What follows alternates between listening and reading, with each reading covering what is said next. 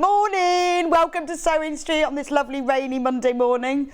I got Ben singing. He's obviously happy this morning. Hope you all had a great weekend. Gosh, it's nearly the middle of April, isn't it? It's lovely. We have got a great day for you today. We have decided to just change things up a bit. So normally we do 8 o'clock and 9 o'clock and 10 o'clock and split it. But we're going a little bit random today.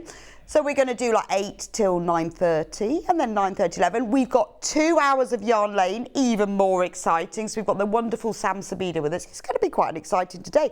And not only that, we've got a great early bird. So Ben and I this morning decided, what shall we have for the early bird? Because they'd forgotten to put it in. So I went, well, my favourite thing, one of my favourite things, let's give them something that we all need. H640. I know, and H640, you go, what is that? Basically, H640 is an iron-on wadding. It is marvellous stuff. It's brilliant for using for cushions, bags, tablet cases, anything smaller, book covers that you want to wad. It's really, really good quality. It presses and adheres really easily, and it makes your quilting a dream. So for people who are new to quilting, it takes out all of that basting and spraying business. You just press it on. For those of you who just want to make smaller items, you don't go for the whole wadding, it's fantastic. Now, we sell this in half metre pieces and metre pieces. So we thought, let's give you the early bird of the metre piece. So it's a metre by 90 centimetres. Look at the size of that. Loads of cushions and bags with that. Now, the normal price is £9.99. Pound saving, but that's only today, only till midnight. Now, lots of the projects, because I've got my latest Amber Makes Block of the Month show coming up in a moment. Loads of my products use this because it's fantastic. It's really good quality. It's really super soft. It gives you a nice loft without being too chunky. Also, you can whiz it under the sewing machine without having to put a backing fabric, which I quite like, because when you're making, say, a cushion and you want to quilt the front, if you then put a backing behind it as well, it just adds extra bulk. I mean, you might find, depends on your machine, if you find at all the teeth of your machine get caught on it, do put a backing fabric, but I don't, and it's brilliant. And it presses on. I'll be showing you how to use it when I demo the tablet case, but it's brilliant. It's something you need in your stash all the time, and a metre piece is great because it's kind of 4 cushion fronts, isn't it? It's the front and back of a tote bag. Even if you're making the simplest zip case, makeup bag, storage pocket, put a little bit of this on, even if you don't do any quilting through it, then it really does make a difference. It just gives a quilting weight fabric that little bit of extra body. And also, if you're new to quilting, quilting really is just stitching through layers of fabric. Set your machine to slightly longer length and have a go. Just sew some straight lines through it. Mark them on with an erasable pen, sew along them, or stitch around the pattern that's already printed on the fabric. It's as easy as that. So £8.99. So all of those who use it all the time, brilliant time to get it. Pound off. For those of you who've never tried it and always hear people going on H640, this is a great way to get involved and have a go of it. It is brilliant. There we go. Very, very popular. Loads of you checking out on this. When it gets to midnight, that price will go back up again if we haven't managed to sell the whole lot. Although if we manage to sell the whole lot, I think we might be in trouble because I think they might need it for shows later on in the week.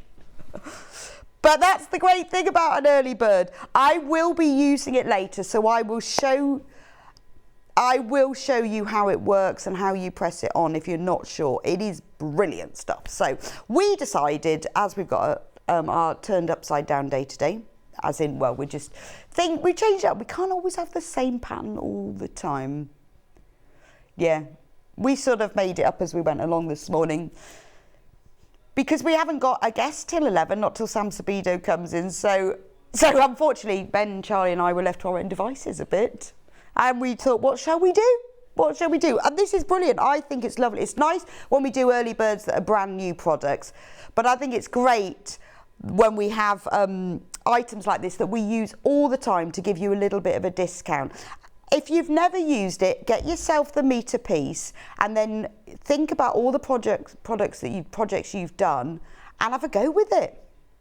And it is a big piece because we do it as half metre pieces as well, but we thought, no, No, we'll give you the metre piece. Well, it's a metre by 90 centimetres. So on one side, it's fluffy and smooth, and on the other side, it's bumpy and gluey. It's not sticky when you put your hands on it, only adheres. And it really does stick. Some things that you'll find, some interfaces take quite a while, but this really, it sticks. But it doesn't bubble. It gives you a really nice, smooth finish. And it also, I find, doesn't pull the fabric in. With some fusible items, when you quilt, when you press them on, it pulls the fabric in a bit, and I don't find it does that. It is wonderful stuff. So keep on checking out on that. We've got loads and loads of you have checked out. Lots of you have got it in baskets. Remember, for anyone who's new to Sewing Street, there's only one P&P applied per day. It's £3.95. You can check out as many times as you like. It's not like other websites where your postage and packing is applied once you check out, and then 2 hours later you realise you want something else and you've got to pay it again. Not with us. The P&P is applied at midnight. So if you check out on this now, secure it, get it in your basket, you can then check out another 395 times between now and midnight, and you will still only be charged one P&P. It's a win-win.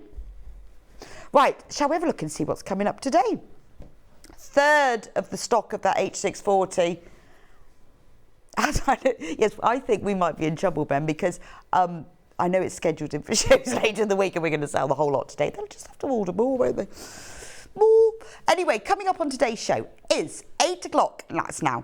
It's the latest block of the month, which is April. So we're on month number 3, the flower shop. Now, if this is the first time that you've seen it, don't worry, we have got stock of February and March as well.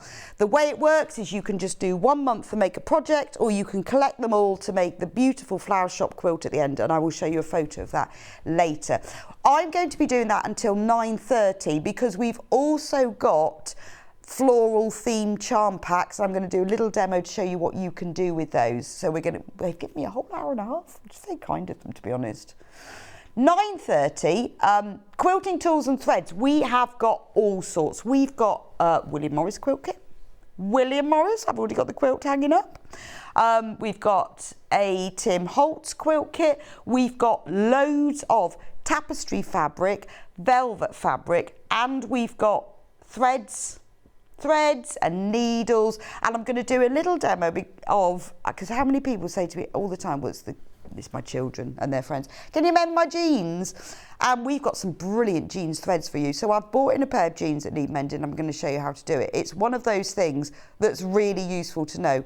One of my friend's sons, he took his to a tailor and they wouldn't mend it. So I had to wash them before I did them.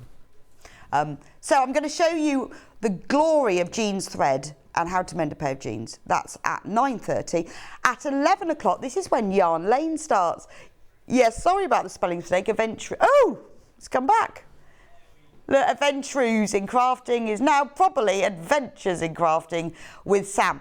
So Sam has done, as you know, she's been with Yarn Lane since the very, very beginning. We've done loads of kits, lots of really popular ones. We have brought back the most popular ones at 11 o'clock, because I know a lot of you dip in and out and you might not have seen them. So she will be bringing back her most popular kits at 11 o'clock. We're going to be running through all of those. So if you've got any crochet questions for Sam, she's going to be with us for 2 hours. Do message us in, because she'd love to hear them. And what she doesn't know about crochet is probably not even worth knowing about. 12 o'clock, she will be back again for her brand new design, Step into Springtime crochet bag. Beautiful crochet bag, brand new to Yarn Lane, and she's got it in 4 different colourways. Really easy to make and beautiful, and it's flying out on pre-order already. Which is the most popular colour? We've got 4 colourways. Sunflower is the most popular. We got a picture. Oh, he's going to have a little think about that. In a moment, we'll show you a picture of that. They are beautiful, because crochet bags are all in at the moment. If you go into any of the high street stores, if there are any still around, or online, so expensive, ridiculously expensive. I saw a crochet bag the other day for £1,500. £1,500! I mean, okay, fair enough, people have made, oh right, this is the sunflower one. So the 4 different ones are in different colours and they have a different flower on. Beautiful. But you see, so the kit is £27.99. I mean, I know you've got to make it, but I have seen crochet bags for £1,500, which personally I think is ridiculous. But hey, you know, if these also, all of Sam's designs, perfect for beginners, and she'll be demoing how to do it. So if you never crocheted before, or maybe you're like a lot of people, you've knitted for years and never had a go at crochet. If you can knit, you can crochet, because the whole thing is you need 3 hands. So once you've cracked the fact that you've only got 2, because you can knit, easy. But if you've never knitted or crocheted, Sam will start right from the beginning and show you how. Right, so let's see how to shop. I mean, obviously those of you with me all the time and the rest of the presenters, you know how to shop, but we do have new people. Now, there are 2 ways to shop. Number 1, and probably the easiest way, is to shop on the website, www.sewingstreet.com. When you get to the website, this is what you will see. Now at the top, you will see a bar that says Watch Live. Click on that, and this is what you'll get. And then we will split it into 2 columns. We've got coming up on today's show. And so today's show deals is what I've already shown you. Coming up on today's shows are the items that I haven't shown you yet, but you can get ahead and buy so that you don't miss out. So if you want to be able to get these, there they all are. So there's all the block of the month. Oh, look, sewing machine needle packs are in. Very, very nice. And we've got a very special bundle that Ben's made especially for me because it's one of my favourite items. There's the hash brown for breakfast quilt, gorgeous. There's the William Morris quilt. I'll show you that in a minute because I've got it hanging just behind me. There's all the we've got some extra wide backings in, threads. Look at that. Because I love the magic pins so much, Ben said he would do a special bundle with my name on, but at a little price, special, not just a little price, save £5. They're amazing, those magic pins as well. We've got all sorts of threads. Very important. Loads and loads of thread. Aurora Fill Necessities, that's one of my favourite ones. And then somewhere, hopefully, if we go down a bit, the jeans threads. There we go. They are perfect for mending jeans, making jeans, or any denim sewing. Then we have got loads and loads of tapestry fabrics and velvets too. Absolutely gorgeous. We've also got the artist collection. The Gustav Klimt is in. So if you fancy some fabric that's just that little bit different, that's what we've got today. Beautiful as well. Absolutely love the Klimt fabric. Look at that. We've got the Thai leopard. The leopard print one in, which we sold out of before on the birthday show. And we've got it back in. I made a tote bag with it, which I've actually found, so I'll show you that. Gorgeous. So if you want something that's just a bit different, and I'm going to be going through them all one by one, telling you what you can do with them, giving you some ideas. Now here is Sam's 11 o'clock show. All of her favourite, most popular kits back in stock, with some of them have got amazing savings. Now I've got my eye on one particular top, so I was going to get it in pre-order and I forgot. So let's hope there's one left. I'll show you. It's coming. There's tulips. It's that top that's on that one, that colourway, that blue one. That's the one I want because it's all crocheted in cotton yarn. How nice is that going to look in the summer? Yep. That's the one I want. And there's all the bags. They're at the bottom because they'll be at 12 o'clock. They're all the bags. Please do get ahead with them because they are already selling fast. So the joy of having everything like this on pre-order means that if you're going out at 11 o'clock, if you've got to go and have coffee with a friend at 12, if you're walking the dog at 10, you can get ahead. And you can get it all, put it in your basket. Don't just leave it in your basket, though you need to check out. Otherwise it'll be gone. Then that would be a shame. Right, shall we do block of the month? Oh, Ben's warning me. Oh, quarter of the stock of the April one has gone. So let's just get on with it. Let's just get on with it.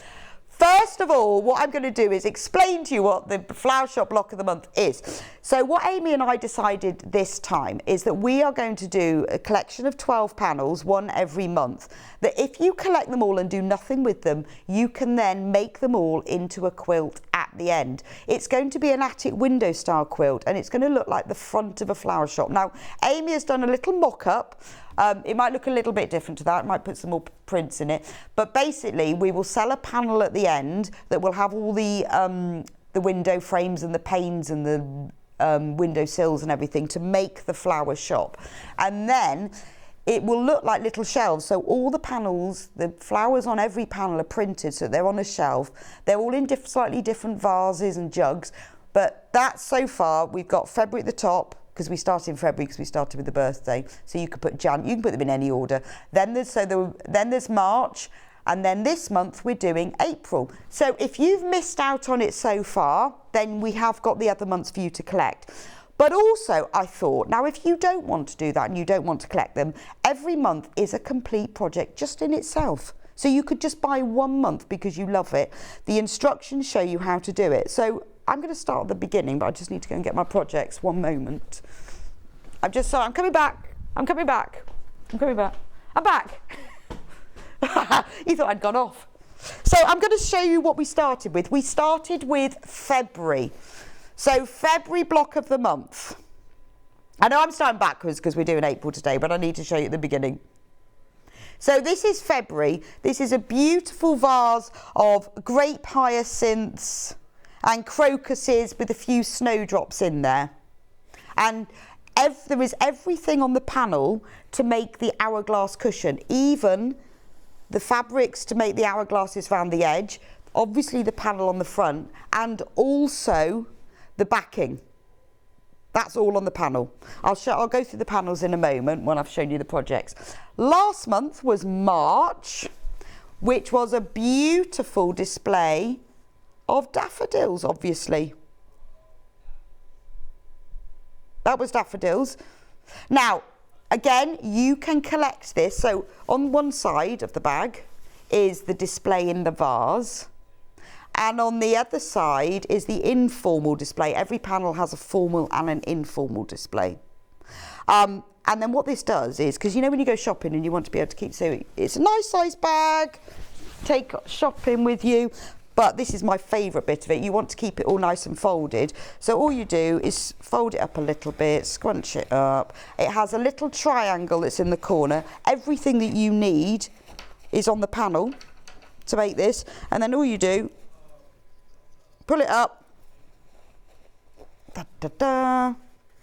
Now, I made a lovely prototype of this using other fabric to test it. And I left it in the port tasting warehouse in Porto last week.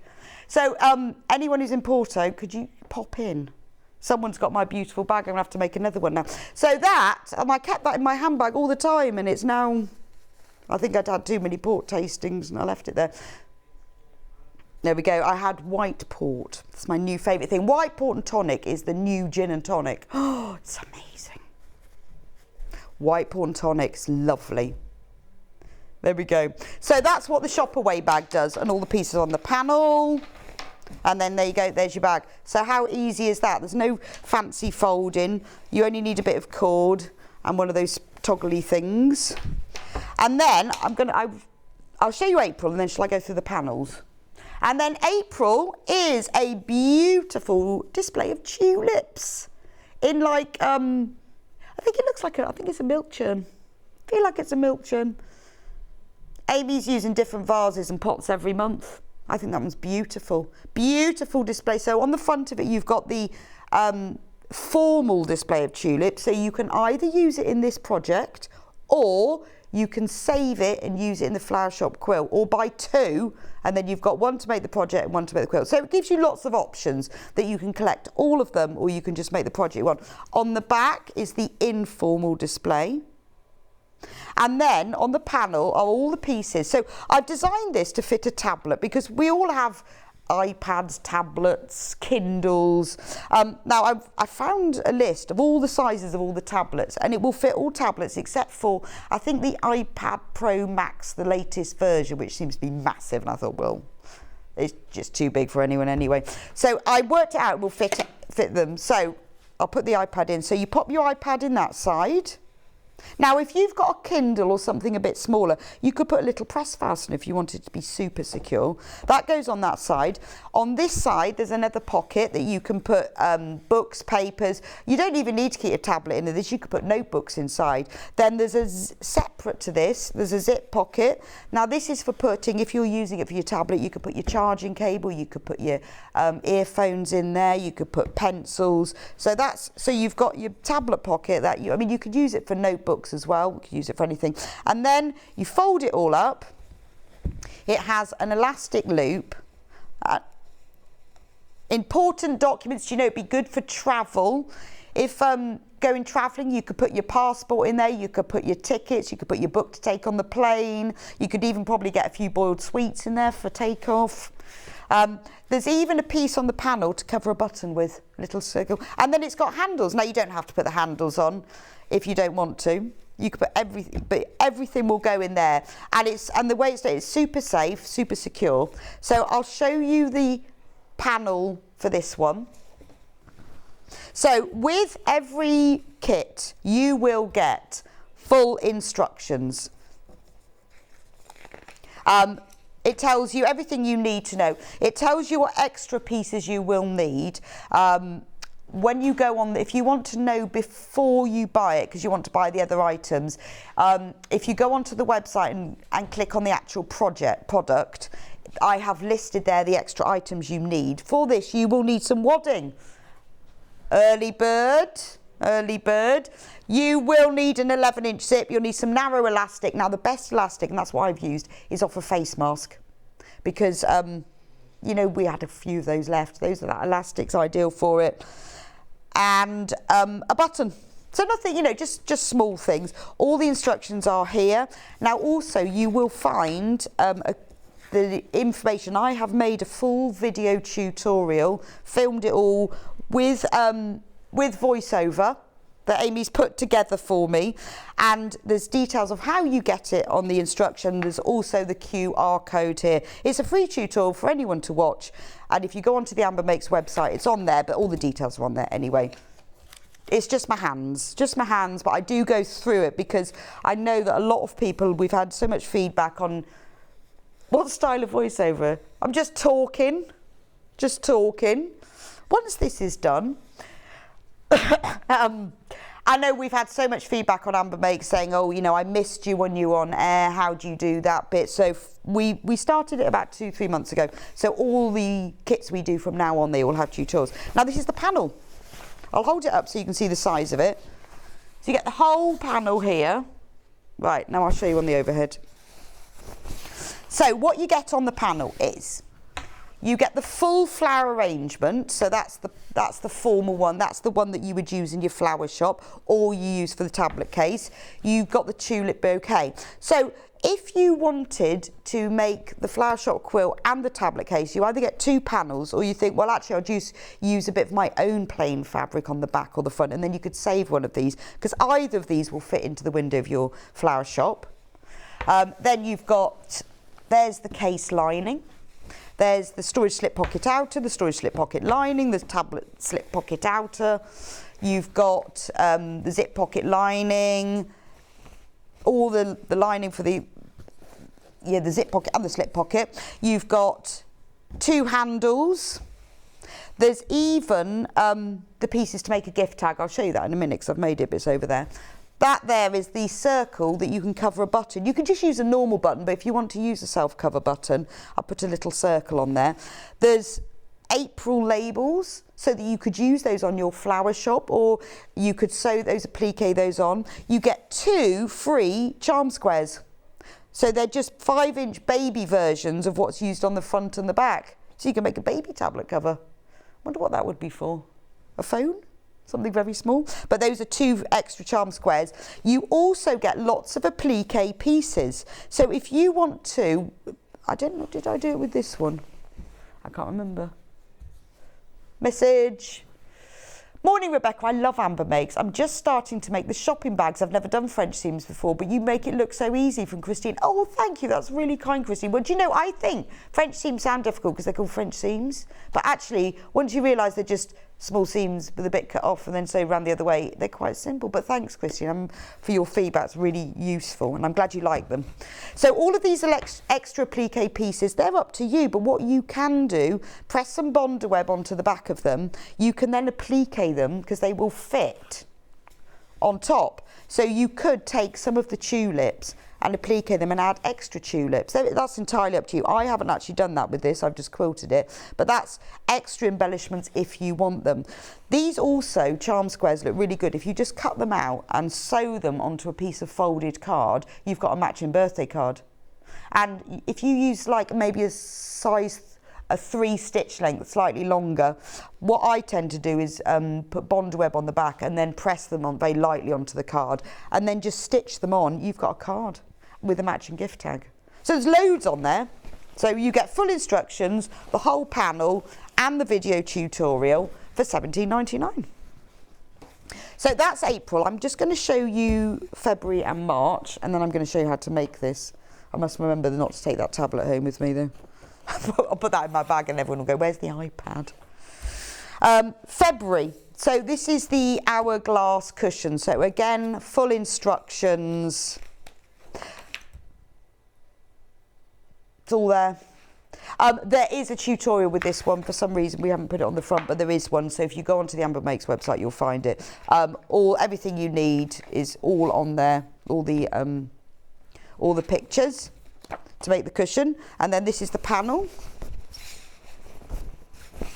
So on the panel you will get, there's the formal one in the jug. There's the informal one. So you've got crocuses, grape hyacinths and snowdrops.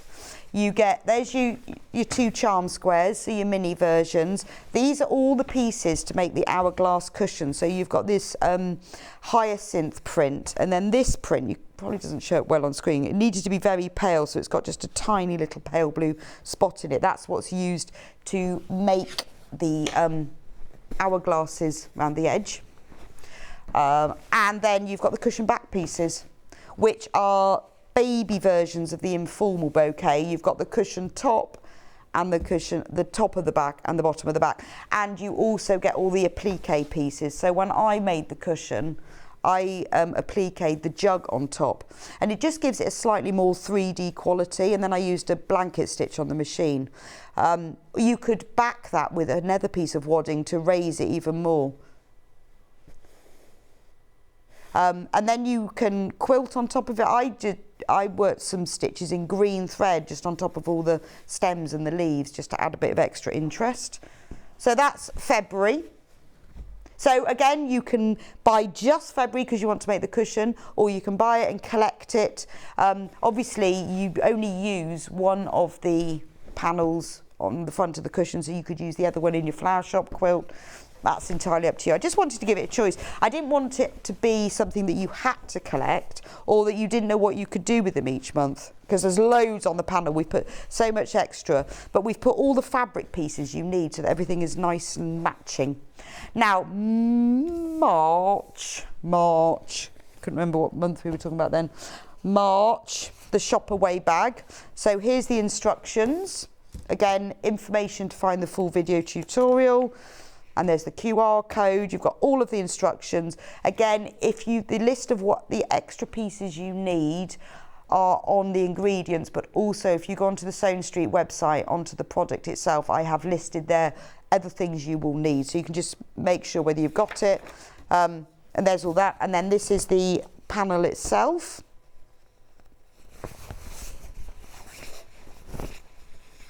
So on the panel, you get the large display of daffodils in a lovely blue and white jug. There you've got the handles. There's the back of the bag with the informal display. And we had a bit of extra space on this panel, so we gave you an extra formal arrangement, so you've got 2. So that means you could make 2 bags with this if you used plain fabric for the back. It means that you can save 1 for your flower shop quilt and use 1 for the bag. So we tried to fill up all the space. So you actually get 3 displays of flowers with this. And I know a lot of you who have bought this last month have made a couple of bags because you've used our fabric for the front and then used your own fabric for the back. and and it has matching handles. There. That's the little, those are the little pieces that are used for the top of the pocket. There's the 2 charm squares that you get. All of the panels have the extra 5-inch charm squares, and then that's the pocket, that triangular pocket that goes at the bottom. You've got some extra vases that you can applique on. You've got daffodils you can applique on. You've got the gift tag, March label, so it's all on there. It's loads and loads and loads on there. So that's £17.99. Right, now I'm going to show you how to use it. I will take the iPad out because I'm very concerned that I'm going to take that home with me by accident. Yes, and if it goes missing now, look, you've all seen I put it back. It wasn't me. Right, where is that panel? There it is. I've got to move over to the other desk. One moment. Ta-da! I'm back. So the first thing you need to do, gosh, it's hot in here now, is cut out the panel. Now, let me just show you. Now, this is important because there's a lot of pieces on this. All the pieces are labelled. So if you look at this, it says, there we go, case lining. So when you cut this piece out, cut out the little label and pin it on top. Storage slip pocket outer, storage slip pocket lining, tablet slip pocket outer. Now these are all referred to with the name in the instructions, with the names that are on here, so it makes sense. So when you cut them out, like I put here, tablet slip pocket lining, I've pinned it on. Then if you pin it to the top, you'll know which is the top edge, so that in the instructions when I say do it the right side or the top or the bottom, you'll know. So with something like this, you think you will remember, but I don't remember, and it really will help. But all the seam allowances are included, so you don't need to think about that at all. They are all on the pieces. It really is cut round the edges, sew it together panel. So cut it all out and do that. Now have a think about whether or not you want to add any applique pieces, and if you do, then I would do that before you start anything else. So if you decide, well, yeah, I'd like to applique some extra tulips onto mine, or you want to cut out some tulips to actually sew on top of this already, do that before you start any of the sewing, before any of the constructing. Oh yes, I said I was going to show you the gift tag. I'll do that before I start anything else. So if you want to make the gift tag, I made the gift tag in advance. You just sew the front and the back together, and I popped a piece of ribbon, and then you can either embroider or write the name of the person on it, or use an erasable pen, and then they can iron it off and use it again. I hope it's, there we go. So that's what the gift tag looks. So start off by cutting everything out. Now the first thing you're going to do is make the tablet slip pocket. This is this one here. Now I've done that in advance purely because I'm crashing with the I am crashing with the graphics. I'm going to move the sewing machine a bit. That's better, isn't it? Now I can see what I'm doing. I'll move that lot over there. Right, there we go. So I've made this in advance because basically you have 2 pieces of fabric, you sew them together down one side and top stitch. It's all in the instructions, and then that will go on that side there. So I've made that in advance because I wanted to spend a bit of time concentrating on this side, because this pocket you can use to slip things inside, but it's also got a zip. Now you can choose to put your zip in either way, and actually I think I should have put it the other way round. You know, when you sew your zip in, I think it would have been better if the zip slide had been at the top, but I'd already made it by then. I will show you how to do it properly. So what you need to do is take the zip pocket lining, right, which is this piece here. And I know it's that piece because I've pinned the label to it. And there's my zip. And then you turn it over. So and it says in the instructions, with the right side long edge laying horizontally. So this is the right side long edge, and you need to lay it horizontally like this.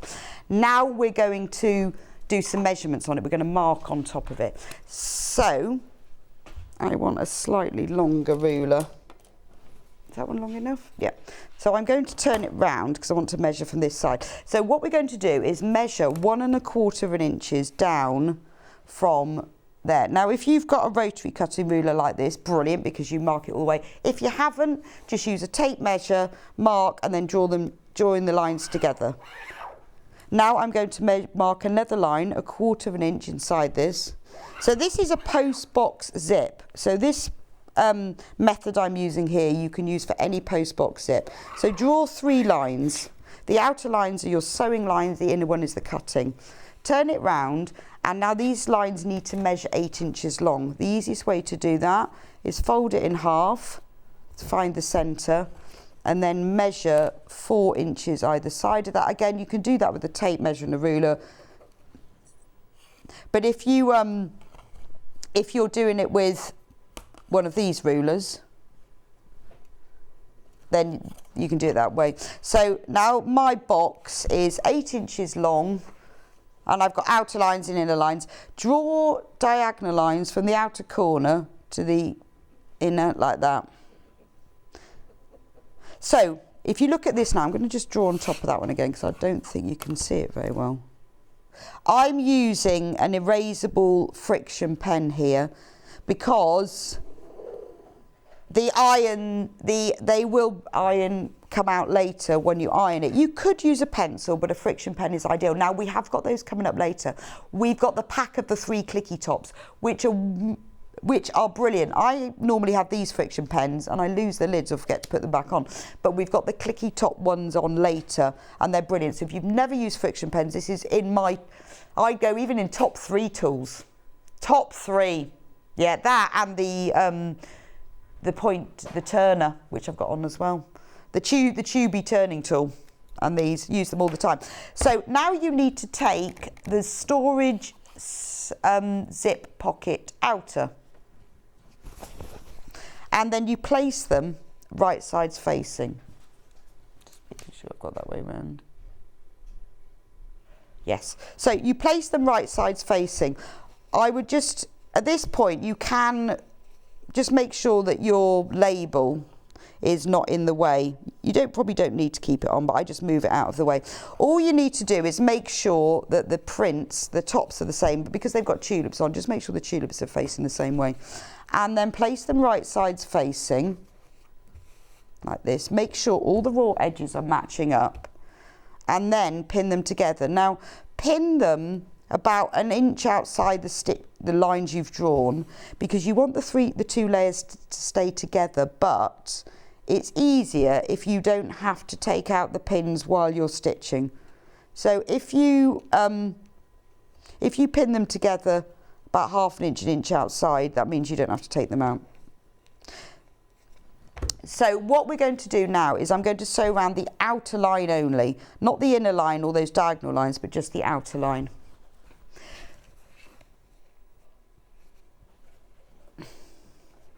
That's strange. Yes, no, sorry, it's just the machine's registering, it's got a different footing. Well, it is, because I don't know why it's saying that. Okay. I don't know it's very strange. I don't know. I should have played with this before I started. Let's hope it works.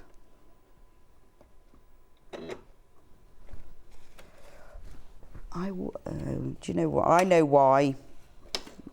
It's because I was the last person to use this, and I was doing some free motion embroidery, and I lowered the feed dogs.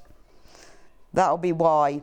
So what I would say is, because we're doing a post box opening, I would reduce the stitch length to about 2, just to make it a little bit smaller, because you want it to be nice and tight. So just you can start any way you like, and just sew slowly and carefully so that you're only sewing on that outer line. Putting in a zip is easy peasy, but it's about marking accurately and taking your time. So just make sure you sew along this line. Well, I mean, that makes it easy because you haven't got to think about seam allowances. You're just sewing along a drawn line. But if you're new to sewing, then just take it slowly to make sure that you're actually going along the line itself.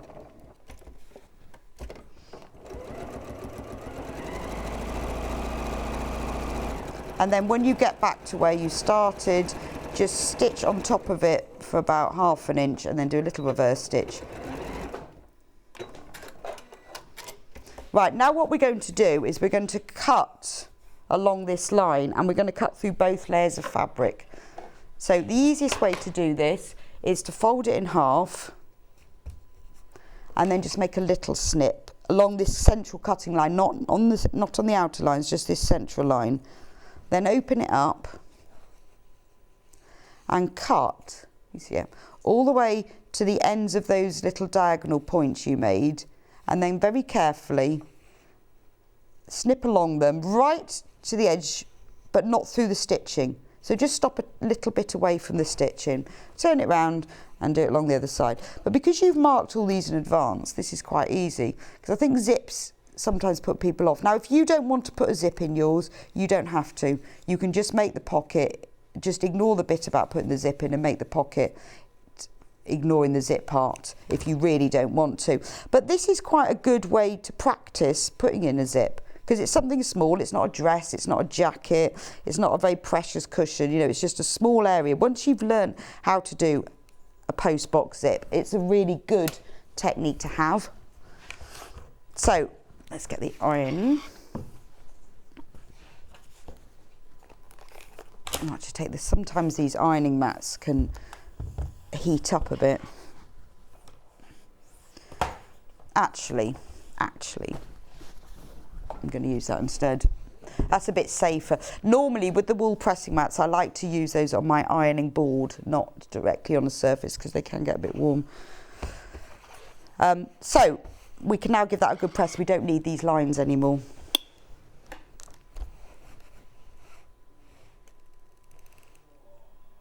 Look at that, gone.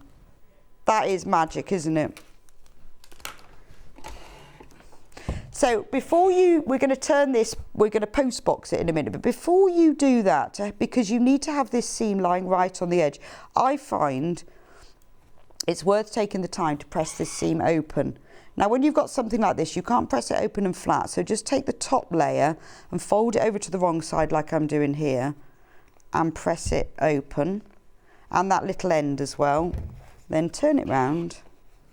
So I know I'm going through this quite slowly. The rest of the tablet case is fairly simple to make, but this is the bit that I wanted to show you in more detail. So this is, take the time to do this, you'll find it easier to get it lie flat, and particularly that little end. So the reason that you make this little snip in the end is it does help the whole thing to lie flat. Right, press that as well. Now we're going to create the post box bit. So post the lining through to the outer, through the little hole, and then you need to make sure the fabrics are wrong sides facing. Now this takes a little bit of wiggling to get it all to go round. So I tend to put the raw edges together, give it a shake.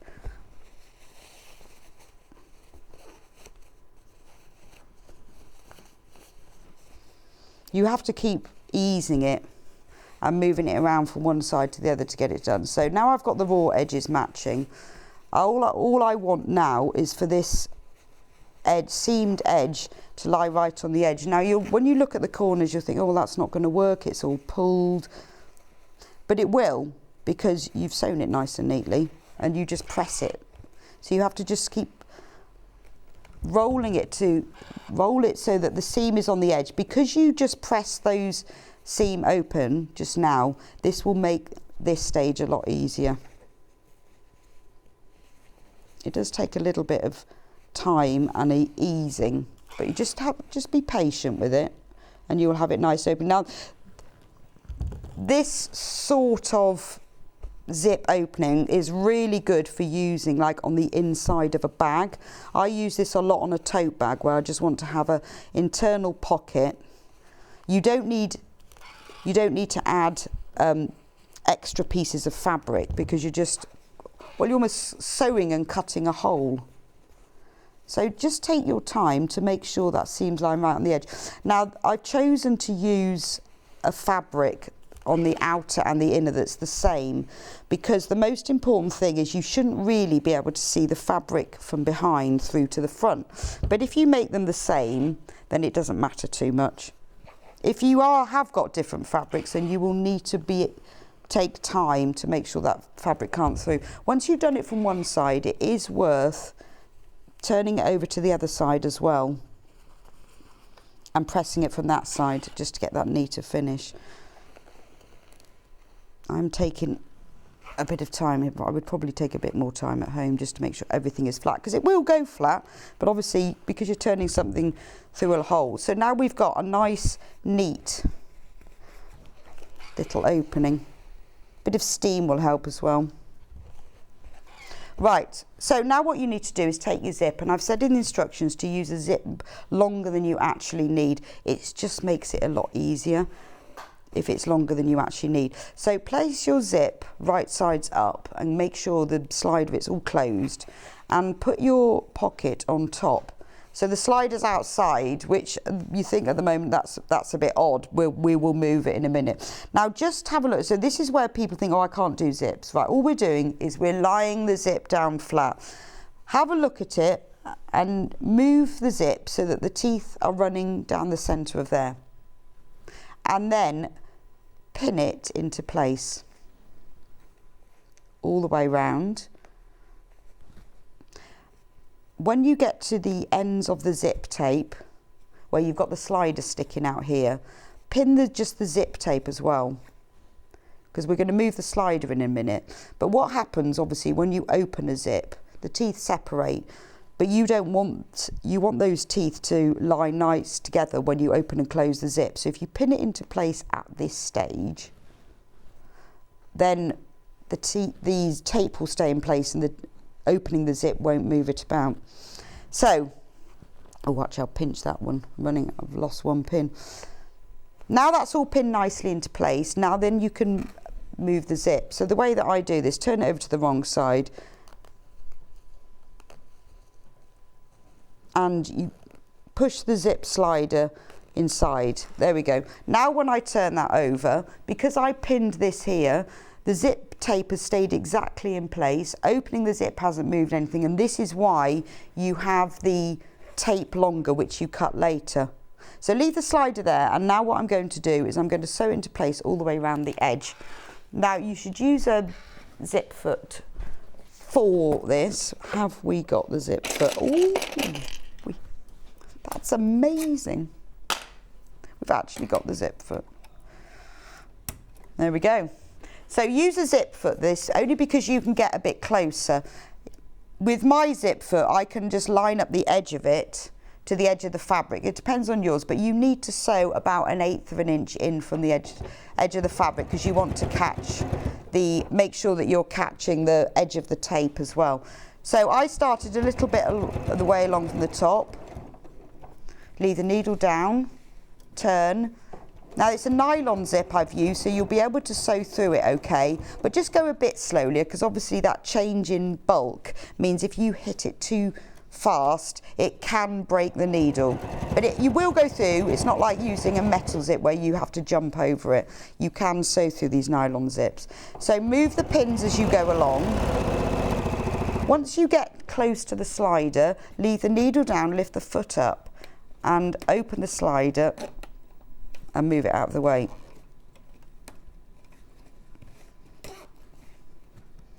Because if you sew close to the slider, it'll often push the zip foot over, and then you won't have a straight seam.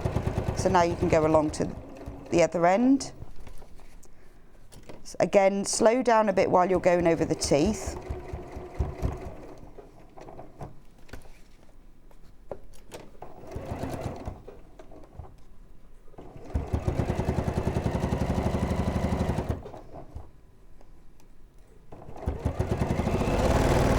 Then when you get to the other end, you can just reverse stitch over where you started.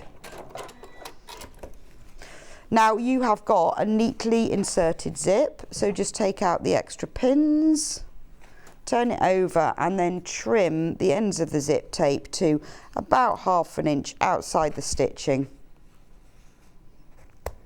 So that technique, once you've learnt it, you can use in all sorts of things, because now I've got a zip pocket. What's the time? Okay, I'm fine. Now you need to do put the lining on now. So that goes, I'll just have to double check, that will go like that. Just trying to work it out, yep. So we need to sew it together down the right hand side. This is all in the instructions, by the way. It's just trying to remember left sides and right sides, because that will go around, yeah. So sew it together down this side. I need to take my zip foot off. This is the joy of this machine, so that the feet are really easy to put on and off. Pin it together down this right hand side. Right side's facing.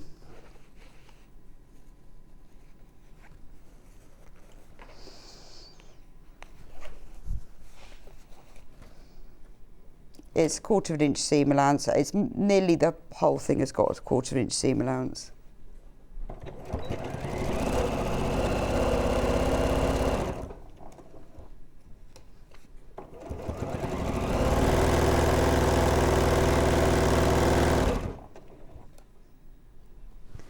I've bought all these blocks and just love Rebecca's demos. She's so relaxed and giving me confidence to have a go. Thank you from Maggie. Oh, Maggie, that's really kind. I might appear relaxed. You might appear that my legs are going mad. No, that's really kind. Thank you so much, and for buying all the kits as well. I'm glad you like them.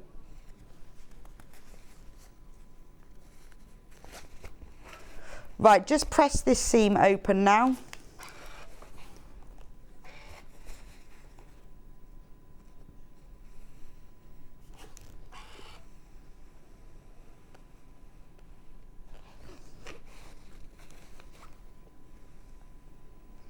Just press that open. This is the same way that you make the slip pocket, the one I made in advance.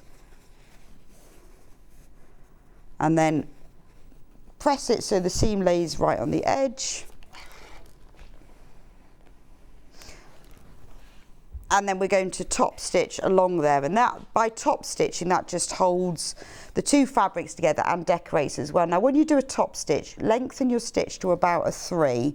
And I tend to do mine about 1/8 inch from the edge. If you are worried about sewing it exactly straight, then find the line on your stitch plate. I'm going for the 1/8 inch line. You might have different lines, you might have metric, but just go for one that's about 1/8 inch along, and run the edge of the fabric along that line. Go as slow as you need to.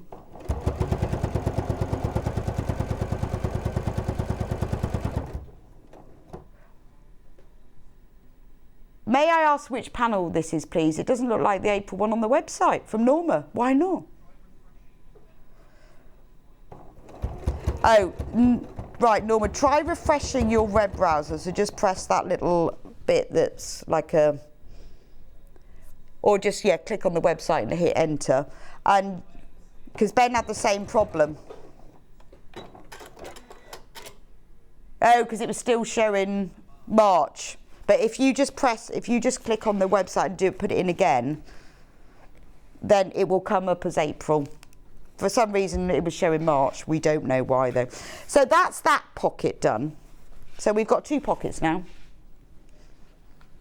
1 pocket, 2, okay. So now what we're going to do is take got to find all my bits, the front and the back. Where did I put those? Oh, there they are. Have you found them? So now I've got the front and the back.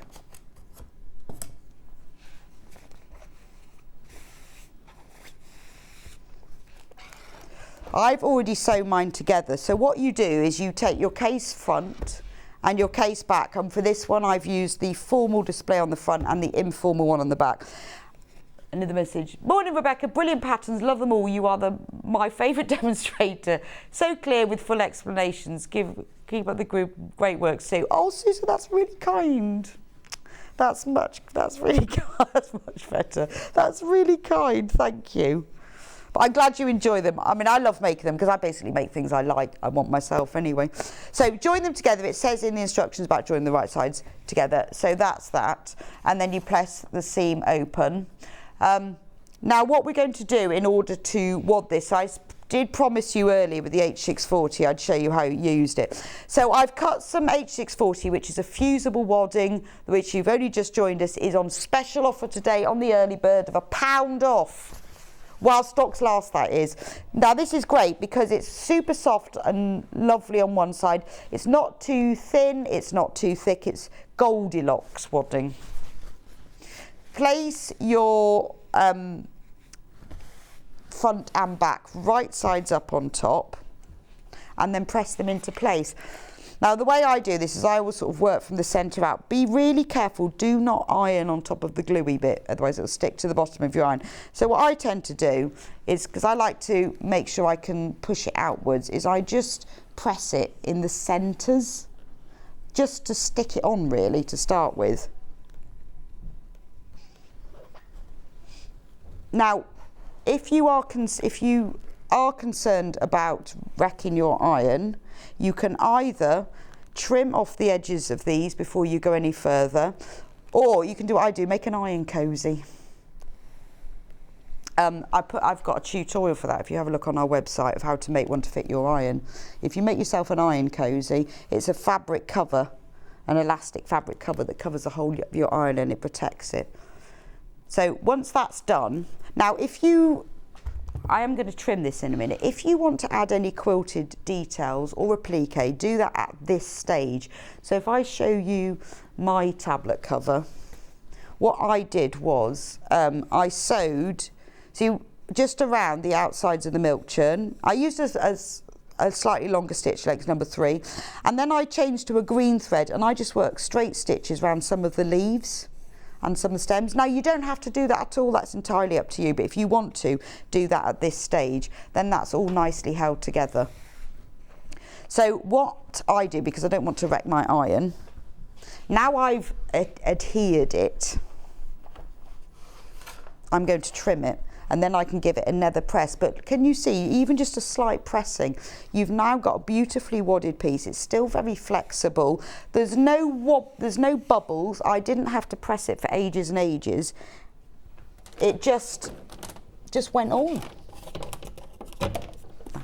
There we go. So just trim it level.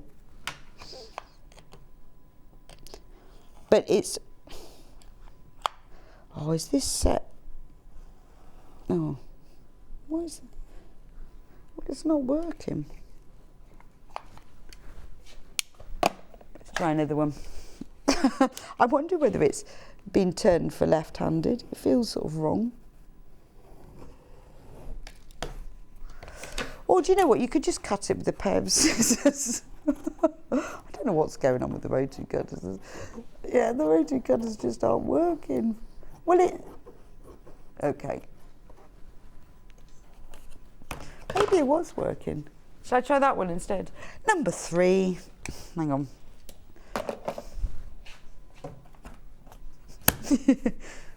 I wonder whether it's because, as well, because I'm not high enough up. Need to stand on tiptoe. Oh, that's better.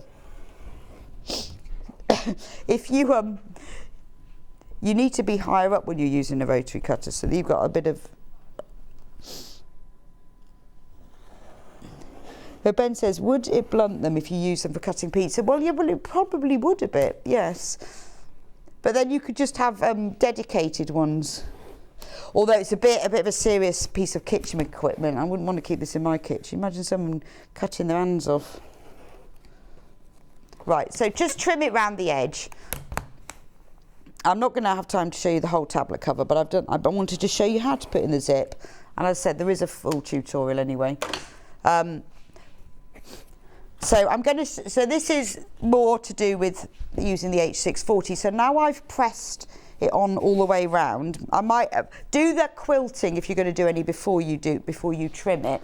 Now you can make sure, so just have lift up, you can see like in this corner that hasn't stuck properly, but again, you don't really want to, you don't need to keep the iron on it for too long, just enough so that when you lift it you can see, oh look, now that's stuck. Because the wadding is fairly lightweight, it doesn't take long. And just think of the time you're saving where you haven't got to tack the wadding on, you haven't got to use a basting spray. So this is a great wadding to have for cushions. I've used it in all of the projects. Right. So just lift it up on the edges just to make sure it's pressed into place. Perfect. So now that's all nicely fixed on. So you can then get on with the assembling the rest of it. If you want to add handles, I've made my handles in advance. These are just tubes of fabric. I have got my second favourite tool. I'm coming back. I'm back. One of my these tube turners. Talk about these all the time. Absolutely, absolutely love these. If you are turning a tube right sides out, these will save you hours. Honestly, it's the most simple idea. Wish I'd thought of it. It's a tube of plastic and a wooden stick. But they are fantastic. They come in 2 different sizes for depending. You get 2 different sizes in your packaging. There's only 6 left. They make turning a tube. You can turn them right sides out in seconds. I would not be without these or my friction pen. I've got to decide what number 3 is, but these are definitely in my top 3 of things that I use all the time. So make your tubes and then you tack the handles on. If you want to, if you don't want to, you don't need to. You then pin the pockets that you've made earlier on. You have one, they go right sides down, you pin those on, and then there is a case lining, which is the same print. That goes, let me just put those on. I haven't put them on in exactly the right place, but you put that on, sew it, and turn it right sides out. Is H640 suitable for quilt? Yes, Tracy, it's absolutely fine. It's just whether or not it's big enough, because we only do it in 1 metre by 1 metre width. So if you've got a quilt, I mean, you can butt them up together, the 2 pieces, but yes, it's absolutely fine for a quilt. It really is just a wadding that has a fusible part on the back of it. But it does make quilting very easy. Right. So that's how you do it. Well, I mean, obviously there is a whole tutorial in there. It's fairly simple, but hopefully I've shown you the trickiest bit to the whole thing. Right, so what we did as well, because we loved the prints, we decided to create some charm parts. I'm going to go over to well, I could stay here. Shall I stay here? Yes. Right. Yeah, go on then. Ben, my glamorous assistant, he's coming back to his old role. Yeah, I just need those charm panels, those 3. I could have gone and got them. Thank you very much. So what we did is with all the prints, we created charm packs. So shall I start from February? So this is February. Now on the panel, now you can use these. Just buy one of these. You can use them to mix and match with the panel if you've bought the main one. On the panels for the Flower of the Month, I showed you at the beginning that there were 2 charm squares, which was this one and this one. So you're getting 40 on here. So you've got the whole displays. You've got somewhere you've got just the prints in detail. You've got somewhere where you've got a whole crocus, a whole snowdrop. Along the top, there's a little row. That would make a lovely handle for something, or like the facing. You've got labels with February on. You've got extra 2 gift tags, because you've got the front and back of 2 gift tags. There's only 19, and let me show you what I made with it. I used only 1 charm pack to make this. I made a reversible tote bag. So I've got 9 squares on the front, 9 on the back. I joined them together. I did have to use a little bit of plain fabric, so I joined them together to make the handle. And then it's fully reversible. So what you, I mean, I mixed and matched them, but you could put all of the single flowers on one side and all the whole flowers on the other. So it's fully reversible. So from one charm panel, you can make a fully reversible tote bag with handle, and you just need a little bit of plain fabric. I didn't have quite enough to put onto the handle as well. And that's just from one. Now, and obviously I just wanted to give you some inspiration. You could use any of the charm panels, but that's really simple. It doesn't even need instructions. It's just 9 squares sewn together, front and back, inside and outside, and then you make the handle. So that's the February one.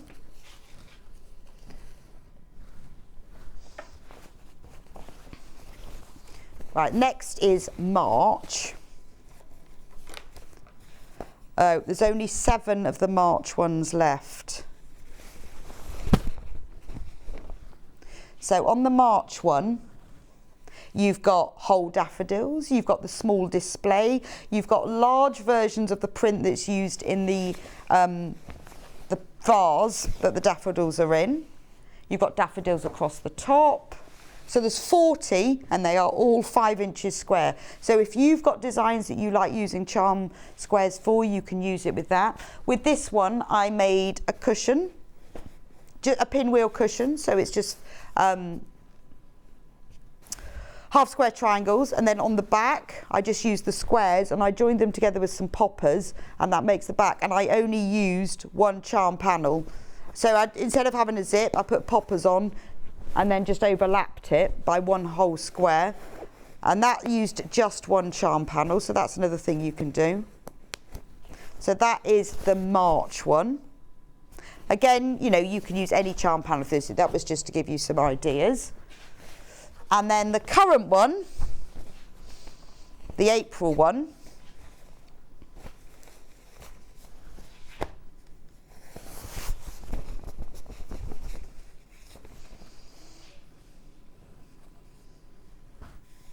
so we've got the churn, we've got the displays. There are 5 of those and 5 of those, and then we've got whole tulips. We've got the whole tulip pattern. That's the print that's used on the inside of the tablet cover. So there's a few of each, about 3 or 4 of each print, but they all go together beautifully.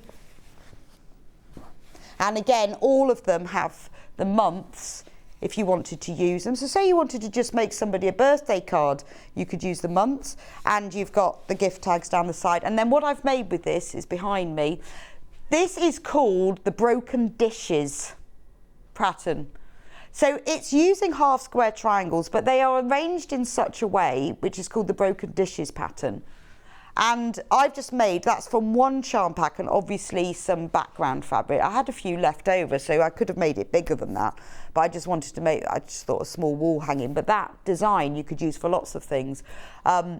And it is just half square triangles with some plain fabric, but you can see how well it works, that you use some of the heavy prints with these intense tulips, and then some of the more open prints here, where you've got just a single tulips, and that's the Broken Dishes pattern. So I'm going to show you how to do that, because it's really easy. So I'm going to show you how to make 1 broken dish. So all you need are 2 print squares. So I've used these because I had those left over, and then use 2 plain squares, and I've decided to use some green with these just so you can see. Really, really simple. So take one plain square and a pen and a ruler, and draw a diagonal line from one corner to the other. Now I'm going to sew 1/4 inch either side of this diagonal line, but if you are new to sewing or you struggle with sewing in straight lines, draw those lines on at this stage. If you've got a rotary cutting ruler like this, the 1/4 inch is marked, so it's quite easy. If you haven't, then use a tape measure and a normal ruler, or just get one of these because it's simpler. Now, to make a block, you will need 2 plain squares and 2 print squares, and the quilt is made from blocks, and the blocks are all made in exactly the same way, so that's why I'm going to make 2 of them. So just take the time.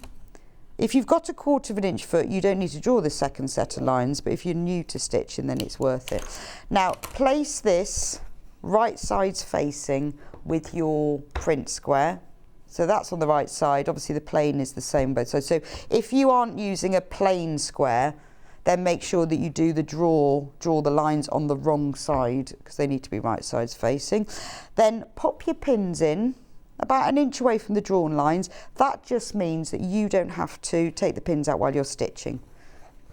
And do the same with the other one, because I'm going to chain pieces. There's only 2, but it's often something people say is, what does chain piecing mean? There's so much jargon in stitching, isn't there? Chain piece, H640. What was the other one the other day that we talked about? We do H630 now. So because what we're going to do is sew along the line 1/4 inch outside. If you chain piece, basically that means you don't have to start and stop. You can sew something together all in one go. It saves a little bit of time and thread. But when you're sewing maybe 100 of these, it saves a lot of time. So what you do is place the needle down on the line, or if you're sewing 1/4 inch outside the line, then just make sure that you've set up your machine so you know what 1/4 inch is. And then put your stitch length back again, sew along the line. Now just before you reach the end of the line, like a couple of stitches before, take your second square and line up so the points are even, and just sit. Now you're going to be stitching into thin air for a little bit, but that's fine. And then sew along the next line. Now if you're then sewing another one, stop about 1/4 inch before the other line, put the next one on. Obviously we've only got 2, but this is when people say, oh yeah, we'll chain piece that. This is what they mean. So obviously now you've chain pieced, they're joined together. So if you've got a line of them, you might have a really long line. And this is what makes it easier, is now they're all joined together. So just turn it around. We're going to sew along the other line. You don't need to reverse stitch here because we're going to be pressing the seams to one side. So sew along the other line.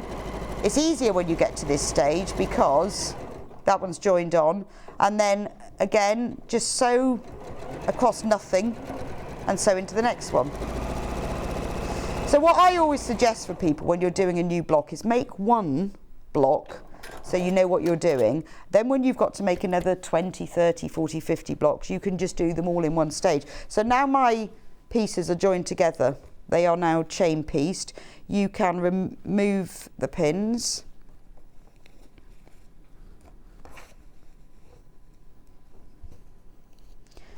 And separate them.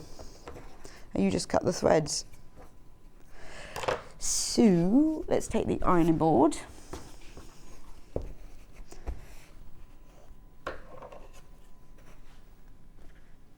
Yes. So we're going to cut along the centre line to separate them. Yes, sorry, that one should have been $14.99. I don't know why it was listed at $99. So anyone who's already bought it, don't panic. You will when you come to have your basket closed at midnight, you will be charged $14.99. Yeah. I know, it's mad, isn't it? So now I've got 4 triangles. So press them to set the seam, and then have the print side open, because what we want to do is press the seam towards the print fabric. You can press them either way. It's just often the print fabric is darker. Well, actually, to be honest with this one, the plain is darker. So we'll press them, whichever fabric you want the seam to be pressed towards, have it on the top, and that tends to be the darker one. And then just press that over, finger press it to start with, just so that it's, you know, it's laying flat, and then press it with your iron.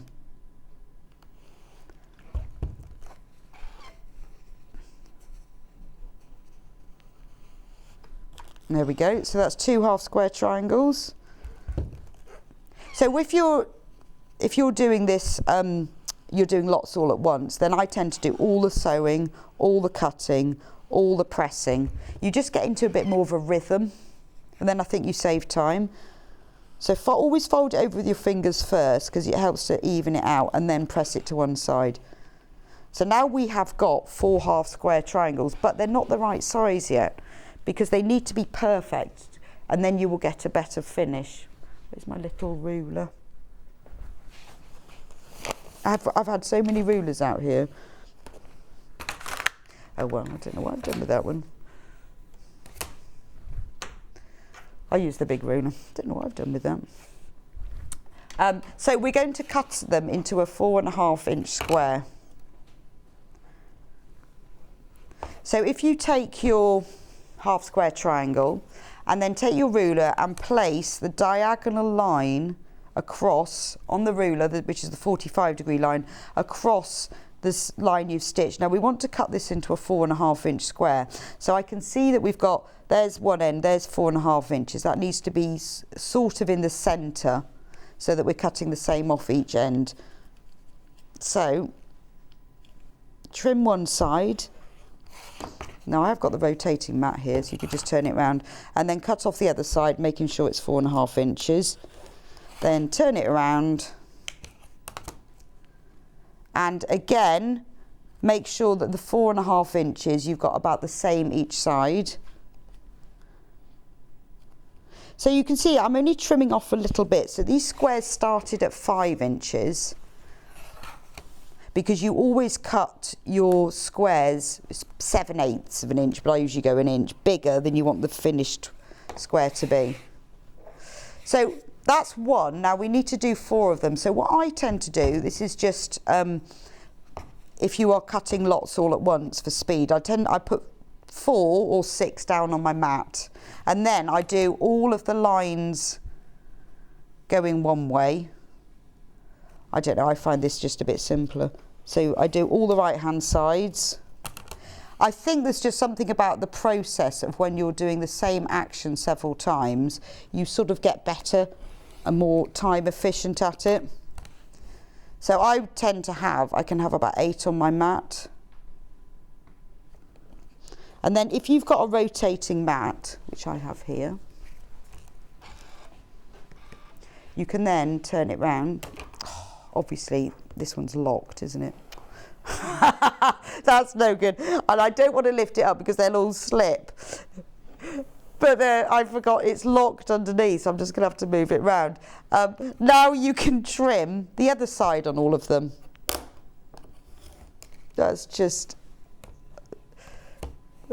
typical, isn't it? So you can see that with this side, I'm only really trimming off the fabric threads and the ends. Right, then you can turn it round this side. Again, exactly the same as I did last time. Line it up.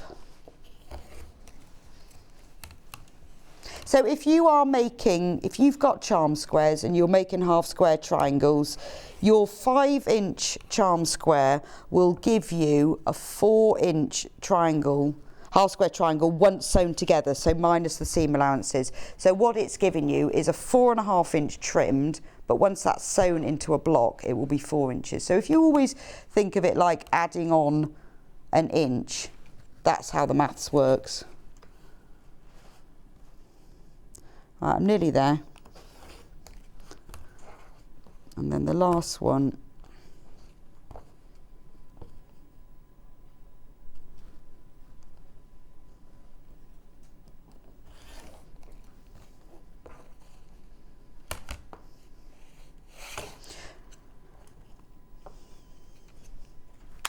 So now I've got 4. Now this is where you can choose what pattern you make them in. So you could put them together in the pinwheel pattern like I've done on the cushion over here. But we're going to do the broken dishes.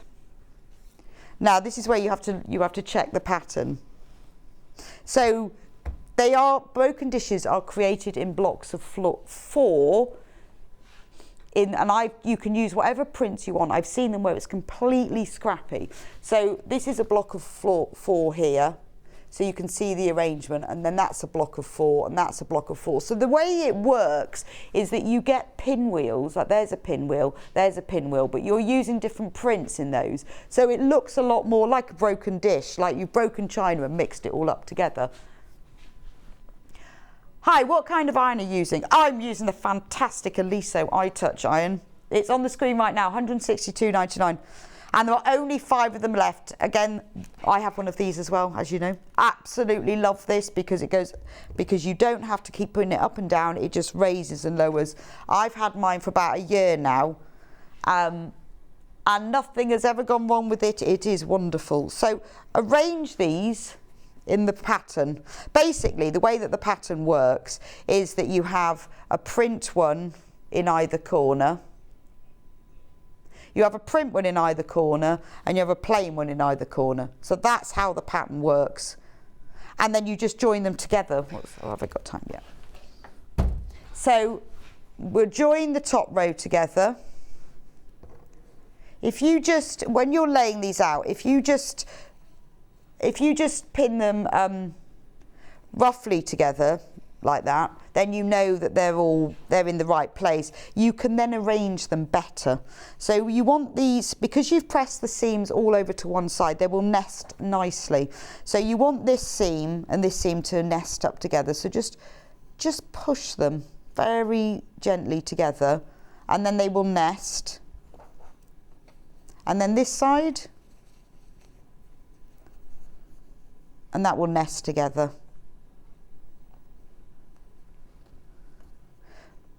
Right, now I'm just going to sew them together. So this is the top row, just using a 1/4 inch seam allowance. But I love this broken dishes thing because it's a really good way of using a charm pack, but also mixing it together with plain fabrics and also using fabrics from your own stash, because all you need for each block are 4 5-inch squares, 2 prints and 2 plains. And that makes it a really nice way to use up fabrics as well. Because you could use, in mine I've used the same plain fabric throughout, but you could use different plain fabrics just to mix it all up. And it's a fairly simple pattern to use because I see so much the pinwheel pattern that I love, but I love this broken dishes once. So now once you've done the top row and the bottom row, I'm going to, you can either press these seams to one side or press them open. I'm going to press mine open just because there's quite a lot of bulk at that centre, but there's no right or wrong to that. Some people always press them to one side. But I'm going to just press that open. Then we'll put the top row and the bottom row, so I need to check again that I've got them in the right order. That one is that one and that one is that one. Yeah. So now I've got the top row and the bottom row. Place them right sides together, and because I press these seams open, just make sure these seams match up. But you know, when you're doing scrappy patchwork like this, if it doesn't match perfectly, it won't matter. Just push a pin through the centre so that the seams match, and that helps. And then when you get to the corners, again, because the seams are pressed to one side, they will nest, which basically means put in the fabrics because you've got more bulk on one side than the other. So when you slide them, you will feel them crash. And once they crash, then they've joined together or nested. Now sew them together.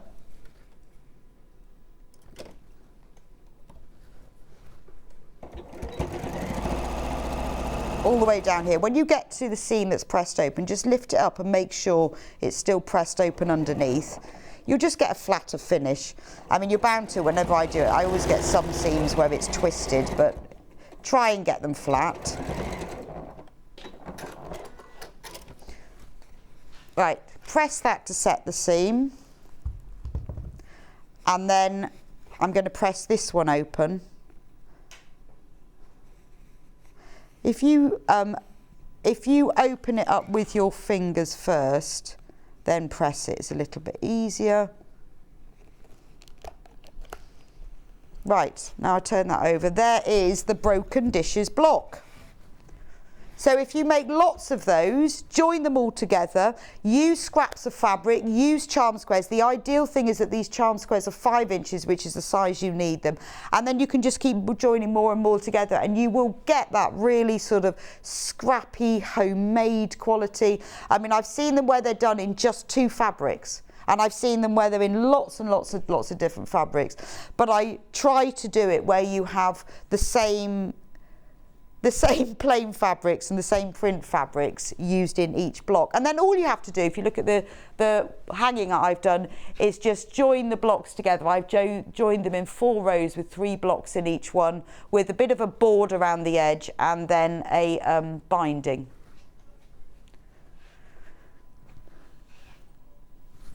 A question. Morning, would there be enough fabric from all the charm square panels to make the backing for the final flower shop quilt? Carol, I don't know. I'd have to get a calculator and work that out. I will find out and I will let you know. I have to think about that. What I will say is that I've started making it is that each season I'm making a quilt from 3 of the panels.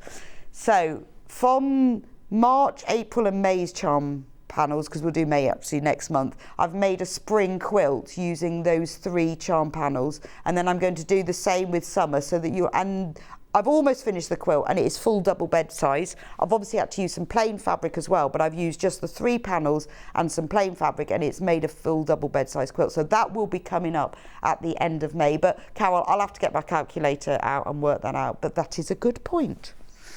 But I would never be able to do that off the top of my head. Don't know.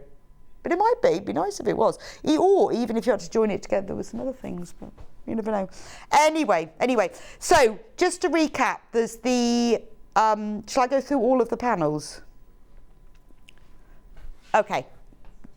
Can I go back? I'm going to go back. I'm back.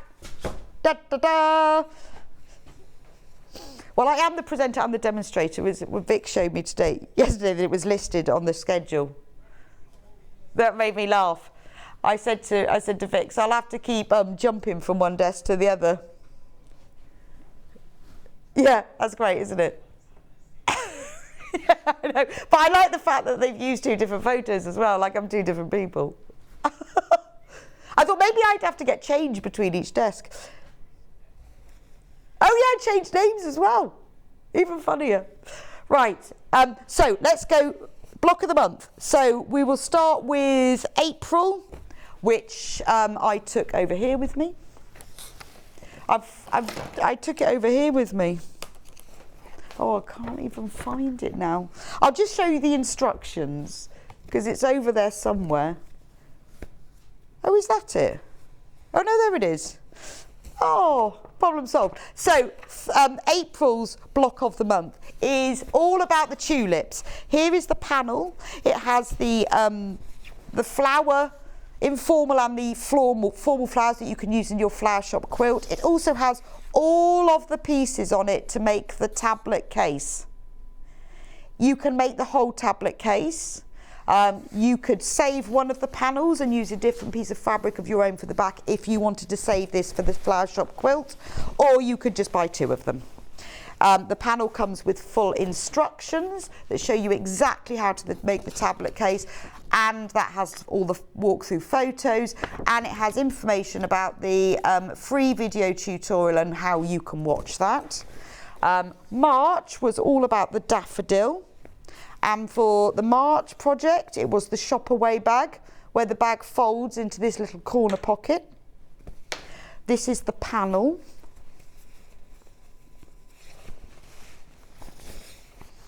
And that features, this one you get a bonus extra formal arrangement. So you've got the vase of flowers, you've got the informal arrangement, there's the handles across the bottom, there's the other vase of flowers. Can you see the corner pieces that are for the special pocket? And again, you get full instructions and information there about how to watch the, how to get hold of the free video tutorial so you can see exactly how to make it. Then February is all about grape hyacinths, crocuses and snowdrops.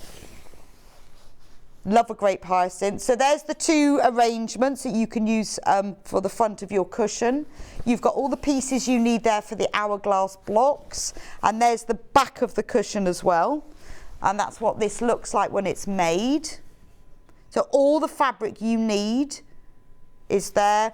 Obviously you get full instructions, and if you go on to the the website, Amber Waite's website, you'll find the tutorial. I just haven't got the information on there. If you want to buy the charm panels, we'll start with April. There are 40 5-inch squares on the panel. Half of the stock of this one has gone now. Remember, you can use this for your own makes. You can use it like I've done. You can make a wall hanging, a cushion or bag. I mean, I've made a wall hanging. If you bought several, you could make more, or you could buy one of these and mix and match it with your own fabrics. And remember, on the panel itself, for the kit, you will get 2 charm squares as well. That's April. March.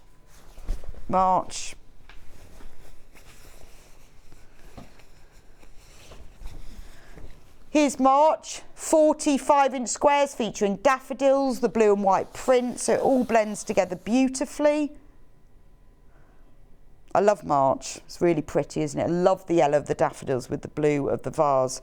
And I need to keep one of these. I've got to make a new bag since I've lost mine. And then February. Yeah, well, yes, we are going backwards. I'm really confused now. This one is February. So one is all about where you've got the vases of flowers, you've got snowdrops, you've got crocuses, you've got grape hyacinths, you've got large prints, but they go together really nicely together, as you can see when I made the bag from them. So that's February. There we go. Oh, one moment, because you know that we were going to forget. I'm coming back. You knew I said to Ben, don't let me forget, and he forgot, and so did I. Now, next month, March, now I can't, why didn't I remember the date? I have it written down. It's something like March the 26th. May, not even March. I think, can you have a look, Ben? I think it's the 26th, but it might be the 25th of May. That's when this, anyway, this is May. Now, May is all about the peonies. So this is the display of this beautiful enamel jug filled with peonies. 22nd, Monday the 22nd of May. So we've got a jug with beautiful peonies, frothy cow parsley, and the project to make is this small wall hanging, but it's like a mini quilt. But I've created this block that's a flower block. So on the panel, you've got all of those, that's what's sitting in the way, that is. On the panel, you will have all the prints to make the flowers, as well as the yellow flower centres and the green gingham border and the pink binding as well. So that is what Mayflower looks like. And then you make it into this really pretty little wall hanging, table centre, all sorts. Or you could make it, because it's use this as a cushion front to make a really lovely big outdoor cushion. So that's May on May the 22nd. Right, I think we've remembered everything. We're going to go for a quick break. I will be back with you in a few minutes. We managed to clear this lot up. We've got some fantastic fabrics and quilting tools and kits. So if you love the velvet fabric, you love the tapestry fabric, oh, and we're going to be talking about jeans as well. Mending jeans, very important thing. I'll see you back in just a few minutes' time.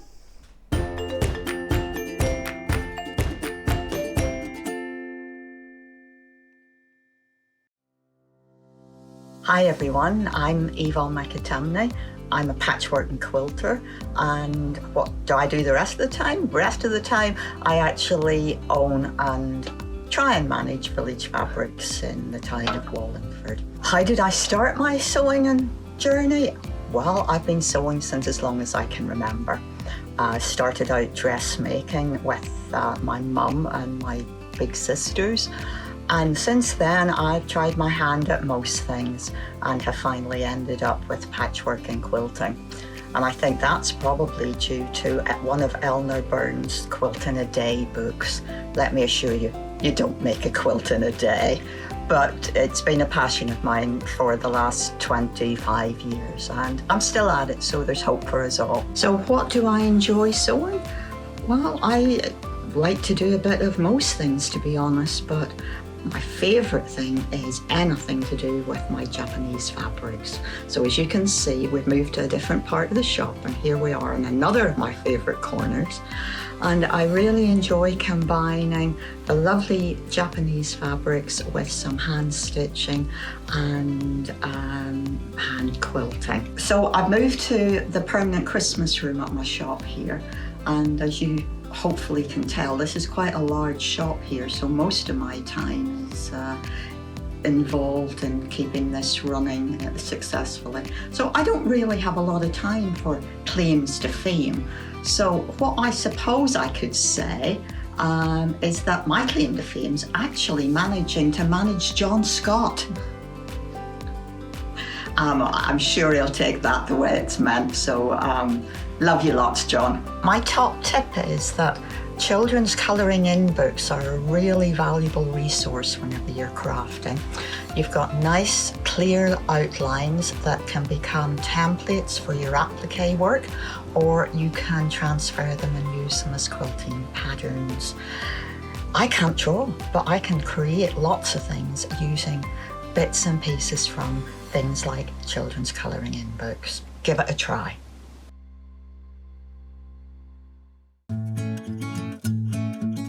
Stuck for ideas for the perfect gift? Why not get them a gift card? You can buy Sewing Street gift cards loaded up with anything from £10 to £500. Shop our gift cards online at www.sewingstreet.com or purchase them via our UK call centre on 0800 001 44 33. Sewing Street have our very own app. You can now watch and shop from anywhere. Simply download the app from your app store onto your smartphone or tablet, then log in or create an account, and you're done.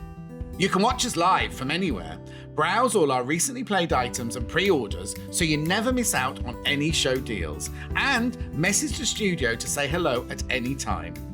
And remember, you can check out as many times as you want and only pay one P&P all day.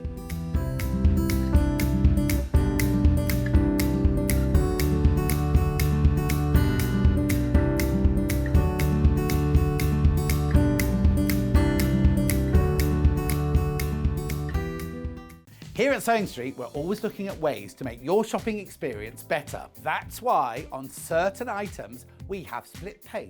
So with the split pay, depending on the price of the item, you can split the cost twice, 3 times, or 4 times. So that means you pay once, then you pay monthly until it's finished. And you know what? We do not charge any interest whatsoever. Isn't that fantastic? Split pay, you say? Well, yes, please. I'm off to buy myself an overlocker.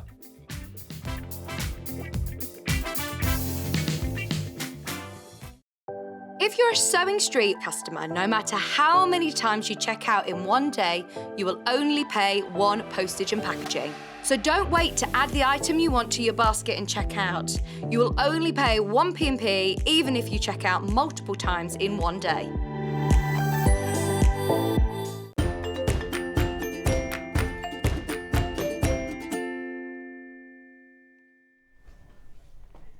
Welcome back to Sewing Street. We have got a fab hour and a half for you, really, of quilting tools and kits and materials. But we've got 2 quilt kits to start with, and that's what I want to get onto straight away. Come and have a look at this. Have a look at this. Now, this is the first time that we've sold this on air. So it's brand new on air. It's a beautiful quilt, beautiful. I like the way it's quite a modern design, but it's very simple, but it's using the traditional William Morris fabrics throughout, even the binding. So even these plainer sections at the top and the bottom, they're all William Morris prints. And I think it works so well because you've got that real geometric quality, but using the floral flowing lines of William Morris against the geometric quilt design works so beautifully, doesn't it? Now, this is the first time that we've had this on air. £119.99, and the finished size of the quilt is 131 by 164 centimetres, which Charlie in inches is going to work out for me. It's beautiful, isn't it? So look, we've got Strawberry Thief in red, we've got Strawberry Thief in navy, we've got the little bunnies as well. We've got the background is this lovely acanthus print. It's gorgeous. So it's 51 by 65 inches. So that's a really nice throw size, single bed size, lie on the sofa size. But actually, I think as a work of art, if you look at it from the distance like this, all hanging up, isn't that a beautiful wall hanging? Actually, do you know what? Wouldn't it look lovely if you hung it on that, you know that bit when you walk down the stairs, that wall that you never put anything on? Because it would echo the lines of going down the stairs, wouldn't it? It's just stunning. But this is a starter quilt. If you've not done any quilting before, you've always wanted to, I would have a go with this. Shall we? Right. Just to let you know, there are only 10 left. Let's have a look in the box. Only 10. I love this. But I am thinking, or over the back of the sofa. I'm trying to think where I put it, but I'm going down the stairs. It feels like going down the stairs to me. Right, so obviously you get in the box full instructions. The instructions are very good. We'll have a look at those in a minute so I can show you how they work. And then here's the quilt kit itself.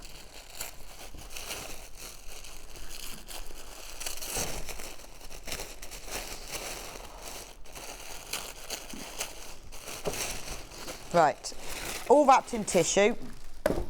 And then these are the fabrics inside, all wrapped up, all tied up in ribbon too.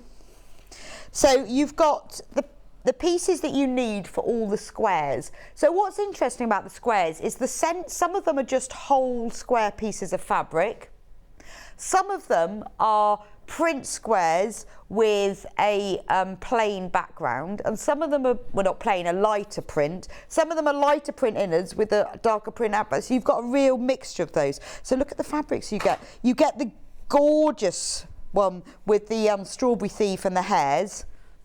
This spotty print one, this is used for the binding. So you can use that for the binding so that you've bound your quilt beautifully with William Morris, so you can keep that bit and use just a plain. You've got the strawberry thief, the navy one. I'm going to pick out all of those. You've got the more tealy coloured one. I mean, to be honest, if you were just buying it for the fabrics, it'd be great. I mean, you know, for all of this fabric, even if you wanted to make a different design with it, for all this fabric, it's great, isn't it? Two equal split pays, £59.99. That's interest free. So if you want to just spread the payments, it won't cost you any extra at all. Now, this was supposed to be a website exclusive, but Ben stole it. To be honest, yes, it was both of us. We luckily, when was I in? Thursday. Yeah, we ambushed Hayley and said, can we have that? It was only supposed to be available on the website only. Look at them. So you've got the beautiful William Morris russety red shades against the blues. Then we've got green, single figures left now, down to 9. Lovely oak leaf. Then you've got that beautiful olive colour. You've got the mineral colourway in acorns. I love this tealy colourway. It's like teal, and it's almost teal and cappuccino. No, I don't suppose William Morris ever had a cappuccino, but if he did, I don't think they had cappuccinos in William Morris's day, did they? Probably not. Not in England, anyway. And look, I love that one. Look at this one. I need to open that one out more. It's beautiful colours in that, isn't it? It's almost like grassy lime green. I mean, honestly, just for the fabric itself, it's beautiful, isn't it? And then you get a big piece of fabric that is used for all of the, well, when I say background, you think plain. It's not plain, is it? Look at this print. Let's see what it's called, because it'll be on the selvage. It is called Poppy from the Standen range. There we go. Look at that. So that is your background, but that's not background, is it? That's print. Now let's have a look at the instructions. It is beginner. Really, really simple. Now, the instructions are fab. So if you've never made a quilt before and you've always wanted to make one, this is a really good one to start with, because they're all labelled with the letters, but also there's a picture of the colours, which makes life so much simpler. And then there's all the description of how to cut out the pieces. And then basically what you're doing is you're taking squares and putting borders down the sides and borders across the top. They even explain to you how to chain piece them so you can do it all in one go, make it really simple. It tells you how many of each different colourway to make and then how to join them all together, the description on the back. It's beautiful, isn't it? I just think that the geometric juxtaposition of the flowing florals works really, really well. 8 left and 9 in baskets. 8 left, 9 in baskets. So in the kit you get in total 5.5 meters of fabric. It's all William Morris.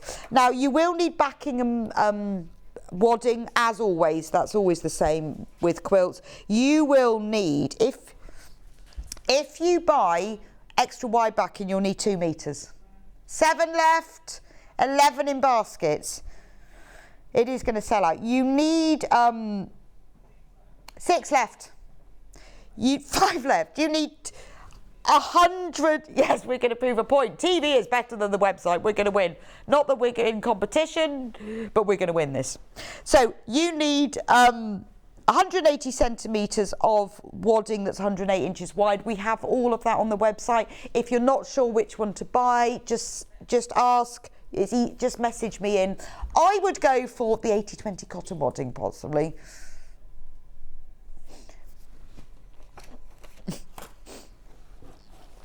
This is great, isn't it? Yes, see, we're like the proper shop, aren't we?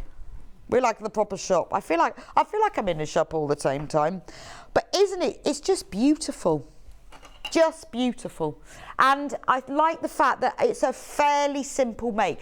You know, if you're thinking as well about, I'd love to make a quilt for someone. Maybe you know someone who's moving home, or they're having it, or like Ben, or getting married. You want to make, or, you know, ruby wedding anniversary, golden wedding anniversary. You want to make a quilt for a special occasion. Or maybe you just want to put one on your spare room bed.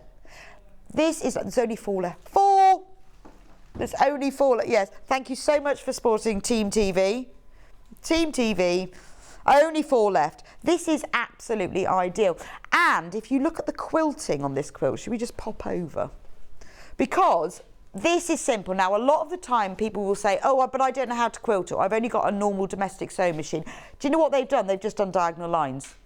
So what you need to do is, once you've layered your quilt up with the 3 layers, get a friction pen and your rotary ruler, and all they've done is draw diagonal lines. So what I would do is I would draw these on top of here using my ruler and a friction pen, and then use a number 3 stitch length and simply sew along them.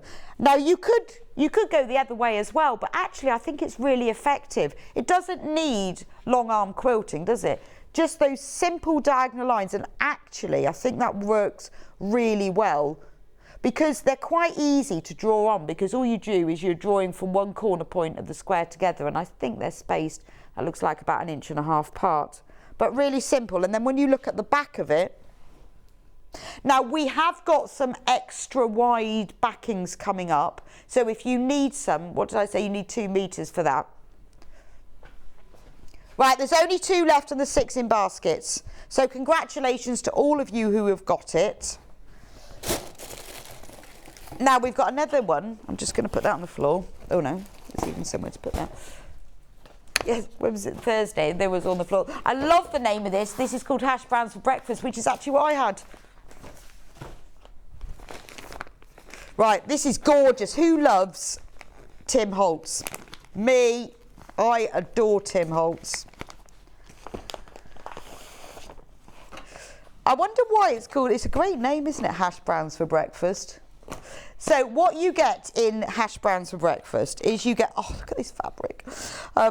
You get full instructions of how to make the quilt. Now, unfortunately, we don't have a quilt here to show you, but we can look at the picture.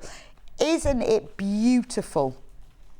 It's just, it echoes Tim Holtz's fabric. His fabric is very random, it's very layered, it's very multi-directional and toned, and there's so much interest, and that's what's happening in this quilt, isn't it?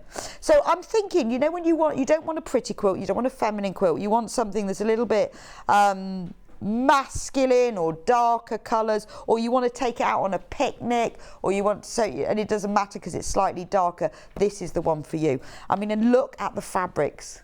Look at the fabrics you get. So you get the gorgeous croc design. You get newspaper print. And when you look at the quilt, so you can see how, like, this newspaper print is used in the background of that section. In the instructions, let's just have a look at them. It goes through exactly how to make it. So basic, oh, that's interesting. So what you do is you are cutting squares of fabric, and then you slice them apart, and then you sew strips of other fabrics in it, and that's what gives you that multi-directional look. Ben's got bad news. Oh, the William Morris quilt has sold out. Congratulations to all of you, got it though. A commiseration crash on this quilt, yes, because I'd quite like this actually. Tenner off. I love that map fabric. 139, isn't that gorgeous? And look, we've got that croc fabric. So basically what you're doing is you are cutting squares of fabric, you are slicing them apart, putting strips of other fabric and then joining it all back together. I mean, it is, actually that picture's better. It is an absolute work of art, isn't it? Only 9 left. Look at the blue fabric. So in amongst all of the neutrals that you've got in this quilt, you've got these splashes of like electric blue, and this is the fabric. It's like those, you know, in is it marbling where you put dots of ink in water and then you lay fabric on top of it or paper? That's what it looks like. Then we've got this one, and what's lovely is when you make this quilt, because all of his fabrics feature like receipts and bills and numbers and prints, is that all of those little bits will just come out. And I think, you know, sometimes there is a place for traditional quilts, modern quilts, bright quilts, but you don't see many quilts that are like this. It's beautiful, isn't it? Oh look, it's got the tape measure one. And actually it works really well because you see here they've used the tape measure in rows through the centre. Only 8 left now. Only 8 left. So they've used the tape measures through the centre. This would be lovely in an office, wouldn't it? You imagine this in someone's office. It'd be like, it's a piece of modern art. Wouldn't it be lovely? What is the size of this? Finished size, 58 by 70 inches. Yeah, so that is good. Big wall hanging or single bed. 7 left. I mean, this is an absolute original piece of art, isn't it? Better than any painting. I love that one. And, you know, and they're all so multi-layered and interesting, aren't they? So it's a modern quilt idea, but it's using these really sort of traditional colourways. New... I love that description, Ben. It's new age fun with a vintage feel, which I guess it is. I mean, look at this fabric. And you imagine that because what you do is you're cutting squares of this. You're slicing them apart. You see here? Let me show you the picture. You're slicing them apart and then you're putting other fabrics between them. So when you get so not only are these fabrics multi-layered, once you've cut them apart, then you get even different looks of what's in there. 6! 8 in baskets. 6 left and 8 in baskets.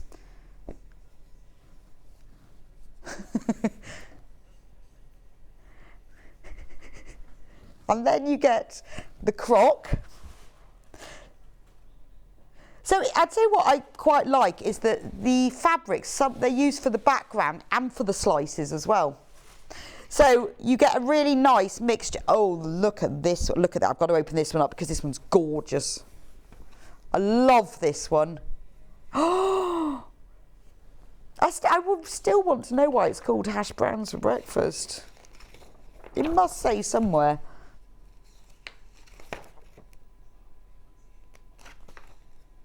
There's got to be a reason why it's called that. I mean, you know what? You can't beat hash browns for breakfast. And look, there you can see the whole quilt layout. That now makes sense, doesn't it? There's nothing really complicated in here, though. You know, there's no, it's not, it is really just cutting and slicing. When you've made yours, I want to see a finished picture. Isn't that one beautiful? Now, look, we are very limited on this. We've got more of you, but there's only 5 left in stock. And there are 12 of you with it in baskets. Margaret sent us a message. Thank you, Rebecca Reed and everybody else. The William Morris quilt will be my first quilt, simply because I love the fabric. Brilliant, Margaret. Thank you. I'm so pleased. We've all got to start somewhere, and we all remember our first ever quilt. Right, I'm going to have to leave that with you. We've got more of you got it in baskets. Please do get it checked out. And I've got a lot to get through. Let's do my magic pin deal. It's my magic pin deal. I love these pins. Well, you know how much I love needles. We'll be talking about those in a minute. Look at that. Save a £5. These are fabulous. Now, as it's just as important to have the right needles for the job, it's very important to have the right pins for the job. These pins do everything. They do all the things that you need them to do. There are 3 different sorts. I'm going to start with the regular so that you can see. That's the sample. So, first of all, I love the packaging. I like the fact that you get one little pin there. Now, you know what it's like with pins. You leave them in the fabric, you can't see the ends, you drop them on the floor, they're hard to find. They've sorted this out. They have these, not only are they easy to find, they're called comfort grips, so they're much easier to put in, they're bigger, but they are heat resistant, so you can iron over them even better. So they're easy to get in and out, because you know what it's like with the normal pin. You've got that tiny little head. They're not always easy to get out. It's easy to get in and out. They are a really nice 48mm length. So this is a standard pin length, which is 1 3/4 inches, and 0.6mm diameter. These are just perfect for just regular pinning. So whether you're quilting, sewing, dressmaking, hemming, whatever, they're just your regular pin length. Now they all come in a lovely little box, so they're easy to keep. So I have all of these, obviously, and I keep them all in their little boxes so I know where they are. They're easy to find. They're really good as well because of the different colours. I like them as well for marking things because they're very easy to see when you're marking something, particularly when you're vertically pinning. So if you're sewing like a circular base into a straight piece of fabric and you want to place your pins vertically, they're much easier to take out as you reach them when you're sewing. So that's 1 pack. 1 pack. The next one is the patchwork pin. There's 50 pins in that pack, by the way. This one has 100 pins in it. Now, these are shorter and finer because with patchwork, you're so pinning together. You might be doing curved patchwork. You might be pinning small pieces to other pieces. So you don't want them quite as long. It's much easier when you're maybe you're doing FPP and you want to pin some pieces together. Maybe you're doing curved piecing or just half square triangles where they're small pieces. So you want to be able to get more pins in. So they're shorter for that reason. They're also finer because you'll be using quilting weight cotton, probably just 2 layers, so you don't want them too thick. The finer the pin that you can get away with, the better, because the easier it is to get in and out and the less of a hole it will leave. But obviously if they're too fine, they will break. So this is just about right for your 2 layers of quilting cotton. They have a different coloured handle so that you know what they are. But again, comfort grip, and again, you can iron over them. You get 100. This is the second pack. This is going to cover all your quilting needs. And then finally, the cutest ones. These are your applique pins. Now, these are only 26mm, 1 inch long, but they've got your 0.5mm diameter. Loads of you've got this in special deal in your baskets. I'm not surprised you save a £5. Look at this. Look at that. How sweet. And they are my favourite colour as well. Look at that. Can you see? So you've still got the handle. It's not quite as long as the other ones, so I think it would dominate, but it's long enough so it's comfort grip. You can iron over it. These are just 1 inch long. So they're called applique pins. So obviously, if you're doing applique and you are just pinning small pieces on, when you're then machine sewing or hand sewing in place, you don't want long pins because they either get caught around the thread when you're hand sewing or you can't get as many in. And the whole point of these short pins is you can get lots in so you can hold it in place. They're also really good if you're sewing lace on. A lot of people use applique pins for sewing lace, or maybe you've got a really fine braid or woven border, put something on, or like a really tiny delicate pom-pom edging. Or even if you're sewing curves and you want to put a lot of pins in, because they're shorter, you can get even more in without them all overlapping. Now, this should be, for this special bundle, should be £45.97. But, special deal, £40.97. So I'll show you what they look like. And isn't it lovely? They'll come in their own little boxes. And I find when things come in their own little boxes, you tend to put them back. So look, there's the 3. So that covers all your pin needs, doesn't it? And obviously, you know, normal dressmaking pins have their place in society. But these are special pins. Very special pins. And when you get them, you will love them. I love mine. And I use them and when I need them, I need them. My favourites, I have to say, are these little applique pins. They're so cute. Right, let's do clicky tops. I'm not sure they're actually called clicky tops, but this is a pack of 4 friction pens. Now, friction pens are fantastic because they're heat erasable, but what's brilliant about these, and there's only 8 of these packets left, is rather than having a lid, you see that, you know the bit that you put in your shirt pocket, you just click that up and down. There we go. So what is great about these is that I often forget to put the lid on just because I'm lazy or I've dropped it. But with this, you don't need to remember because you just click it. And if you don't put the lids back on, they dry out, which is very, very annoying. In the pack, you get a red one and a green one and a black one and a blue one, which is good if you're marking different colour fabrics. But not only that, if you're marking something, maybe you're doing dressmaking and you want to mark notches in one place, and you know, where you get 2 notches on the front of the seam and 1 on the back, if you want to mark those, you can use different colours. They're good for thinking, oh right, well that's where I need to stop and start stitch, and I'll put that one in blue. If you're doing embroidery, they're really good for marking fabrics to draw over it, to sew over an embroidery, because you can trace the whole design onto your fabric, do all the embroidery, and then just put an iron over and they'll disappear. You can use different colours for that, or you just use the colour you fancy. They all come in a case, so they're all kept nice, which will stand up as well, because you can adjust the handle so that you can use it to stand up. Very limited these are, but if you've never used friction pens, treat yourself to these. These are in my top 3 tools. I still haven't decided what the 3rd one is, but these are number one and number 2. Right, sewing machine needle bundle. Passionate about needles, I am. Very important to use the right needles for the job, and the only way you're going to know what the right needle for the job is if you've got a choice and you can try them all out. So we've got 6 in here. Now, when you get your sewing machine, what most of us use, 90% of us use, is the universal needle, which is lovely and brilliant, but it is both things. It's sharp with a slightly rounded point, and the reason it's universal is you can use it on stretch fabrics and woven fabrics, but it isn't the perfect needle.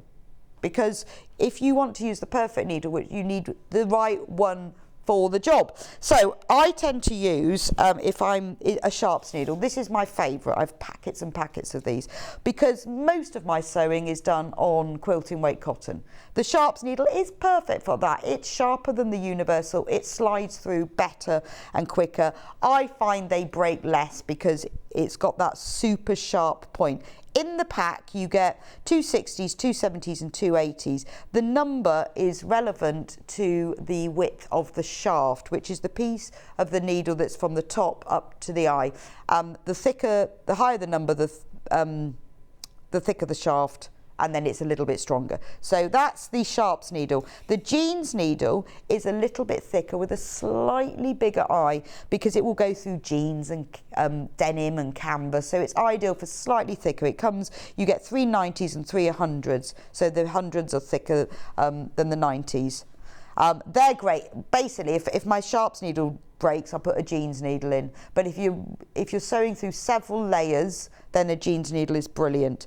I absolutely love the stretch needle. If you're doing any stretch fabrics, whether it's lycra, spandex, ponte roma, all of those things, the stretch needle is great because it has a ball point, because when you're sewing on stretch fabrics, you don't want to pierce the fibres, you want to separate them, and that's what the stretch needle will do.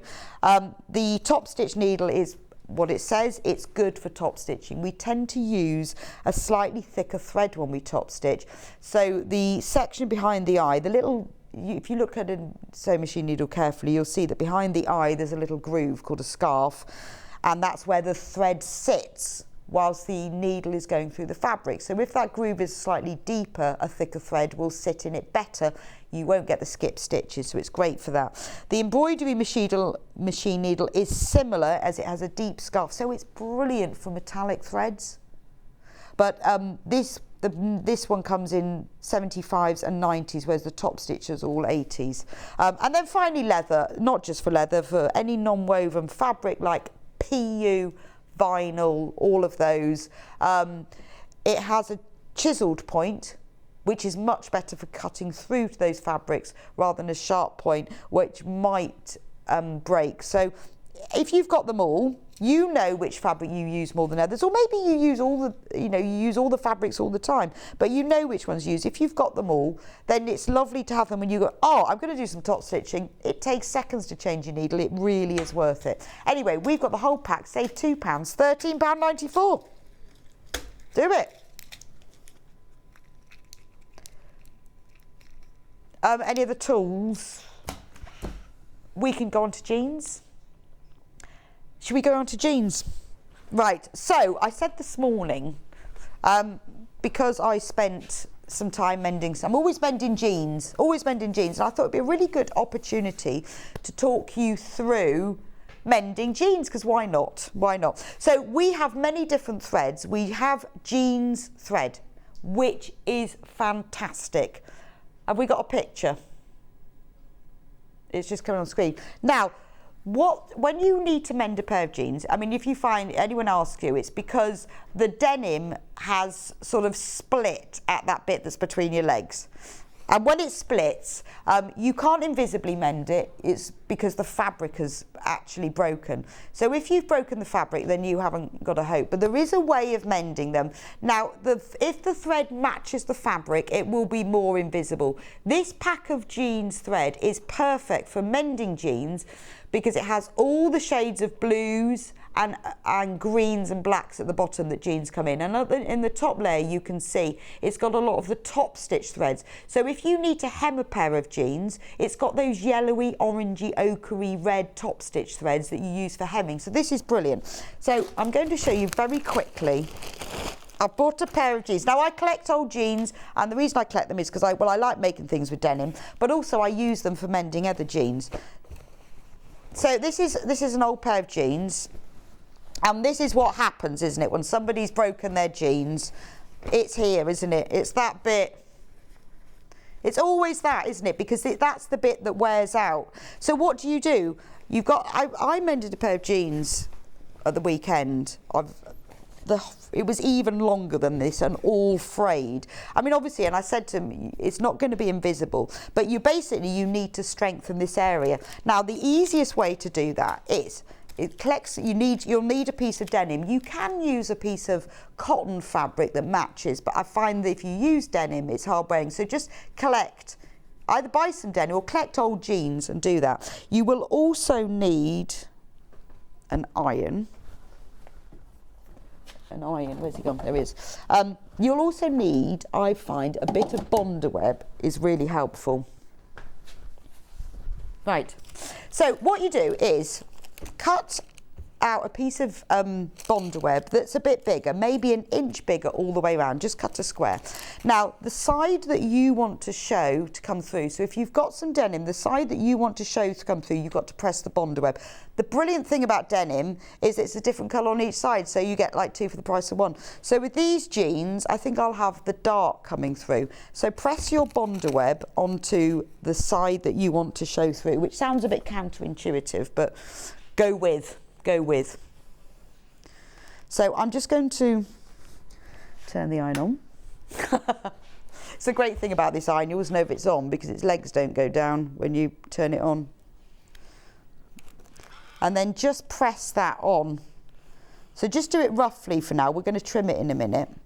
Now the reason that I'm putting the bonder web on, and we do have small packs of bonder web on the website, is it helps to hold it in place. I used to pin it on and then I used to end up sewing through the pins. So you can do it without bonder web, but this just makes it a little bit easier. Then take a pair of scissors. So now what I'm going to do is going to get that hole in my jeans. And I can then have a look and see, well, it doesn't need to be exact, it's sort of about oval. So what I'm going to do is I'm going to trim it into an oval shape. The reason for not having a straight piece is that obviously this is slightly more bulk behind the denim. If you've got straight lines, it sort of shows up more than if you've got curved lines. Don't know why. So look, now you can see my patch fits beautifully over there, doesn't it? So I'm going to turn it. No, keep them right sides out actually, because then I can see what I'm doing. Peel the paper off the bonder web and then you'll see. So just do a cross with a pin and peel the paper off. Now you're not actually really going to be able to see this denim, but you might see the colour slightly through it. So it doesn't matter you've got the bonder web, but from the other side you'll just see a piece of denim. So what you do now is you place it bonder web side up inside your jeans, and then you can adjust it to make sure it's in the right place. You can see there. Now if I turn them inside out, that's just a way of you checking to make sure it's right before you turn them all inside out.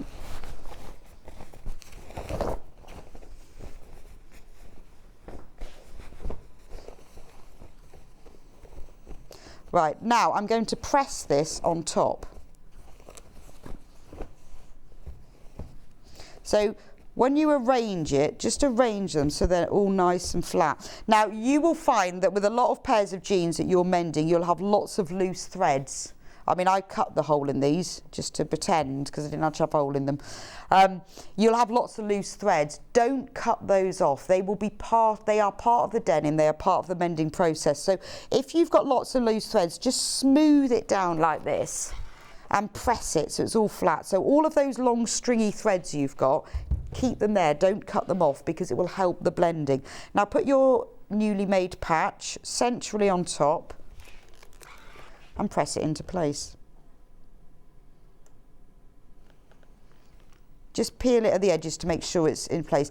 Now this won't stay forever, so this is no good. You've got to sew it. It won't stay forever. If it did, it would just break again. But you've now secured the area.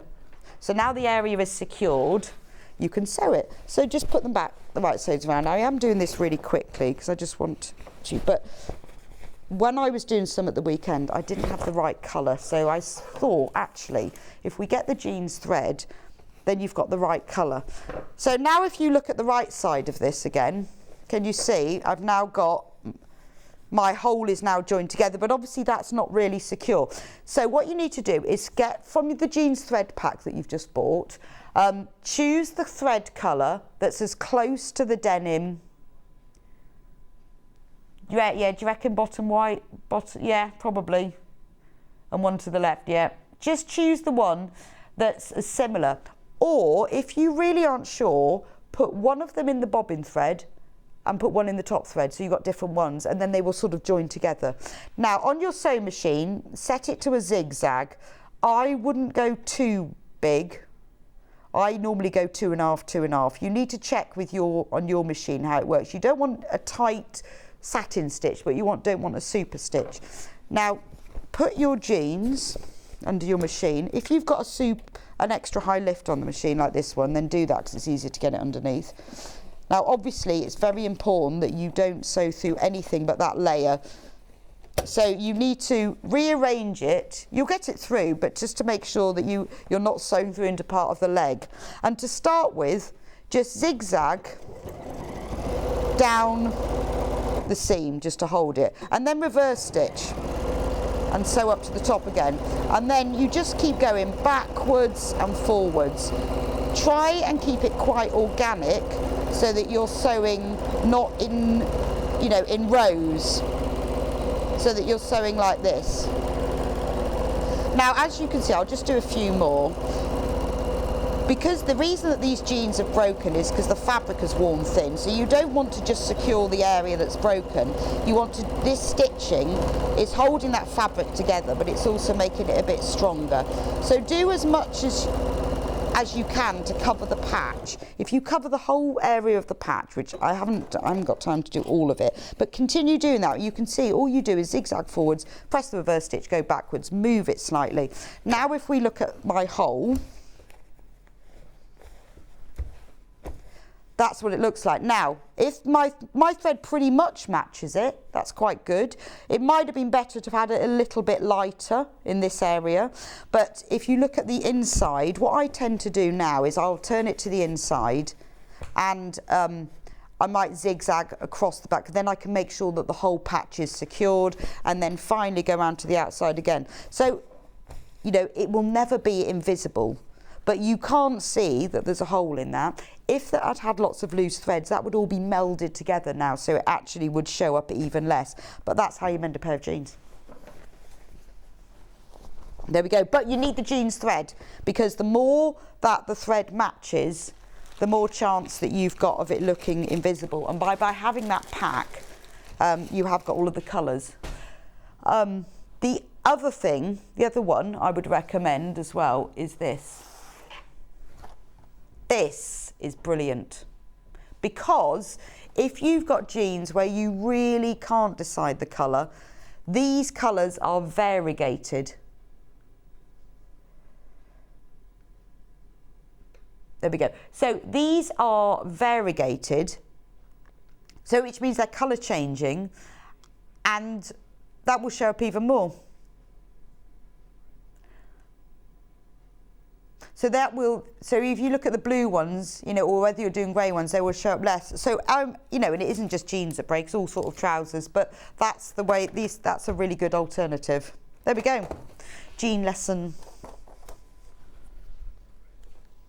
Now, we've got loads and loads more threads on the website, so do have a look. And things like the packs of the blue ones and the green ones are really useful. You know, having multi-packs of threads is really useful for all the mending, because like I say, you can use different thread in the top and the bobbin. And that helps as well, because fabric is never just a solid colour. Yeah, the blue and the green one, ideal. You can really mix threads together by having a different thread in the top than the bobbin to really get that nice mixture. And I like this one as well. I actually have this one. I do have this one and I love it. It's lovely.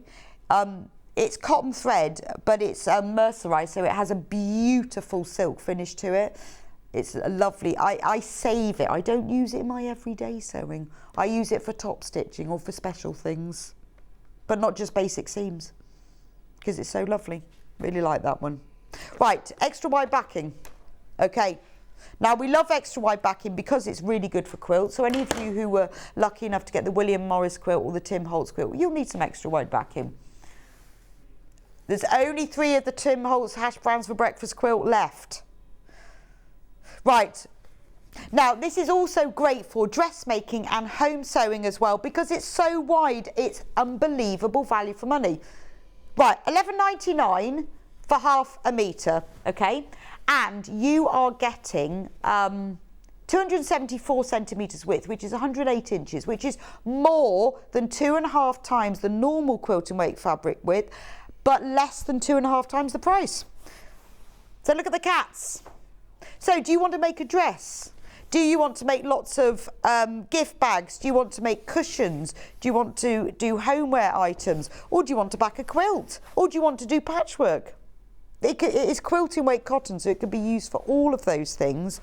But $11.99 for half a metre. That's amazing, isn't it? If you make to sell, or you make for fates to raise money, this is a really, really inexpensive way of making loads of cat tote bags. All you need is black webbing for the handles. They'd fly, wouldn't they? That's that one. Speckle. Now I think this one would be good for the Tim Holtz one. Do you think that one? This looks like, you know when you get cork that has colours in. Look at it. And you know what, it feels really nice. I mean, it is quilting weight cotton, but it's got a really nice drape to it. What's good as well about these really small multi-directional is if you don't get your backing fabric completely straight on the back of your quilt, no one notices. Nice for things like the back of a picnic blanket. It looks a bit sandy, doesn't it? Lightweight curtains, curtain lining, if you want something on a curtain lining that instead of having just that boring plain cream all the time. Nice for that. Oh, is this one popular? Good, I love this one. I just like the fact it's tan, but this is, I mean, even if you just bought this to make a picnic blanket for the beach, for the front and the back of it, just, if you are dressmaking with it, just take your dress patterns, because I've got the blue one next.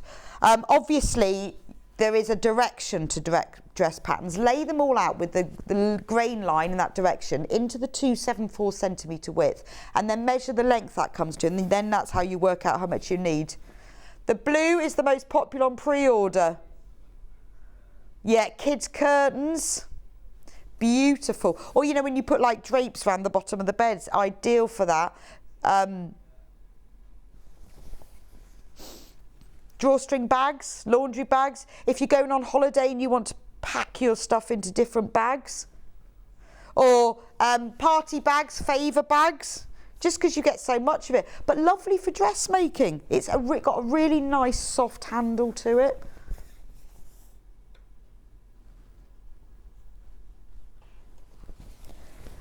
Then, oh, this one is very similar in colour. So this is like the tan one, but just a bit lighter. This is called Cream.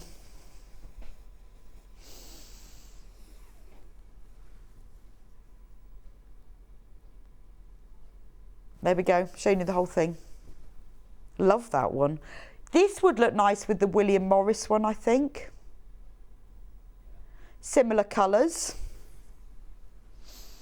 But just bear in mind the width of it. When you're working out what you need, whether you're making cushions, outdoor cushions. Now, it's all of this extra wide backing is available by the half metre, which means that if you want more than a half metre, it will be cut to order. So if you think, well, actually, I need 2 metres of that, put 4 units in your basket and it will be sent as a whole 2 metre cut piece. Then we've got the black and white one. This is like a small Dalmatian.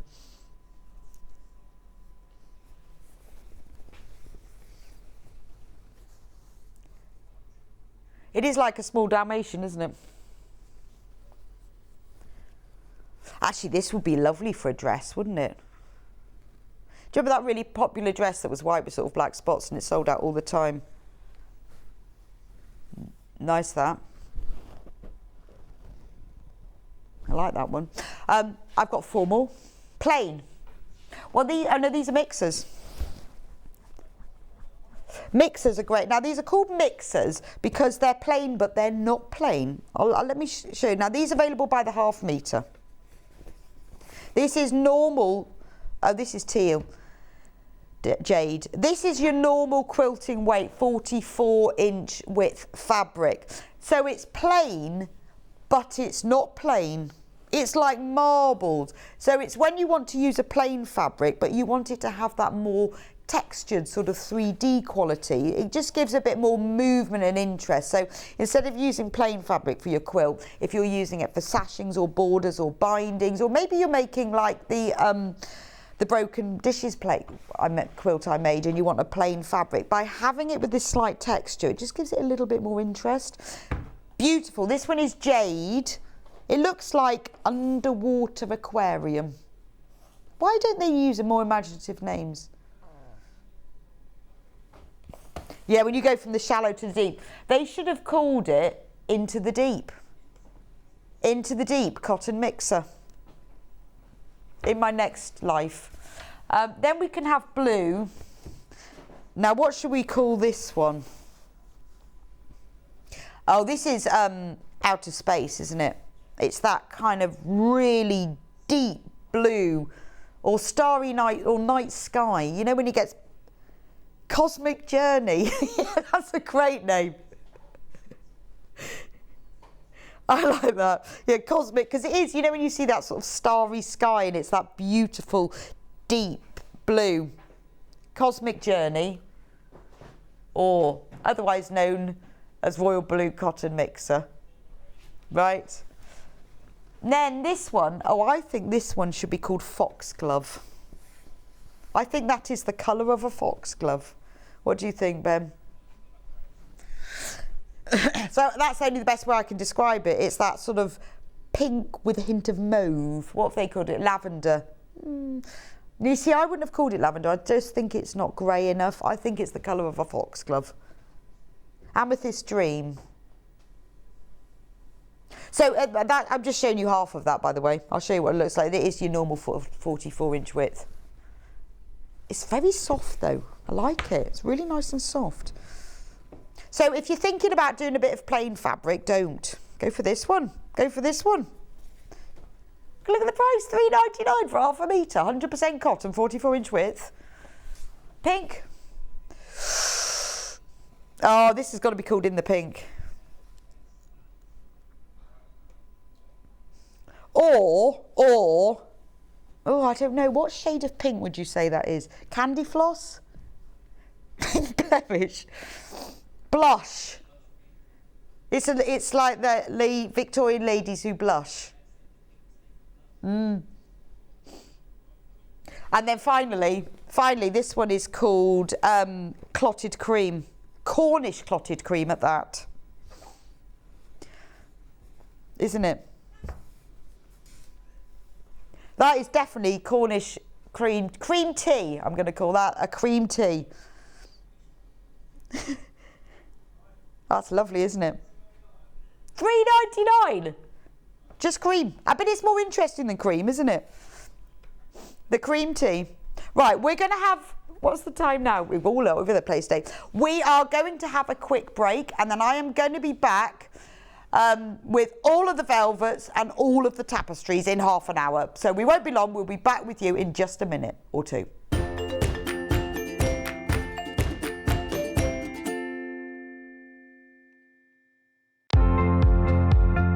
Hi, I'm Jo Carter and I'm a soft toy designer and I quilt as well. I've been sewing for as long as I can remember. My great-grandma, my nana, my mum all sewed, and so it's something I grew up around. If I was to give some advice to a new sewer, somebody who wanted to try it, that would be to watch a few tutorials, but then to just give it a go. And try not to focus on achieving the perfect end result. Instead, at first, always, focus on enjoying the process and learning a new skill. Sort of those perfect results will come in time, but developing a love for sewing, I think, is a really great way to go. And a tip I've been given that I still use today is make sure you have plenty of seam rippers. It's frustrating enough if you have to remove some stitches, but then if you can't lay your hands on a seam ripper and you have to hunt around for one, that makes it doubly frustrating. So yes, plenty of seam rippers would be my go-to tip.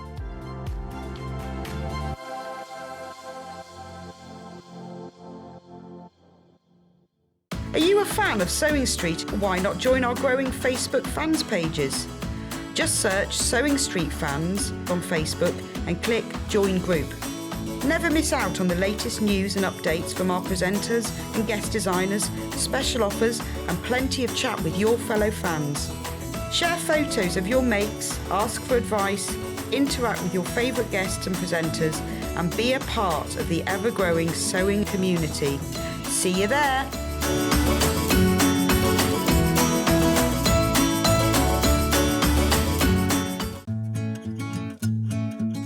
Stuck for ideas for the perfect gift? Why not get them a gift card? You can buy Sewing Street gift cards loaded up with anything from £10 to £500. Shop our gift cards online at www.sewingstreet.com or purchase them via our UK call centre on 0800 001 44 33. Have you heard about all the different ways you can shop on Sewing Street?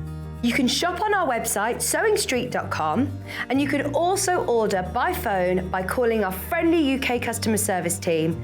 Just call 0800 001 4433. And don't forget about the Sewing Street app. Here you can shop all of the Sewing Street products as well as watch the live shows from anywhere. You can download the app onto your smartphone or your tablet by simply searching Sewing Street in your app store.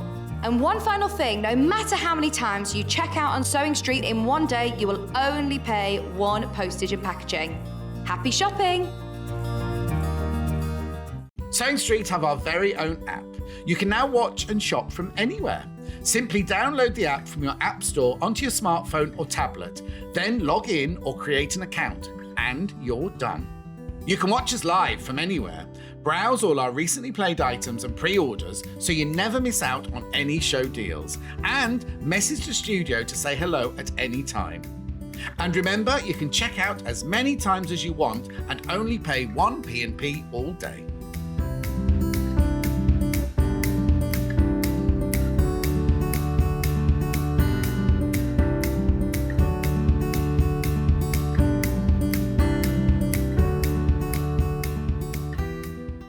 Here at Sewing Street, we're always looking at ways to make your shopping experience better. That's why on certain items, we have split pay. So with the split pay, depending on the price of the item, you can split the cost twice, 3 times, or 4 times. So that means you pay once, then you pay monthly until it's finished. And you know what? We do not charge any interest whatsoever. Isn't that fantastic? Split pay, you say? Well, yes, please. I'm off to buy myself an overlocker.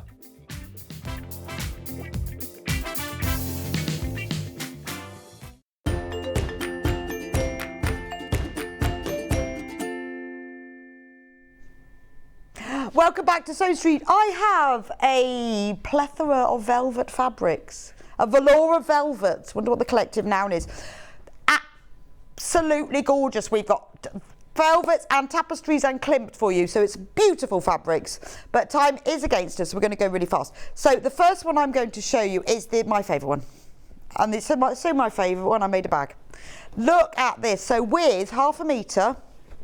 Now this is beautiful digitally printed velvet. It is absolutely gorgeous. It's fab to sew with. It doesn't fray. You can iron it, not sure how, but you can iron it. It doesn't melt. It's beautiful to sew with. You don't need any special needle or anything. If you're sewing several layers together, 2 layers together, a walking foot does help. If you don't have that, use lots of pins, but it's not like using a cotton velvet that's super slippy, but a walking foot will help. So that applies to all of these. Look at this one. Now look what I made. Look at that. Now, how many times have you seen these velvet bags and they cost like £30 for the bag? All I used was a gold coloured cotton fabric for the lining. There was enough to do the front and the back, the handles and a facing, and also a matching zip purse with a little box bottom. That and all of that, and I had some left over. But isn't that lovely? And it's just, you know, it's nothing special. It's just simple tote bag, rectangle, front rectangle, back, a little bit of a facing, because I like a facing. And that is using this one. Now, when we sold this one, the last time I sold this one was on our birthday show in February. We sold out just like that because it's only £8.99 for 1/2 metre. It's ridiculous, isn't it? £8.99. But you can use it for clothing as well. Jacket, or trousers. Can you imagine? Get a pair of pyjama bottoms that fit you, draw around them, use them as a pattern, then you've got velvet leopard skin trousers, pinafore, skirt. A lot of people obviously use it for cushions and bags, but you know, do not, it's a lovely fill, it's a really nice drape, and it is beautiful to sew with. So that's my favourite one, that's gorgeous. I love the bag. When I made it, everybody said, can I have it? I went, no, you can't. Because otherwise I can't show it to everybody else. Right, the next one, because we've got so many of them. Right, I'll just show you one other item I made. I made a bigger wash bag as well, just to show you it's easy peasy to pop a zip in as well. And you can lovely line it with something fun and funky, but it's easy to sew a zip in. Makes a nice big bag. Right, now I'm going to go through all the fabrics. Right, this one is AJC 467 on the overhead. This has got birds. It's got like a mosaic background. It's got lovely birds. No idea what they are, some kind of tropical birds. Pink and white flowers. So soft. Isn't that gorgeous? Right. That's that one. Shall I just go through them in order? Because we've got loads of them. IPC 482. Oh, this is very tropical. Do like this one. We've got toucans, parrots, super tropical. You have a look in a lot of the designer high street stores. It's all about the cushions and the bags in these. Gorgeous. You can get velvet cushions everywhere, but aren't they lovely? So you could do the cushion front and the cushion back from this, or use a plain fabric on the back, then you've got even more. Beautiful. It is kind of 1920s, but it's such a soft finish. In fact, it'd be nice to have a pillowcase in that. It'd be lovely to go to sleep on. It would be like being a rich Victorian, wouldn't it? Isn't it gorgeous? But even if you had it like for a picnic blanket, it would be so soft. Or make it for a blanket, back it in something else to lie under the sofa. Gorgeous. This one is the same but with the navy background, JGC 456. It's exactly the same print as similar. Oh no, this one's different because this has got the zebras on. Look at that one. Got zebras, cheetah, jaguar, peacocks, toucans. That's gorgeous. I did make, actually, I think I made a wash bag. It's like I made a wash bag out of this, and then I cut it so that the cheetah was right in the middle. Beautiful.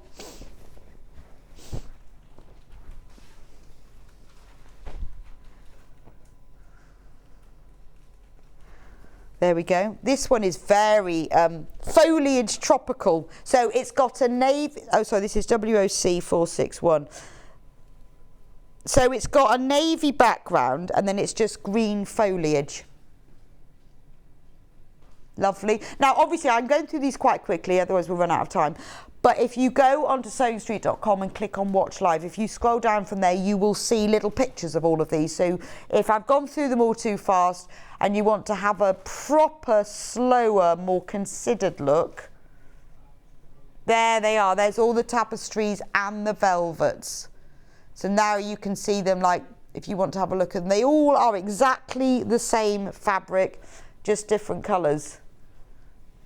Oh, where's that's nice, isn't it? Where's that one then? Which one? Okay, this, I found it. Oh yes, this is nice. This is Ben's favourite. Oh, that is beautiful. That would look lovely as a jacket, wouldn't it? Oh, I think I'll make you a jacket, Ben. Can you imagine? It would look fab. Or a pair of trousers. You're all matching. Be lovely. That is beautiful, that one. Oh, look at this. This is like a purpley one. This is VPC 487. I don't think I've seen this one. Is this a new one? Oh, this is so pretty. What is this one called? VPC 487. It's got like a little songbird on it and large blooms, but the background of it is, it's magnolia navy, but the background is navy, but it's almost, maybe it's because of the purple flowers, but the background almost looks purple. That's so pretty, isn't it? Look at that. Gorgeous. Love that one. Oh, now this one. Some of these are new. I've not seen the fruity one. Oh, now that really is a cushion, isn't it? That is Victorian that's your orangery, isn't it? Or Victorian parlour. I bet that's a quince. That looks like a fruit that we don't have anymore. I bet that's a quince. And half a grapefruit. Oh, that is very lovely, isn't it? And the background of it is like a soft pistachio. Beautiful. At the end, I'll tell you which was the most popular. The animal print is the most popular at the moment. Oh, this is lovely, isn't it? This is like one of those old sort of botanical prints you see. Oh, so I didn't even tell you. Oh, this is GTC 427. So the background of this is a dark navy grey, and then you've got this gorgeous foliage, and I think that might be a heron. Possibly. And then we've got parrots.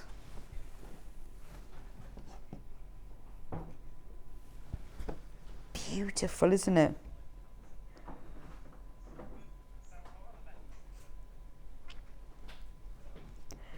Isn't that lovely? Really like that one.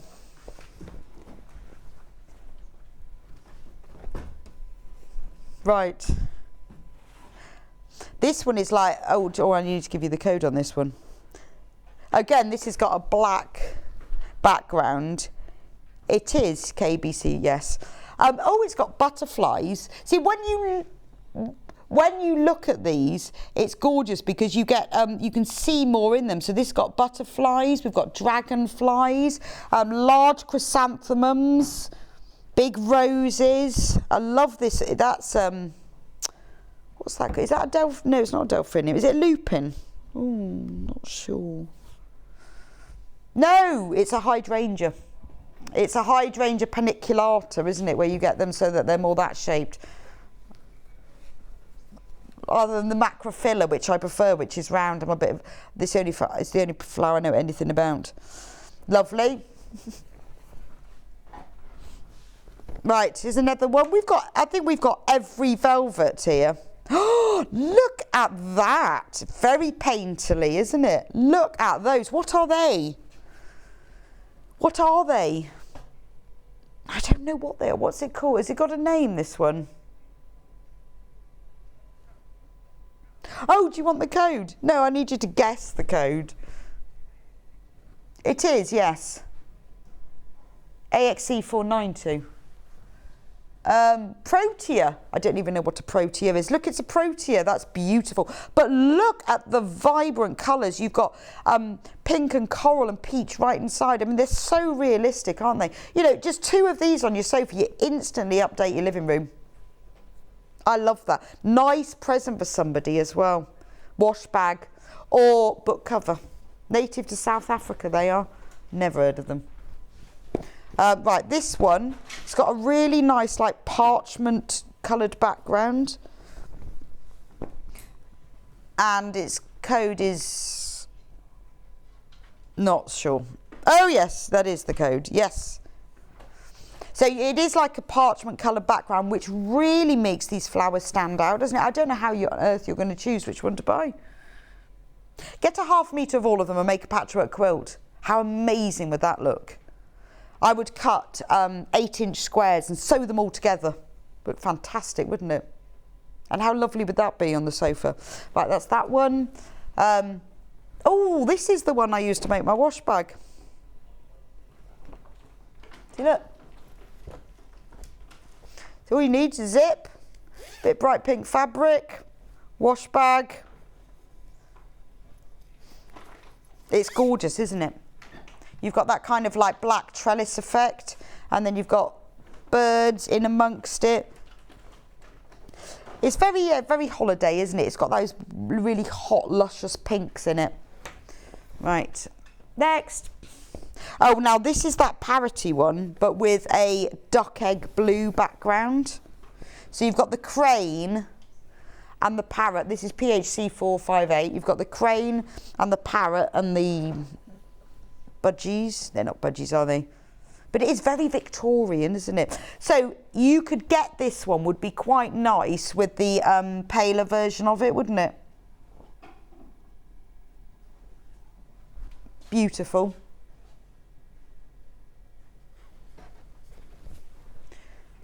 Right, this one, oh, we've got a cushion over there in this. Becky, can you pass me that cushion over there? Look at that, that's like, I don't know what they even are, tropical exotic flowers, thank you. Look, that's what it looks like as a cushion. And then they've put velvet on the back of that. But isn't that lovely? Now, if you had to go and buy that, how much would that cost? I'm going, no, $34.95, I reckon. But this, $8.99, that's enough for the front and the back of of what a cushion and the front of another one. I think you can get 3 from the front. That's amazing, isn't it, to make that cushion? It's beautiful. Oh, now look at this. Now, if you love a leopard, look at this. Wow. Can you imagine if you cut this carefully, you'd have him looking at you from the sofa. Cover your dining room chairs. That's beautiful, isn't it? Absolutely gorgeous. And that's just half of it. Oh, wow. Now, I've definitely not seen that before. How nice does it look with that one? So if you bought half a metre of this one and half a metre of this, you could have 2 cushion fronts, 2 cushion backs. That is beautiful. Madagascar green. Why is it called that? Why is it not called Big Cheetah? Is it a cheetah or a leopard? Jaguar? Don't know.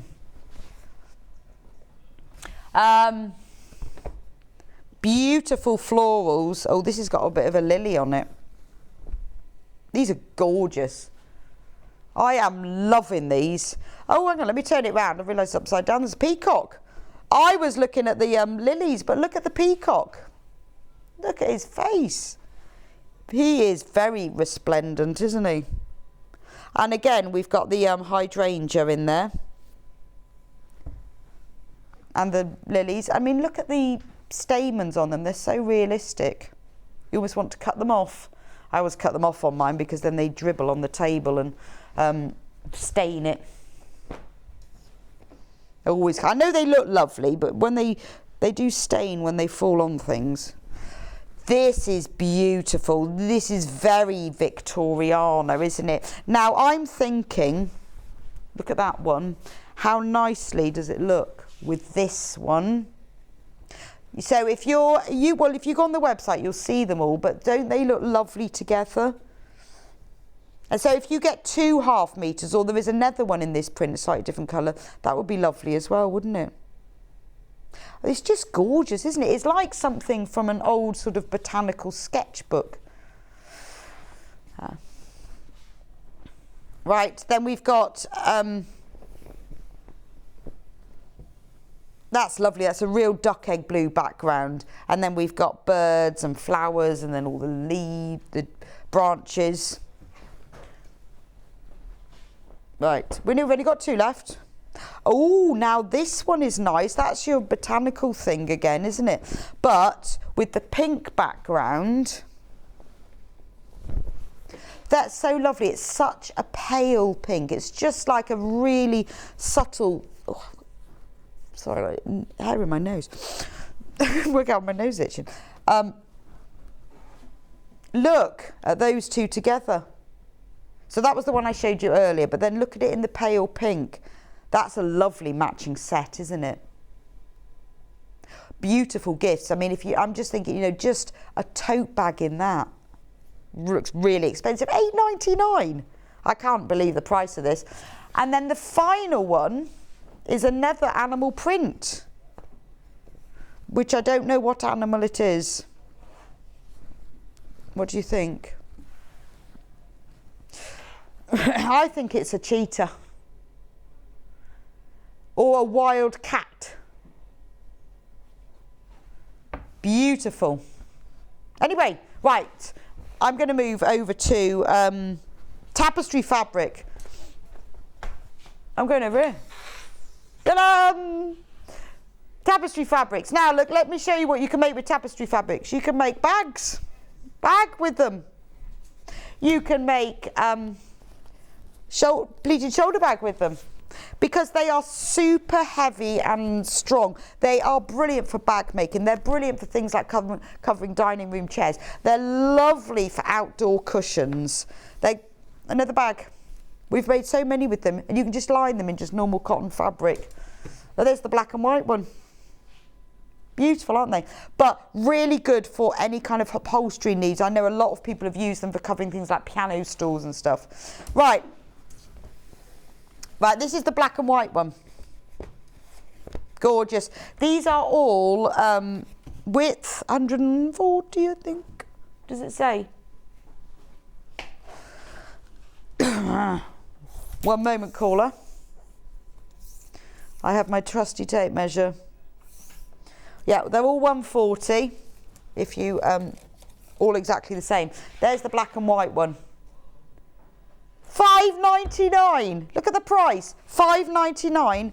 Beautiful quality. 140 centimetres wide. You can't go wrong. Look at the bees. I'm going to hold it out so you can see what it looks like, the width and the kind of the drape as well. A lot of these tapestry fabrics are limited. Look at the big bees. I'm thinking cushion, outdoor picnic bag, nice. I'm just going to go through them from the top down to the bottom. We'll do these on the overhead so you can actually see them properly. This one is JBC 467. It's called Michelangelo. Yep, Michelangelo looks more like tiled floor. Michelangelo tiled floor. VLC 445, this looks like Gaudi's floor. What's it called? It is called Gaudi. Wow. I was going to say it looks like that. It looks like a mosaic floor. I'm sorry we're going so fast, but I just want to get through all of them. And we're going to run out and then you won't be able to see them all. Once you've seen them all, you can then choose. But if you go back to the website, go on to watch live, you can look at little pictures of all of them. Isn't that one beautiful? Really lovely. I know a lot of people have bought like a ½ metre of several and then used them to cover a set of chairs, and they've had a different one in each print. Little Aztec. But think Mary Poppins carpet bag. Only 18 of this one left. We are getting limited on these now. And who knows when we'll ever get them all back in stock, because we are limited on them. This is nice. Is this called Autumn Tree? Oh, do you need the code? WEC430. Aura. Because it's like the aura around the tree.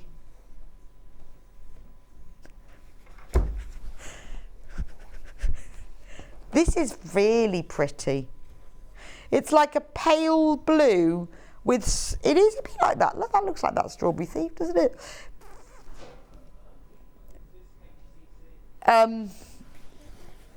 This is HCC 438. William Silver. Should be £5.99, Ben, please. £5.99, thank you. It is very William Morris, isn't it? Don't you think?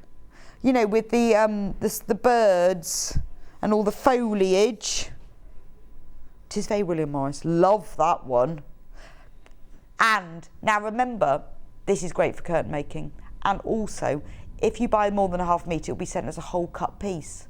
So if you need 3 metres, just put 6 units in your basket and you will get the whole lot. I'm thinking front door curtain because this is really heavy weight. And that would keep the drafts out something, wouldn't it? This is like lollipops. That is very good. Or draft excluders, but wouldn't that make an amazing front door curtain?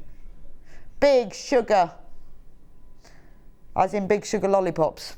And look at the price, $5.99. I mean, you know, there's not much drape to it, which makes it ideal for upholstery. So, but you could make a curtain. Just remember, you know, it's a bit stiff, but I think for a door curtain, it makes me think of tapestries in medieval banqueting halls. Use it to insulate your house. You could just like put lots of panels of it on the wall. It's so thick. It's lovely, isn't it? I mean, it does move and it does drape. As you can see, we've used it for lots of bags. It's fine. But, oh, this one's called Little Holland. But it would be good just to buy one big piece of this and have it as a, you know, picnic rug that you keep just in the car, because it's nice and heavy duty. This one is very 3D, isn't it? It looks like tiles. What is it called? Carlo, as in Frida. Well, I think maybe it's the tiles, that kind of shaded tile effect with the red lattice. Gorgeous, isn't it? I like that one. Oh, I think I might have another William Morris one here. Think I might. Look. That is beautiful, isn't it? That is definitely Mary Poppins carpet bag. So this was $7.99, but we're going to do a special price crash for you down to $5.99. So any of you who have bought it on pre-order, don't worry, you will be charged at midnight the final price, the Ben special at $5.99, which still says $7.99.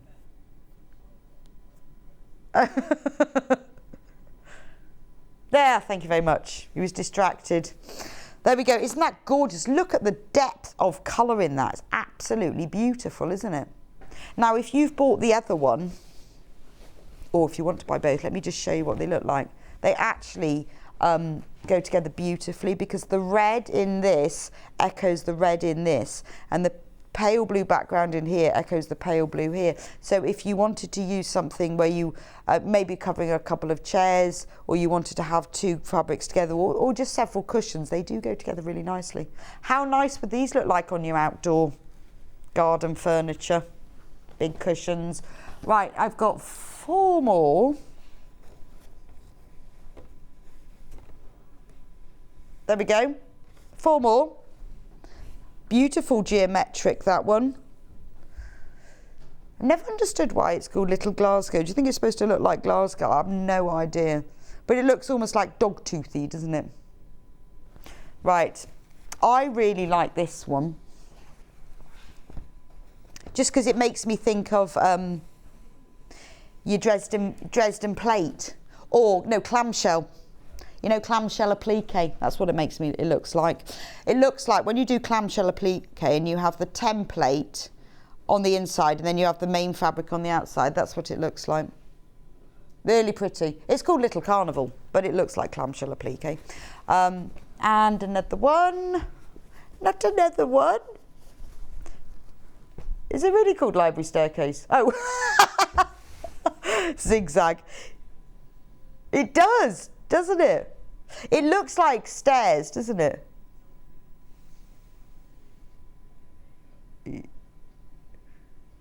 What, up here like that? Oh, it's lovely, isn't it? It is like stacked books. It would be really good, wouldn't it? But it does, doesn't it look like stacked books? I love that one. And then the final one is William Morrison, but in a cream. What? Can we reduce the price? So if you love the William Morris prints, that's the cream one. That's the red one. And this is the pale blue one. And that's the upside down pale blue one. So there you go. That looks like some kind of designer high-end fabric shop, doesn't it? Designer country house. No, it's like you're in some posh hotel, isn't it? Anyway, that's all the tapestries. Congratulations to all of you who've managed to get those. And can you let me know what you're doing with them? And I've given you a few ideas, but a lot of them are ones that people have sent in as photos. So I'd love to know what you're going to do with yours. Or if you've bought some in the past, send us some photos. Right, to finish off this hour, we are going to talk about the Gustav Klimt fabrics. These are beautiful. I'm looking for the panel. How do I know which one's the panel? It's got trees. There we go. So, Gustav Klimt, very, very famous artist. What is the code? There is no code. So, these fabrics have been digitally printed using the artwork. This is a panel. It's even signed. Look. By the actual Gustav Klimt. Maybe not. So this is a panel. This features one of his famous paintings.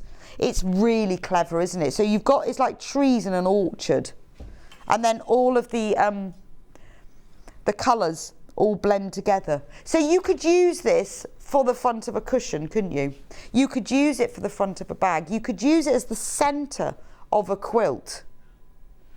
Only £2.99. 46 by 46 centimetres. I love that. £2.99, get two, and you can have one for the front and one for the back of the cushion. Really nice. Now, and then the rest of the fabrics are all his prints that are available. Oh no, this one's the rest except for this one. This is another panel. There's only one of these left.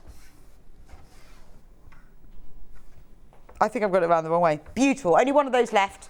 Now the rest of them are available by the half metre, so if you want more than, but this is very, very limited. KUC 458. Yeah, I reckon about £7.99 half a metre. How much? £5.99. Wow. I mean, that is actually quite stunning. It's very unusual, isn't it? Because it is actually Gustav Klimt's paintings. You know, it's not so, oh, it's sort of impressionist, sort of this. It is taken from his paintings. I mean, it's beautiful, isn't it? I love that one with the farm flowers. Gorgeous, isn't it? I think dressmaking. You'd have your own work of art, wouldn't you? Love that one. This one I really like. This is like a spring meadow or summer meadow. Isn't that's just beautiful. I think I've got it round the wrong way though. There we go. But that's what I'm thinking, you know, if just things like, you know, when you're making to sell or you're doing for fate, if you have just you know, simple bags in this, whether it's a small wash bag up to a large tote bag, it's the sort of thing that would really appeal to people because it's very unusual. It looks real quality, I think, because of the prints, because it's artwork on fabric. It's just beautiful. Or, you know, how nice would that just be for simple if you use this as the centre point of squares, like on a sawtooth star block, as the centre point, as the squares for that. And then you could use the pinks as the star around the edges. Gorgeous. And this is how it starts, doesn't it, with the quilt, is that you take a fabric like this, you pull out the colours in it as the plain fabrics, and then you build a whole colour palette. VNC 451 is the next one. This looks like a field of poppies. Again, you've got that lovely, is it called apples? Apples! Well, told you I was rubbish at flowers. They're actually apples. I love the shade of green that's in this. It's like that real sort of chartreuse moss green. And apples. Yeah, I can see that now. I thought they were poppies. But yes, they're apples. And then two left. The penultimate one. No, this has got like orangey and yellows. I'm going to wait to see what it's called before I say what I think. Oh yes, it's pear. This one is pears. Yes, he loves it. Yes, Klimt did like his fruit. But look at the colours that are used in this. Beautiful. Where you've got your oranges and your yellows, and then you've got little splashes of purples and greens. That is gorgeous. And then the last one.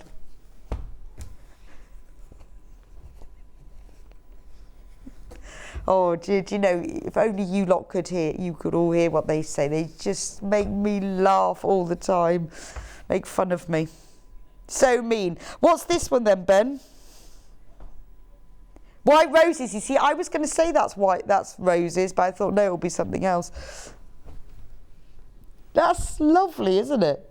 Because you can really see, some of them are very definite. You can really see the petals of the roses, and others are just blobs of colour. But you know it's artistic. You know it's like a real work of art, different to other prints. I think it's really quite special. Even to line something would be lovely with this, wouldn't it? And it's only £5.99. Anyway, I think I've managed it. I think I've got through all the velvets, all the tapestries and all the Klimts, which is amazing. Now, we're going to have a quick break where we put all the fabric away, and Sam is with us, and we are going to have nearly 1 hour and 50 minutes probably, of Yarn Lane. Fabulous. So the first hour is going to be catching up on the most popular kits of Sam. She's put all the samples back with us and everything. So if you missed on the tea cozy, you get this one. And then the next hour, so at 12 o'clock, we'll be going through her brand new shoulder bag design. Do get ahead.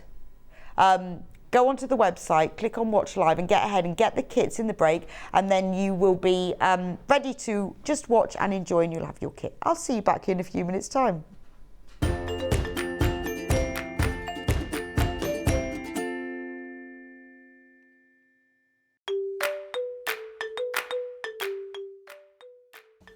Hi, I'm Sam from Adventures in Crafting.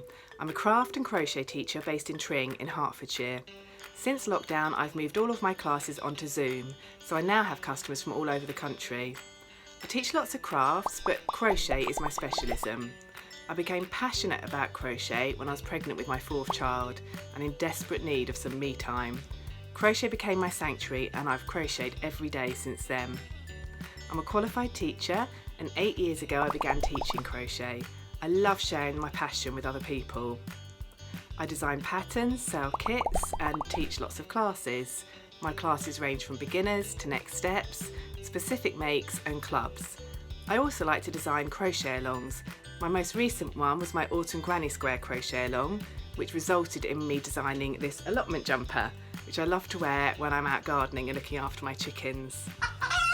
My crochet tip for you is to enjoy it. Crochet should be about taking part in a hobby that brings you pleasure. My claim to fame is that I met Kirsty Alsop at the Handmade Fair, and I gave her one of my crochet sunflower brooches. I'm so excited to be taking part in Yarn Lane, and I hope you'll enjoy my demonstrations.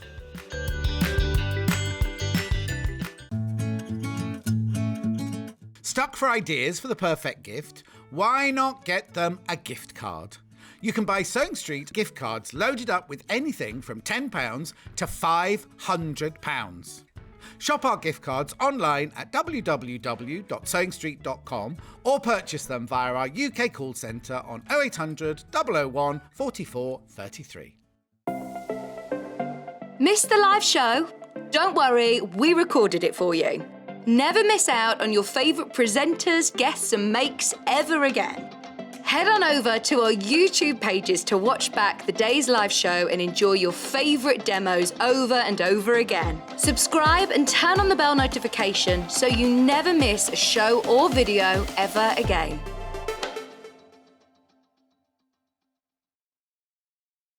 Keep up to date with what's on Sewing Street, as well as all the latest news and special offers by signing up to our email newsletters. Head on over to www.sewingstreet.com, scroll down to the bottom of the homepage, type in your email address, click the envelope, and you're done. Never miss out on the latest news and special offers ever again. Follow Sewing Street on Facebook and Instagram to keep up to date with what's coming up on the show, as well as being the first to know about our amazing offers. Get involved with our competitions that are exclusive to social media. And pick up some top tips from us too.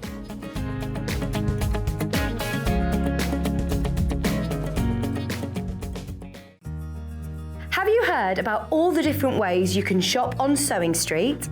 You can shop on our website sewingstreet.com, and you can also order by phone by calling our friendly UK customer service team. Just call 0800 001 4433. And don't forget about the Sewing Street app. Here you can shop all of the Sewing Street products as well as watch the live shows from anywhere. You can download the app onto your smartphone or your tablet by simply searching Sewing Street in your app store. And one final thing, no matter how many times you check out on Sewing Street in one day, you will only pay one postage and packaging. Happy shopping! Are you a fan of Sewing Street? Why not join our growing Facebook fans pages? Just search Sewing Street Fans on Facebook and click Join Group. Never miss out on the latest news and updates from our presenters and guest designers, special offers and plenty of chat with your fellow fans. Share photos of your makes, ask for advice, interact with your favourite guests and presenters, and be a part of the ever-growing sewing community. See you there!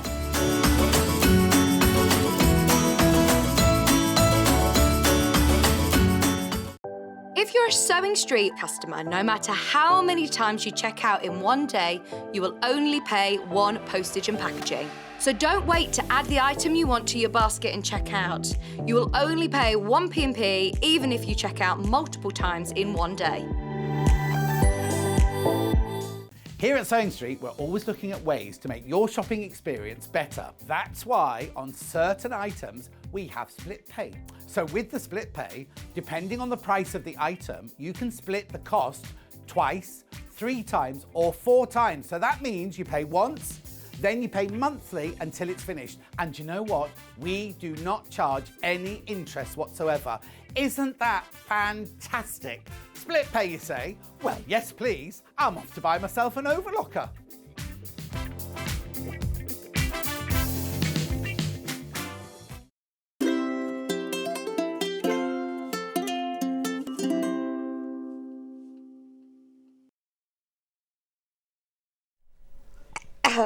Welcome back to Yarn Lane. Look at this.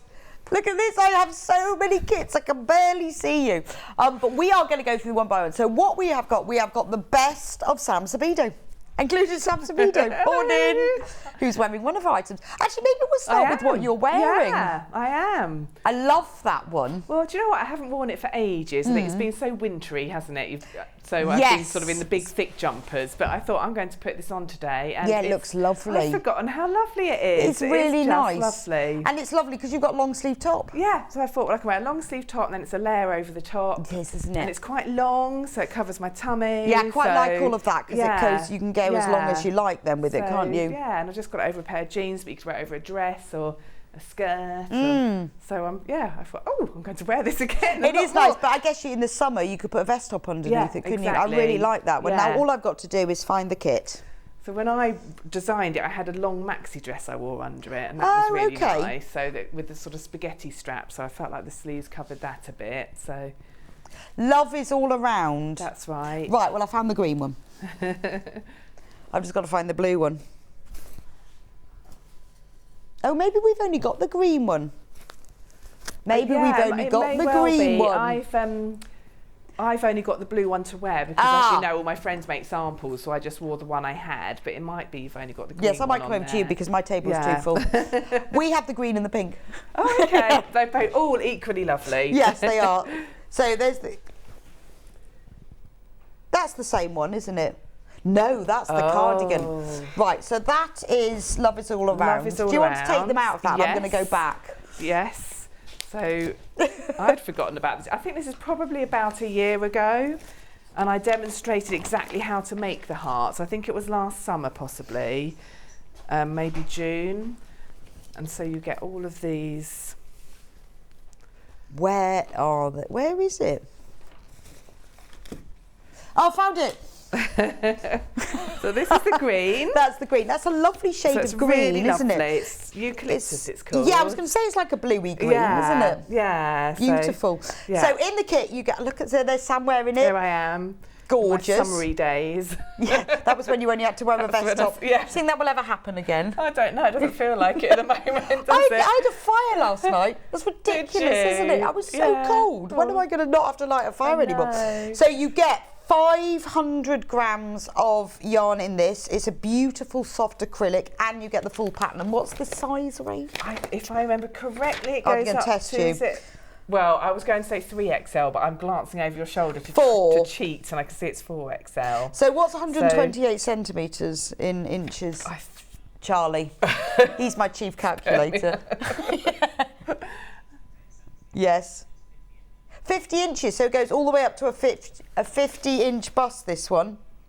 It's lovely because it's all done in one colour. So it is amazingly easy. So it's I the like technique that. is filet crochet, fillet crochet. I never quite know how to say it. Filet. It's net basically in French, yeah, isn't it?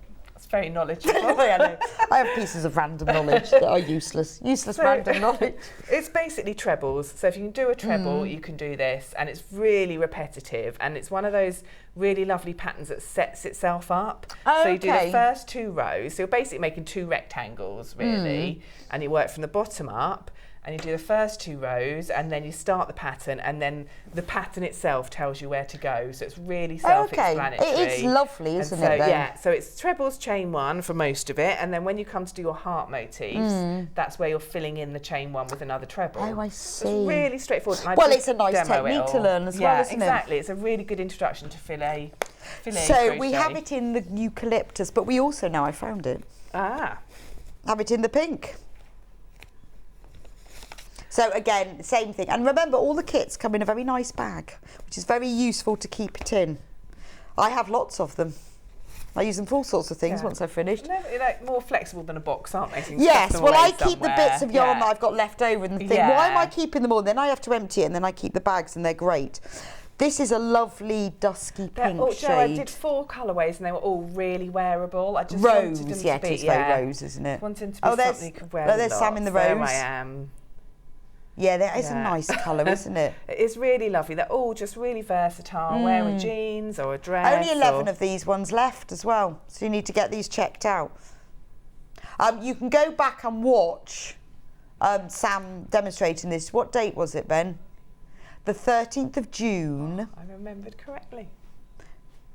It was 2 days after Ben's birthday. I'm not sure that would be relevant to anyone else, though. Useful information. He's just make a note, Rebecca. Yeah, when's his birthday? 11th of June. Oh.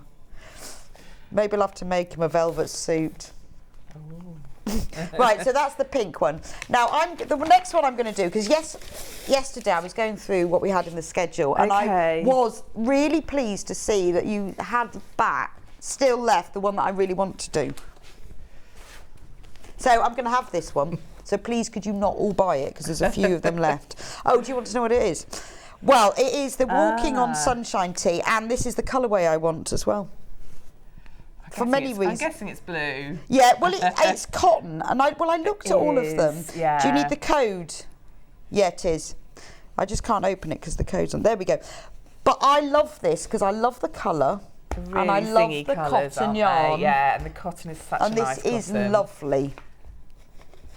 It's really fun to work with that cotton. And I'm just thinking, I want to, because if I start now, I really want to make a summer t-shirt.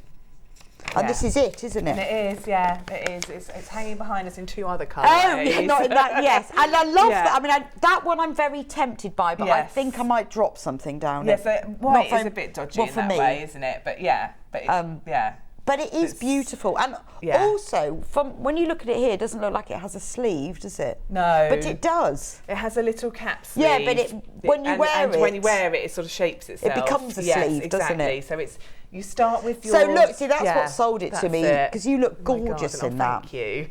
I do really like it. It's not... I think that's Terry Ann's one. I always end up having to give the colours I love best back to the sample makers. A shame. My friend Terry Ann made that for me, I think.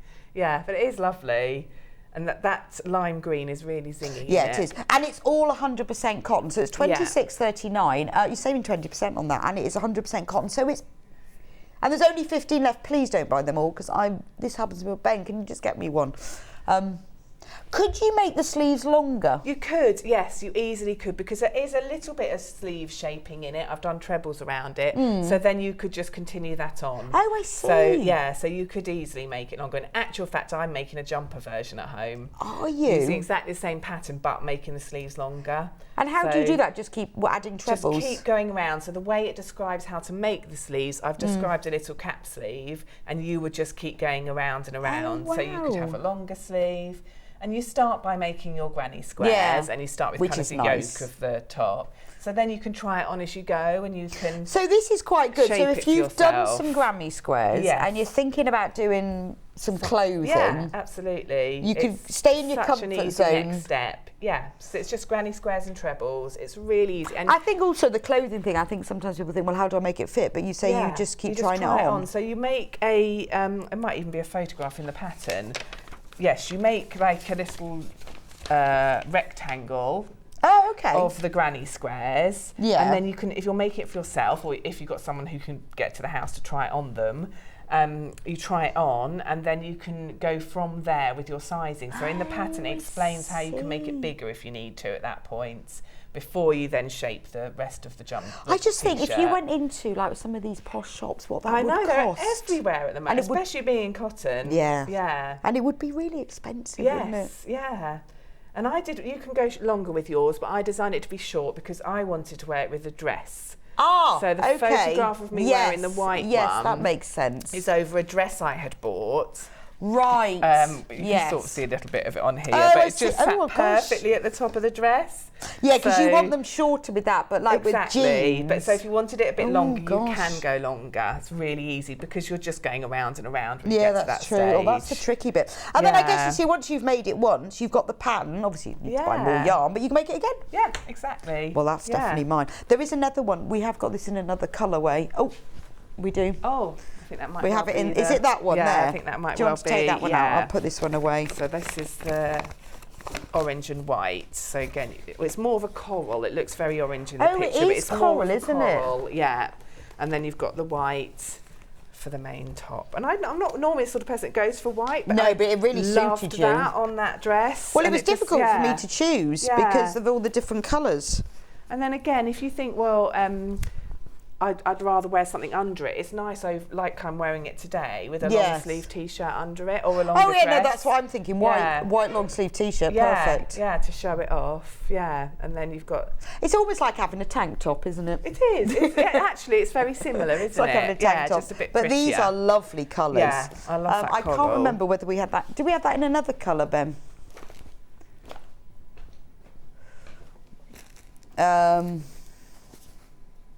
I did do it in a few other colourways. I can't quite remember. Yeah, no, but I've got to find it. You've got one of them here, of course, the cream, but yeah.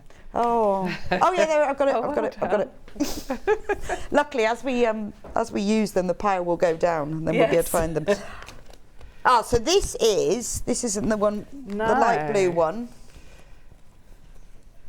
Oh, show us the picture of that one, Charlie. Oh, there I am. I'd forgotten about that colourway. Oh, well, that's lovely as well. They all suit you. Oh, thank you. Well, that's the thing. You said, do try to.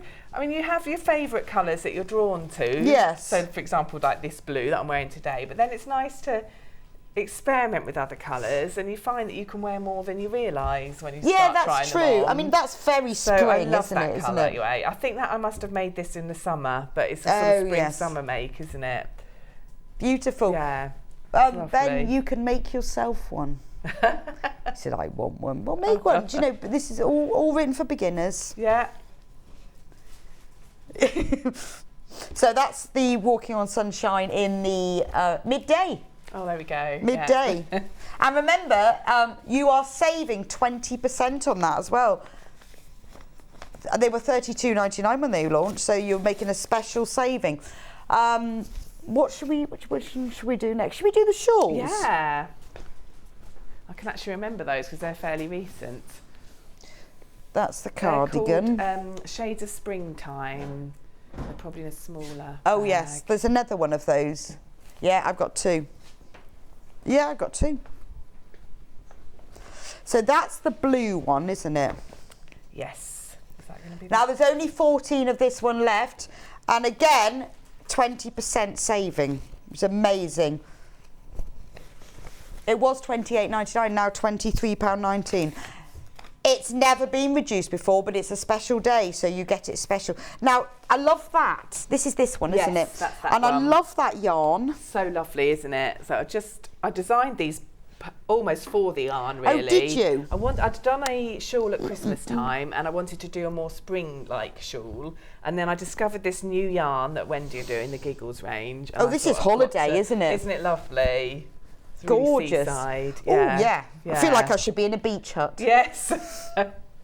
It feels soft and lovely. Yeah, it's a lovely yarn. It's really exciting to make because you know, as the colour changes happen, which happen very often, you get that kind of interest of working through it. So, yeah, and it's a sort of a shallow triangular shape. Okay. Is it easy? Yeah, it is. It's a 3-row repeat. Okay. So you've got 2 rows which are chains, and then a 3rd row where you fill in the chains with trebles. Oh, okay. So it's so much easier than it looks, and then of course it looks so lovely and lacy. Well, it does, So doesn't it? And I looks, think you that's know- well. I think it'd be lovely to go to the beach in. Yeah. But also, I think when it's always never hot and cold, is it? But if you're sitting in a chair and you want to keep it's like warm an a added bit. layer, isn't it? Or have it on your lap at a crochet class. Yeah, just where I show see off. people using them. So yeah. Yeah, that's true. Actually, you could wear it the other way around, and you can just keep Yeah. warm with it. Yeah, that's it. beautiful. So that's yeah. the blue one. That's the one that I've got on, and we've got it very popular with that one. So if you want that one, you need to get checked out. It is gorgeous, isn't it? It's lovely. It is summer evenings, isn't it? I think, when you go on holiday and you've got your dresses and then it's a bit chilly. It's one of those ones you can dress up and wear over a dress and look really beautiful and get a stunning shawl. Well, you had it on the other pin. way round, didn't you? I wear them the other way round, so I like to wear them sort of, so the shawl is a real feature of what I'm wearing. So I like to put them, so what I tend to do is I hold it, so you can see how it's a really long, wide shawl, but a shallow rectangle, which is really nice because you can wear that bit near your neck. So I tend to roll it over a couple of times at the top, and then just have the triangular part across my chest, and then, bring the other ends around. So you've got more of a feet, like you would wear a fabric shawl. Yes, so yes, it's what up you near mean. your neck. When you're dressing and you've got a dress on and it's a V-neck and it's a bit of a chilly day. Yes, so you can and put you it see like that, people with beautiful silk shawls on. So I always think these would be a nice feature over a nice dress or something. So there can be a winter shawl like that, but then this is just summer. Yeah, exactly. Fantastic. So, but if you're going out without a jacket on in this kind of weather, and you want that little layer, just a bit of warmth at the top of your nice, beautiful, sunny dress. Yes. And also you can wear them. There's another way of wearing them. It's more of a compromise. I wish I had Terry Ann here because she wears them beautifully. But where you just wrap a little bit, and then you maybe pin it with a shawl or a shawl pin. Okay. So you kind of wear it across. Yes, and then you just pin it. Oh, that's nice. And then you have it pinned. So you're still getting the warmth, but you're sort of showing off your beautiful shawl. Yeah, that's gorgeous. So well, we have got it in another colour as well. Ooh. This is sunshine. We've got a picture.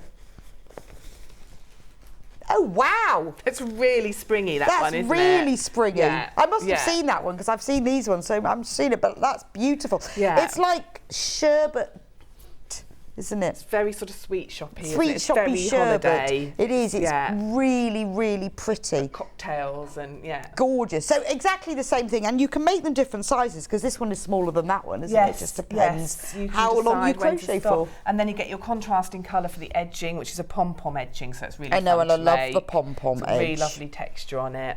So So it just depends what you want, which colourway you want, or get both of them, and then you can do both. Wouldn't it be an amazing gift for someone that's going on a holiday, wouldn't they? Well, I think so. Also, or somebody who's in a chair a lot, Oh, and you just want to keep a little bit warm, and and you think, well, what do I buy them? But this is just a nice little cover up. Yeah, it is, and it's pretty too. So it'd And be it's nice pretty. to wear. Yes, Yeah. love that one. Right, I'll put that one over here. This, because I've got this cardigan, I'm going to do that one next because I have it on the table. Yes. You know where and that there one is another one. Yeah, I've seen it. So there we go. Have we got just 2 of those? Right. 3. Oh. Yeah, got it. So it's going to be easier in a minute because I'll have gone through most of the table and then I'll be able to find it. So Feel the Love. Which is... Right, that one. Yeah. So should we start with that one because we've actually got the cardigan here. And then we can try it on. I love trying everything on. This is the best bit. So this I had to tell me actually about fish out this of my one. wardrobe. Oh, really? Because as you all know, I have made a lot of crochet clothing Yes. items, and I have a rack of them in my studio where I keep them on display. But I've got 2 of these. Have you? I've got the Oh, blue I'm gonna one wear and yours. the black one, and I wear them all the time. They are so wearable. So sometimes, obviously I like bright clothes, and I'll be going out to a Well, let me move class, that and I'll so you have can my see. bright dress on, and I go to pick up one of my bright Look granny at square that. cardies and think, no. But this one is really wearable. It's inside out, hence all the... Oh, is it? I didn't even notice. You can't even really tell, but Hence all that. yes. We'll put it on the right way now. Oh, no. But yeah, so this one's really wearable, and I designed the black one because I had lots of summer dresses that were black with lots of flowers on them in cream and Yes, different yeah. colours. So it goes with black, but it Yeah. also goes with the flowers as Yeah. well, doesn't it? And it's just so comfy. It's such a lovely yarn. So what do we get in the kit then? So you get mainly the main colour, which in that one is black. Yeah. And then you get the complementary colour that you do your hearts in. So for this one, it's actually, I think they call this natural. So it's like a sort of a nicer beige. Beige doesn't do it any favours, does it? Yeah, Like an oatmeal-y kind of parchment. parchment, Yeah. yes. So it's a bit softer than a white. Exactly. I wanted it softer. And I looked at a lot of my summer dresses at that point, and a lot of them had cream in. So, oh yeah, that's true actually. Yeah, they do. as They well kind as of all that the other antique colours. But yeah, exactly. sort of linen. Yeah, That's linen's the a colour. very good it's word black for and it. linen.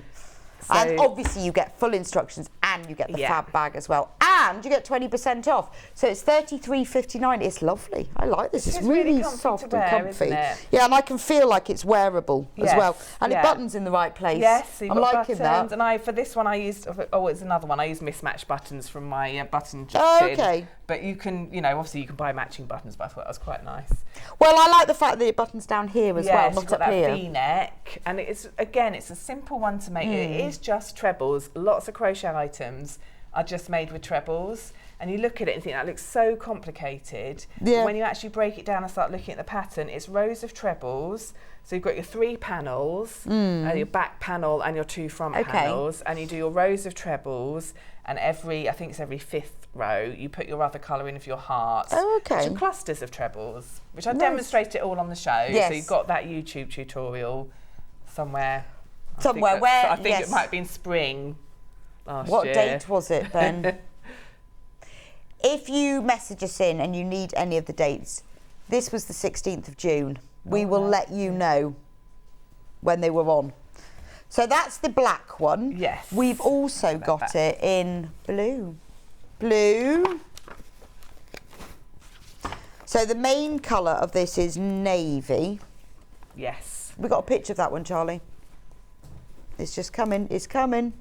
There we go. So the main colour on that one is navy. Yes. It's called Eternal, and the heart colour is denim.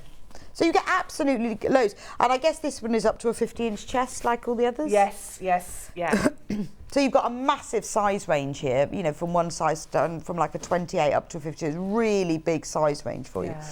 So if you prefer the navy and denim look, that's that one. £33.59. Again, you are saving 20% on that one.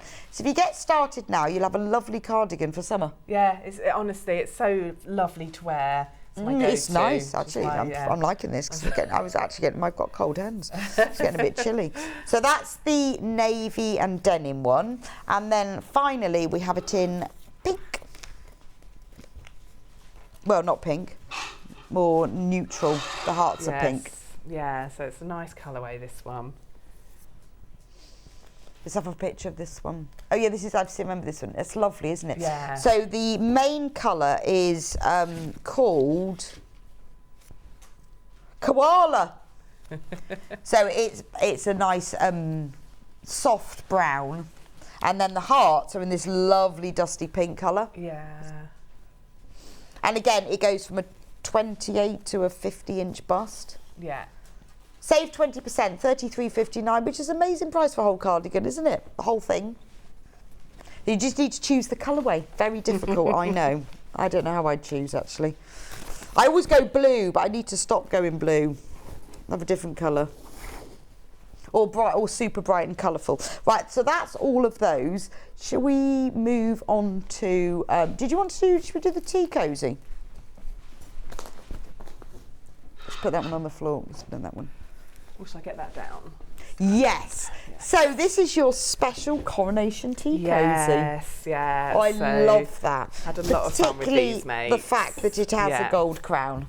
Yes, I think that's a that quirky is crown. Gorgeous, really lovely. And it will fit any size teapot, even better. Yes, so the pattern is written so that it's adjustable to your favourite teapot.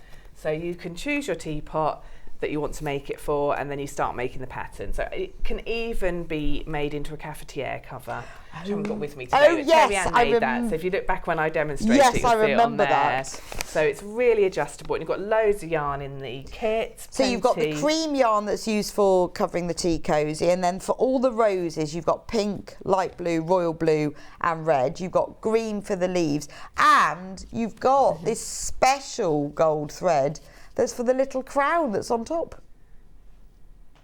That's really lovely, isn't it? Are you going to show us how to make a rose? Yes, yeah. I've come prepared to show you how to make a rose. Show how to make a rose. Yeah. But this is gorgeous. So if you want a special celebration tea cosy for the coronation and then forever after, I mean, you could put the crown on for the coronation and take it off afterwards if you wanted. The good thing about it is quite often you get patterns and they don't fit your tea cosy. They're too big or they're too small. You can make it to fit yours. $19.99. So you're saving 20%. That's special because we've got a special extra hour of yarn lane. We're giving you a special money off this time. So if you want to make a very special tea cosy, what a lovely gift for somebody. Yeah, that'd be really lovely, wouldn't it? And it is a quick make. It looks so complicated, but it really isn't. It's quick to make. Okay. So, all right, I'll hang that up. You show us how to make a rose. Just dig out all my yarn from under here. Right, so last time I was on, I demonstrated how to make the actual cosy, which is basically a rectangle of back loop double crochets. So you make your rectangle and then you decrease it. You gather it at the top to make it shape it over your tea cosy. So if you want to watch that, there is a demo of me demonstrating how to make the actual tea cosy, but I didn't get a chance to do the flowers, so I thought today I could show you how to do the flower.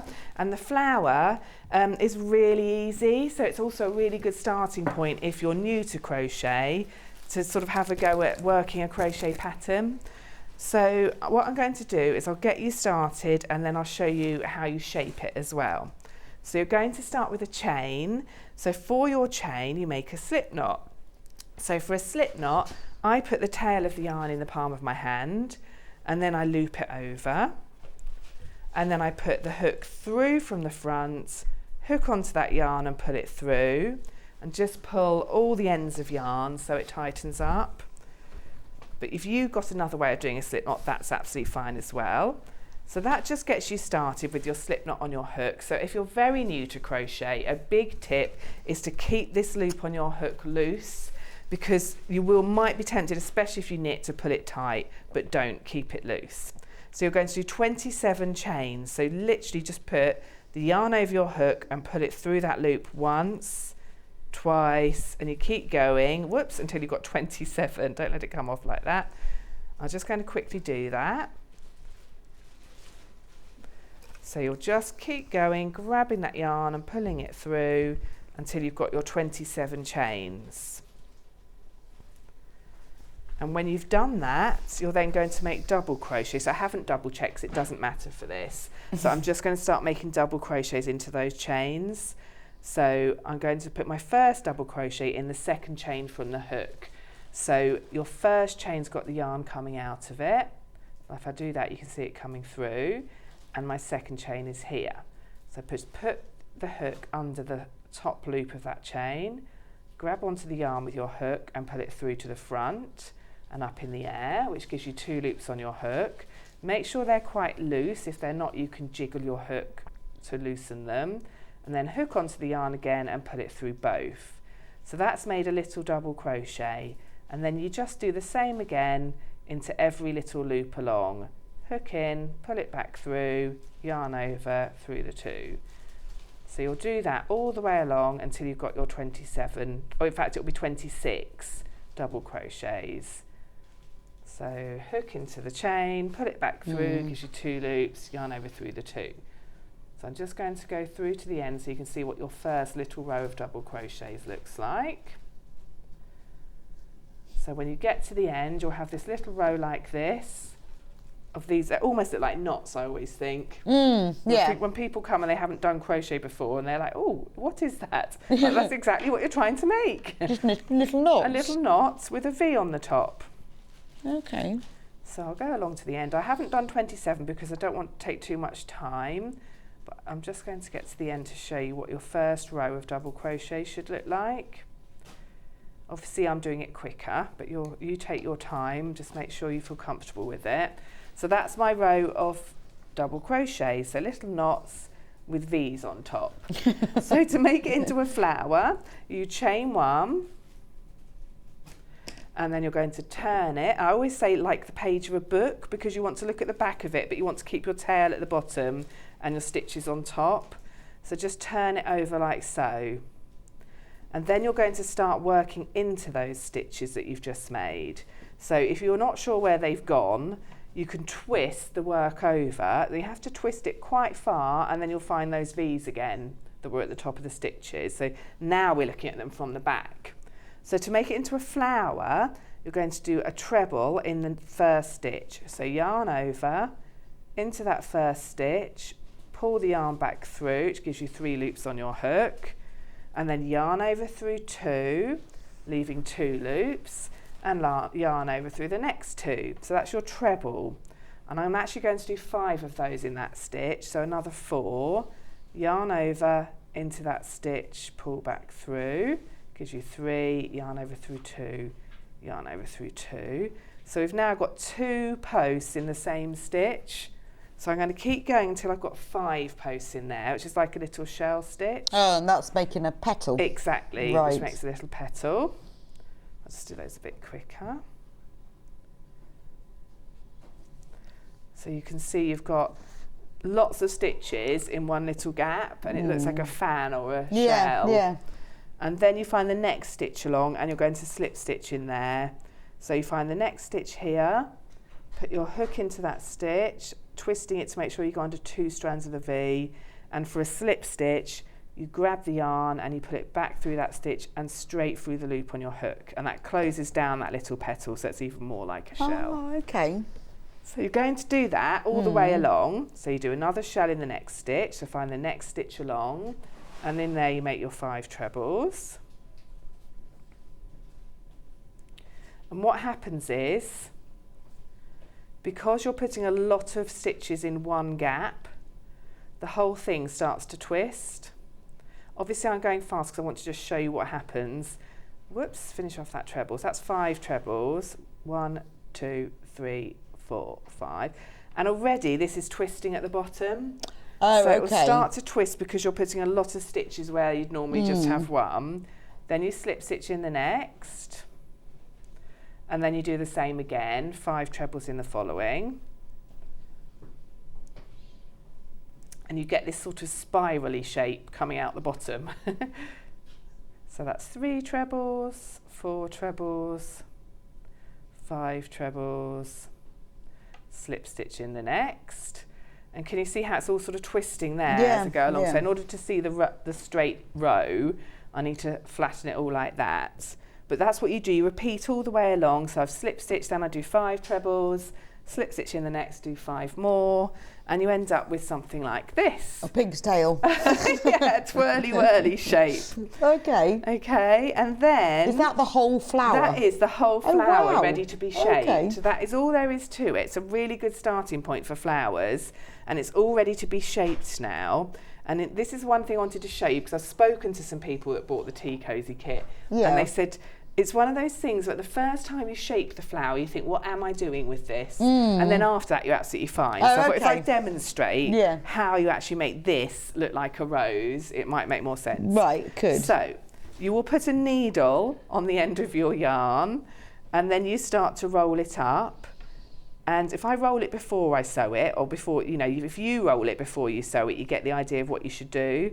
So you're going to have, this is actually going to be the bottom of the flower. You want to keep the foundation chain, the straight edge here, all together. So you're rolling along that foundation chain, and the petals all stay on the same level. So you can see I'm not spiraling it like so. I'm keeping the foundation chain in line. And then if I turn it, you can see it starts to look like a little rose. So if you do that before you sew it, you get the idea of where you're going. So you want the bottom of it to be flat, so that, I'll get the end out of the way. When you turn it over, so the bottom of it is flat, and I've just rolled it so that it's like if you imagine if you're rolling up a piece of paper just into one roll. You don't want to have a spiral effect, but you want it all in one level. So a flat bottom, and turn it over, and there's all your petals. Oh, wow. And I guess because in the centre they get tighter, and then the outside they get, so that's really realistic. So you get that kind of, and you can have it more or less open. You can play about with that. So if I open them up a bit. So what I would suggest doing is make one rose, have a go at shaping it. Once you're happy with that, undo it again and start rolling again. And this time, every time you do a little roll, you sew with your yarn needle in and just out to fasten it all. Right. Yeah. And then the same again, another little roll, sew in and out. So that's great. You could get carried away and have lots of flowers. You really could. There's enough yarn in there to make lots. In fact, I was talking to a customer at the weekend who came to one of my classes, had ordered this and made it. She's entering into her WI spring competition. Oh wow! Yeah, she's really delighted. I bet you could put a lot of roses on it. Yeah, as well, and she said she actually had enough left to make a second one. But I said, well, your teapot's probably a bit smaller than mine, but because I've got a big teapot there. I like a lot of tea. So, you've got plenty of yarn in the kit to make loads of flowers. Oh, well, it's beautiful. It really is. I think it's worth having. And it's nice to do something special for the coronation. Exactly. So let's just do the soldier kit. Oh, yes. Look at him. So this is the special soldier guard that Sam designed especially. I did, yeah. And never been seen at this price before either. Oh gosh, nearly brushed that to one side. That would have been your teapot. Imagine me just going like that. Yeah, sorry about your teapot. There goes my teapot. Favourite. So this is a brilliant kit because he's absolutely gorgeous, but he's got really special yarn as well. He has. All the little bits of yarn that you need for him are there. Which is great. So it is a complete thing. So it's a lovely gift for somebody for them to make. That's what I love about Sam's kits, because it's got everything in it. So you get the little drawstring bag, you get the full instructions, then you get all the yarn. So you get the white frizz vest, you get the black frizz trousers, you get this lovely shade of, it's a proper dark red, isn't it? Yeah, wine I think they call it. So yeah, it's really... You get the skin tone for his face. Yeah. And then you get this amazing black fluffy yarn that's for his hat. Yes. What's it called? Well, I called it a Busby, but I don't know if that's right there, something. I think it is. We get that. And also you get the gold thread that's for the chain that goes underneath the hat. You get all the filling, and you get the eyes, a bag of little eyes as well. So everything you need is there for him, and you can take his clothes off. You can, which I love. To me, that just had to happen. It's the most important thing. Has thing, to be part isn't it? of it. You can dress and undress him. Yeah. So there he's in his little long johns and socks, ready for the day, and then you put his little trousers on. I think it's just a lovely thing to have a little heirloom piece as well. It's a nice thing to give to somebody as a gift. Even the kit, because it's got everything in it, but it's just a nice little thing to do, isn't it? Oh, it's such fun to make. I do really enjoy making amigurumi toys, and they're so straightforward. It's just double crochet. That's all just double crochet, but it's just double crochet. It's the fact that Sam has collated together all the different sorts of yarns that you need, and this fluffy yarn the one for the hat is perfect, isn't it? Yeah. $19.99. That's a special offer today. Save 20% to buy the guard. Right, I want to do the spring wreath because I love this. I have this kit and I still haven't made it. I have all of them, the summer wreath. It's this one, isn't it? Yeah. I have all of them, but I haven't made the summer one yet. You've not made it yet? No, why haven't I made it? Yeah, no, I've made the spring and yes, it might do. Well, it's because I start something else. Yes, that's what happens. There's too many other good projects out there. Well, no, there? I just sort of think, I'll do that. There's always more inspiration in the background. You just get. Or what happened? I think summer had gone by, so I thought, well, it's fine. Yeah. I'll make it for next summer. Yeah, exactly. Now's the time to start, definitely. And I should, because it's absolutely gorgeous. And what I love about these kits is that they all come with a wreath that's slightly different. So the summer one has the heart-shaped wreath. I mean, for £27.99, you're going to be amazed. Look at what you get in this. All comes in a bag. You get the gorgeous heart-shaped wreath. You get all of these yarns, and they're cotton. So they work brilliantly to make the flowers with. So you get 3 pinks.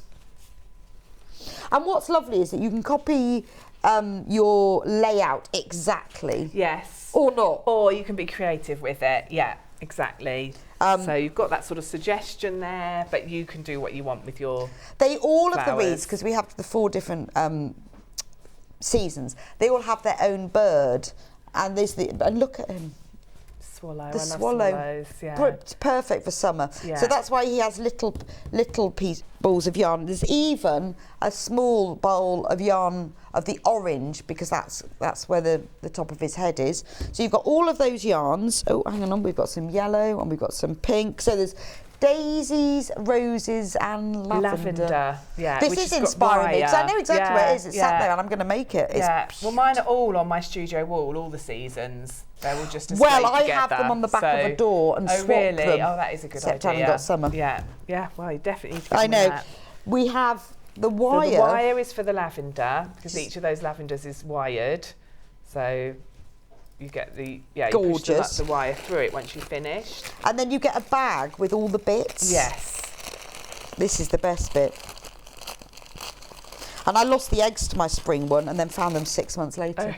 Do you remember you saying you'd lost them? Yeah, but I put them in a little jug on my dresser, so I didn't lose them. helpful. And it took me 6 months to remember where I put them. And then one day I went, oh, there's the eggs. Yes. So be very careful with yours. So you get the filling to fill the bird with. And the eyes are definitely in the kit somewhere. The eyes are definitely in here, we'll find it. Oh, look. Yeah. And the swallow has his own little eyes, and they're in the bag as well.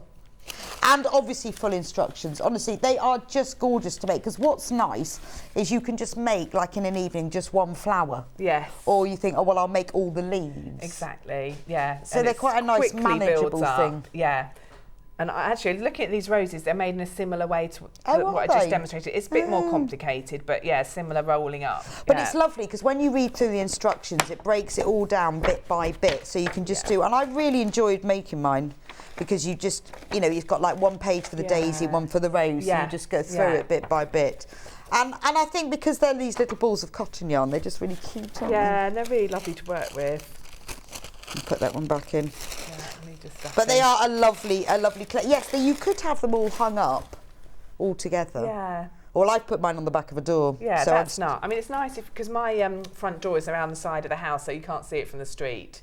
But you could have one in front door, obviously weather allowing. Oh no, or mine's got on a the porch, an inside or an kitchen interior door, or on a shelf. They look lovely. They are. And they're a real sort of talking piece. Everyone notices them. Oh yeah, no, people always talk about them. They are gorgeous. So I would recommend that. It's a really nice kit if you just want to do a little bit here and there, or if you're beginning with crochet and you don't want to do clothing, maybe you just want to do decorations, because everyone has something slightly different that they want to do. It's nice and portable as well, isn't it? Because you can take it on the train if you commute. Yeah, exactly. Just make one little flower and then one on the way back. And they are just beautiful. Yeah. Right, what shall we do next? Put him away. The tulips.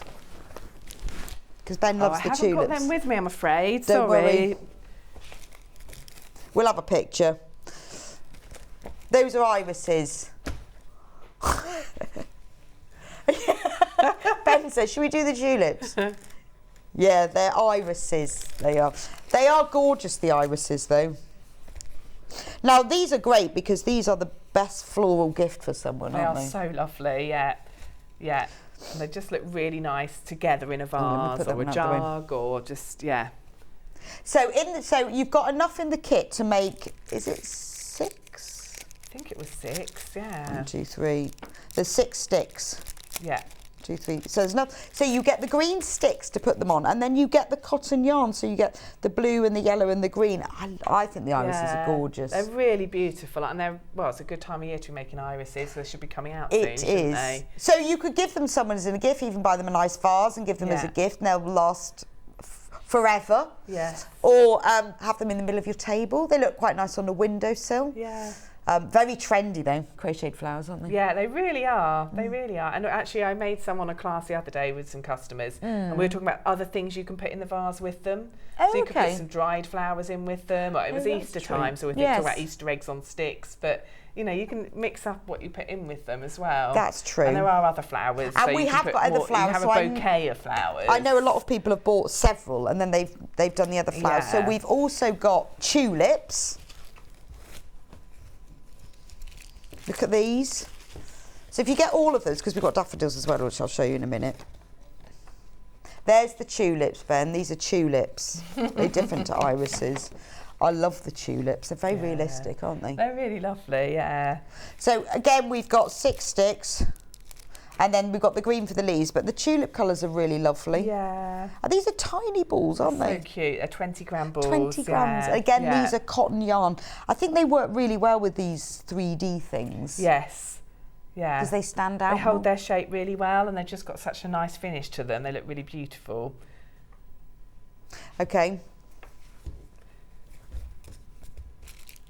And then we've got daffodils. I think you might find that's punch needle. Oh, that's really confused me. I think you're absolutely right, because I don't remember doing daffodils. Yeah, no. Oh, this is punch needle. Okay, I was so thinking daffodils. I have got that with me. yes. Okay, so this is a different technique, not crochet at all. But if you want to have a go at punch needle, this is a beautiful kit, because this is for beginners, isn't it? Yes, it's such fun, and it does work well with crochet, because once you get the hang of it, you can do it use all your ends of yarn. Oh, I So it does see. use yarn. I think this is if I remember correctly, now this is a long while ago I did this. It is. This is right at the beginning of Yarn This Lane. is 4-ply. It might be double knit, but it's certainly. Oh yes, it's a Katona. It's a 4-ply cotton, and then you've got your punch needle in So there. you get your hoop with the Yeah. trace design on it. Yeah. You get the punch needle, and then you get all the yarns to make it. So if you are new to punch needle, this is absolutely perfect. And it's such a lot of fun. Every time I bring the kits, I think I must do some more punch needle. It is, Such a it lot is of fun lovely, to do. isn't it? Yeah. That's brilliant. Well, thank you for that. I think we're going to have a break now, because Okay. you've got to get ready for your next Yes, show. yeah, something new. It's lovely we're having Sam in with us today. So we're going to be back in a few minutes' time, and Sam is going to be demonstrating her brand new bag, which I'm going to show you one of, but there are 4 of. Gorgeous. I love this. It's really lovely. I said isn't these it? cost a fortune, don't they? I've seen these. Absolutely. Yeah, it's such a great size, and it's just everything about it. Yeah, and very easy to make. Brilliant. So Yeah. Sam will be back. Don't go anywhere. This is perfect for beginners or somebody Yes. who, or even more experienced, who wants something, a real designer bag. It's available in 4 colourways. Please get ahead in the break. Go on to sewingstreet.com, click on Watch Live, get your kit, and then you can just sit back, relax, and watch Sam make it. I'll see you here in a few minutes' time.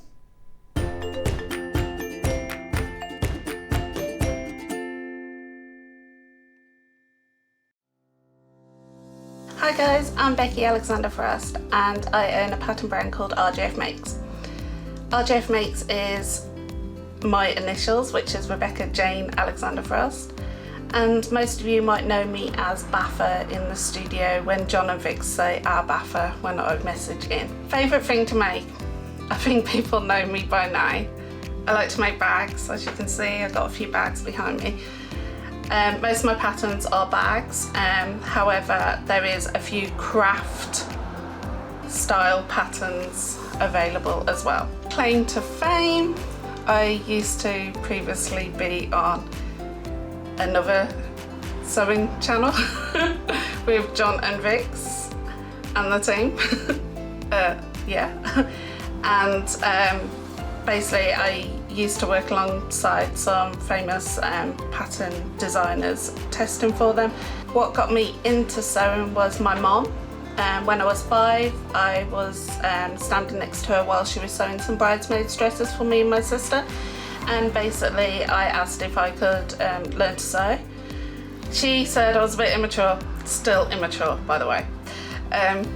She said I'm a bit young to learn, her words, and basically she said maybe when you're a bit older. So when I turned 8, I basically learned to hand sew, and by the age of 11 I had my first sewing machine. I'm now in my late 30s but still act that 8-year-old. My favourite tools or top tips. So, I have two best friends. One's called the Bulky Sea Maid, which is this, and one is called Quilter Stay.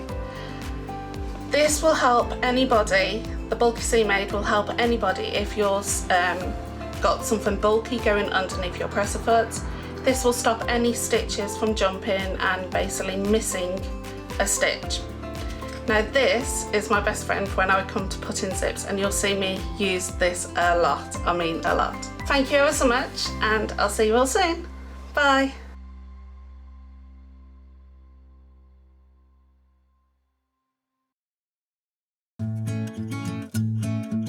Stuck for ideas for the perfect gift? Why not get them a gift card? You can buy Sewing Street gift cards loaded up with anything from £10 to £500. Shop our gift cards online at www.sewingstreet.com or purchase them via our UK call centre on 0800 001 44 33.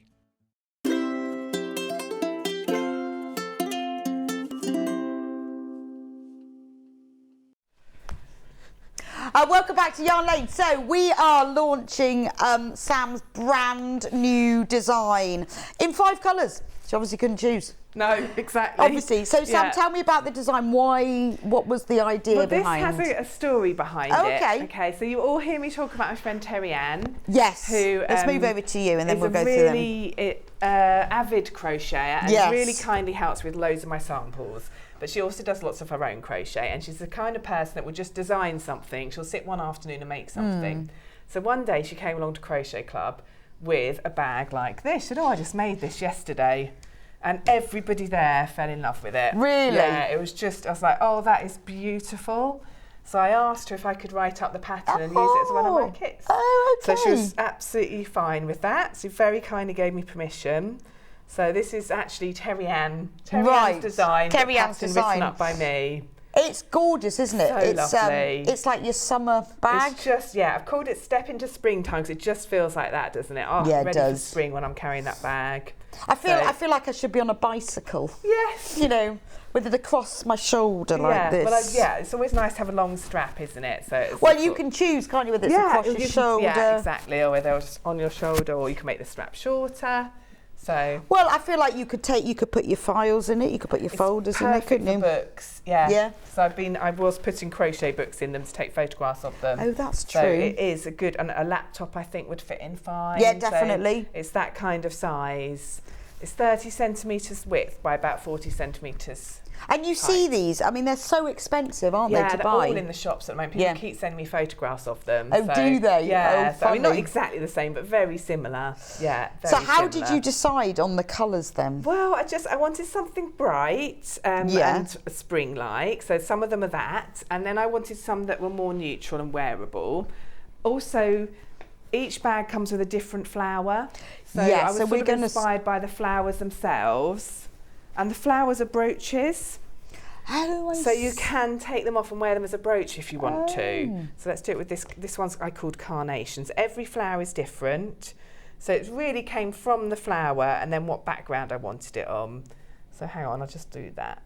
And that, yes. So then you've got the brooch that you can wear on your jacket, and then or you can put it on your bag in any place you want. So it's a really nice size of brooch. Let me just pop it in so you can see. So it can live on your bag or not. Or you can swap it about. Or you can make the flower and sew it onto your bag if you think, oh, I won't use it as a brooch. Yes, so you can choose. You've got those options there. And then they've all got the beading at the bottom and the fringe, but again, that's also optional. So it's just a really fun kind of slightly... Right. I'm going to go through all of the kits. So I'll come over here because it's a bit easier. Sunflower I'm going to start with. Right, a third of the sunflower's gone on pre-order. Oh, wow. So Sam's got the sunflower. there we go. That's the sunflower. I'm going to show you what's on the kit. Otherwise we're just running out of space. We're doing a 2-desker. Yes, absolutely. So this is the sunflower. Teamwork. Now the yarn used in this is a chunky yarn. Yes, it is chunky, and I'll show you shortly. You double it up. Oh wow! So it's super chunky. Really quick to make. A 9mm hook. So I made 4 of these easily in a week. Wow. They Half are of the really stock is easy now gone. So in make. here you get 300 grams of the back of the main coat, which is caramel. Then you get the sunflower. Yes. So the petals and the centre. Yeah. And a bag of beads. Yeah. And just fallen out on the fabric. Oh, and a button. And a button for fastening. And a button, which is brilliant. Yeah. And also the back of the brooch. Yes. Well, that's lovely that you've got the button, because that's the sort of thing you think, well, I want that button exactly. Where am I going to find it? Yeah, so you get the button, you get, as we often say, everything you need. It's completely up to you about the lining, whether you line it or not. And you can use the project bag it comes in to line it if you want to, because it's the perfect size. Oh, that's amazing. So you can choose your own fabric, which I have. So Jennifer says, beautiful bags. Are they doable for a total beginner, please? Yes. Well, there we go. Really easy. Well, sounds very adamant about that. Yes. Yeah. Well, I'll show you from the beginning in a minute. Yeah. Right. We only have 19 left of the sunflower. So if you want it, there are loads of you got this in your baskets. You need to get checked out. So if you're looking at this one, you need to get checked out. I will go through them all. So you've got everything you need, and you can use the bag, or you can use 1/2 metre of fabric. I'll show you all of that in a minute. So that's sunflower. Actually, I'm not going to put them away because I'm going to end up getting them all out again. Which one should I do next? We're on single figures on sunflower now. Which one should we do next, Ben? Daisy. Yeah. Oh no. No, Daisy is the green. Daisy's It's that green. bright green one. Threw myself So there. it's spring green. What did they call it? Moss. Oh no, it's spring green. It's so springy. I It's love this gorgeous. colour. Absolutely love it. So you get 300 grams of the spring green yarn. You get a bag of beads, white and yellow ones. This was taking you ages to pack. Oh, it did. It did. It's a labour of love. The yellow and the white for the daisy. You get the button and the brooch back. You get full instructions, and obviously you get the bag, which you can use to line your bag if you like, or if you want to keep your bag, then you can use some cotton fabric. I mean, you don't have to line it. It's only if you want to. Don't have to. This one's not lined, so you can see it keeps its shape really well without being lined. But if you're it depends what you want to put in it. If you're putting something heavy in it, I would suggest lining it. But if you're just putting your purse and your phone in it, then that's fine as it is. So it's completely up to you. But how you line it will depend on your level of experience with sewing and what you want to do with it. But that's why I designed it so you can use the project bag. You simply put the project bag inside and sew it around the top. Oh wow. So it's so simple. So it's really and there's easy. written instructions in the pattern about how you would do that. Oh, okay. And there are also written instructions about if you want to do your own lining, because this one, for example, I have lined myself with some of my stash. I don't look too closely. Okay. And I did the handle as well. So right. yes. Gorgeous. So I think they're just lovely. Yeah. Right, less than 20 left of the daisy one. So that's daisy. Which one should I do next? Bluebell? Let's do bluebell. I love bluebell. Yeah. That colour is beautiful, Gorgeous, isn't it? Isn't it? It's a new one to the King Cole range. So I was really excited to work with it. What have they called this colour? Sea breeze. Yeah, it's gorgeous, isn't it? And that has a daisy. That has so I called it bluebell because I was sort of going from the tones of the bag rather than having a bluebell on it. But yes, you've got it slightly different to the daisy flower that I had it's on. different. So you've got every flower is slightly different. So it's a white this one's got flower. 6 petals. It's a generic white A generic flower. white flower. flower. Different type of daisy. Maybe the sort of daisy you get on your lawn, whereas this is a daisy you get in the flower bed. Yeah, that's true. You get yellow and white beads, you get the button, and you... Oh, everyone's flying in for this one now. Oh, this is... Right, so this is a contender to be our first sellout with the number of you who've put it in basket. So I think whatever you've got, you need to get checked out on these. So that's Bluebell. Still got 2 to go. Bluebell. Still got 2 to go. Yeah. I'm putting them back on its bag. Let's do this one, which is called Tulip. Tulip, yeah. So hang on, let's get all the beads out. So with your fringing, you can choose whether to have fringing or not. I obviously have on all of them. I just think it makes it. But you also can choose the length, and I'll show you later how you can choose whether you have it really frizzy, because you can untwist the plies in the yarn to get that kind of frizzy look to the fringing if you want to. So there's lots and lots of options with this bag. So this has got this beautiful blue heaven yarn, which is a real royal blue, isn't it? Lovely. So you get 3 balls of that. You get the pink and the yellow, which I use for the flower. Bright pink this one is. Super bright pink. You get lovely pink and yellow beads. You get the button, you get the brooch back, and obviously the instructions. So that's Tulip. And then finally, this is another neutral shade, only different. Yes. So this one is more grey. So this one is called Carnation. Yes. So this one Terry Ann made for me. Okay. And you've got, she's lined it with her kit bag. She's done a lovely little bow on the loop. She always puts these nice finishing touches on, but she's lined it with her kit bag, so you can see how that works. And then it's lovely in the grey, so it's very neutral, but then it's got this longer fringing on hers through choice. But a real splash of colour with the flower. Yes. But I guess if you want it just completely plain, you don't have to put the flower on, you don't have to put the beads. Yeah, you could just have it plain. So you can make it as kind of funky as you like, really. So it's a bit festival, isn't it? It is a bit festival. Fun and funky. Yeah. Daisy is in the lead. Oh. Daisy. Right, we're going to see what we'll let you know when we've done a bit of a demo which one is in the lead. But Daisy is so far. Sam's going to show us how to do it now, but let me just say, could you please, if it's in your basket, any of them, get them checked out, because otherwise you are going to miss out, because we are close to sell out on a lot of them. Anyway, Sam, right, so where do we start? Okay, so it is beginner friendly. If you are an experienced crocheter, it's really fun to make because it's so quick. So it's great for anybody. But if you're new to crochet, it is okay to do. It's really straightforward. So it's a good kit to buy somebody as well then? Yeah, that's true. It would make a good gift. A lovely present. Here you go. Yeah. Make your bag. You are working with a 9mm hook. Whoa. And you have your chunky yarn, which you're working double stranded. So for the kit itself, you'll need a 9mm and a 6mm. Yes, and we do have those. Those are on the website for you. So if you go onto sewingstreet.com, go and watch live, the 9 and the 6 mils are on there. So you might find you do need to make that purchase of the 9mm one, because it doesn't often come in a kit. So if you bought a kit of, when you buy a pack of crochet hooks and you get all different sizes, they normally finish at 6. Right. So don't think, oh, I've got hooks, I'll have it. Do have a check. You might need to buy the 9mm as well. So you're going to have the 9mm for making the bag, and then the 6mm for the flower.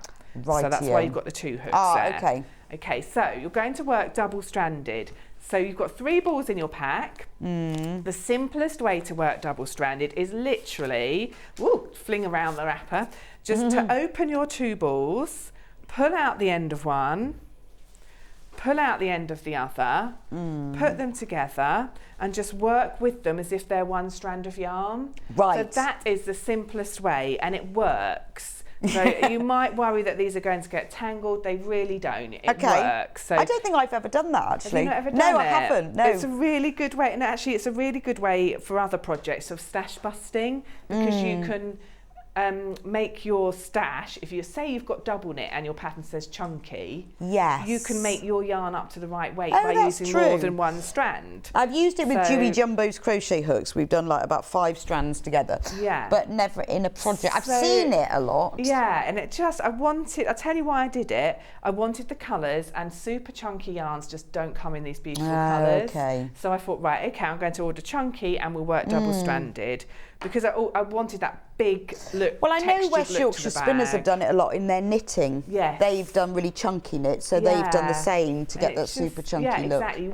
I wanted that really big, bulky look. You know, that look Yeah. you've got where you can see those stitches so clearly because it's so lovely and bulky, and it holds its shape. So you don't need to line these bags Right. because where it's so thick, it holds its shape. So the simplest way is what I've just shown you. If that concerns you, you can roll the ball before you start.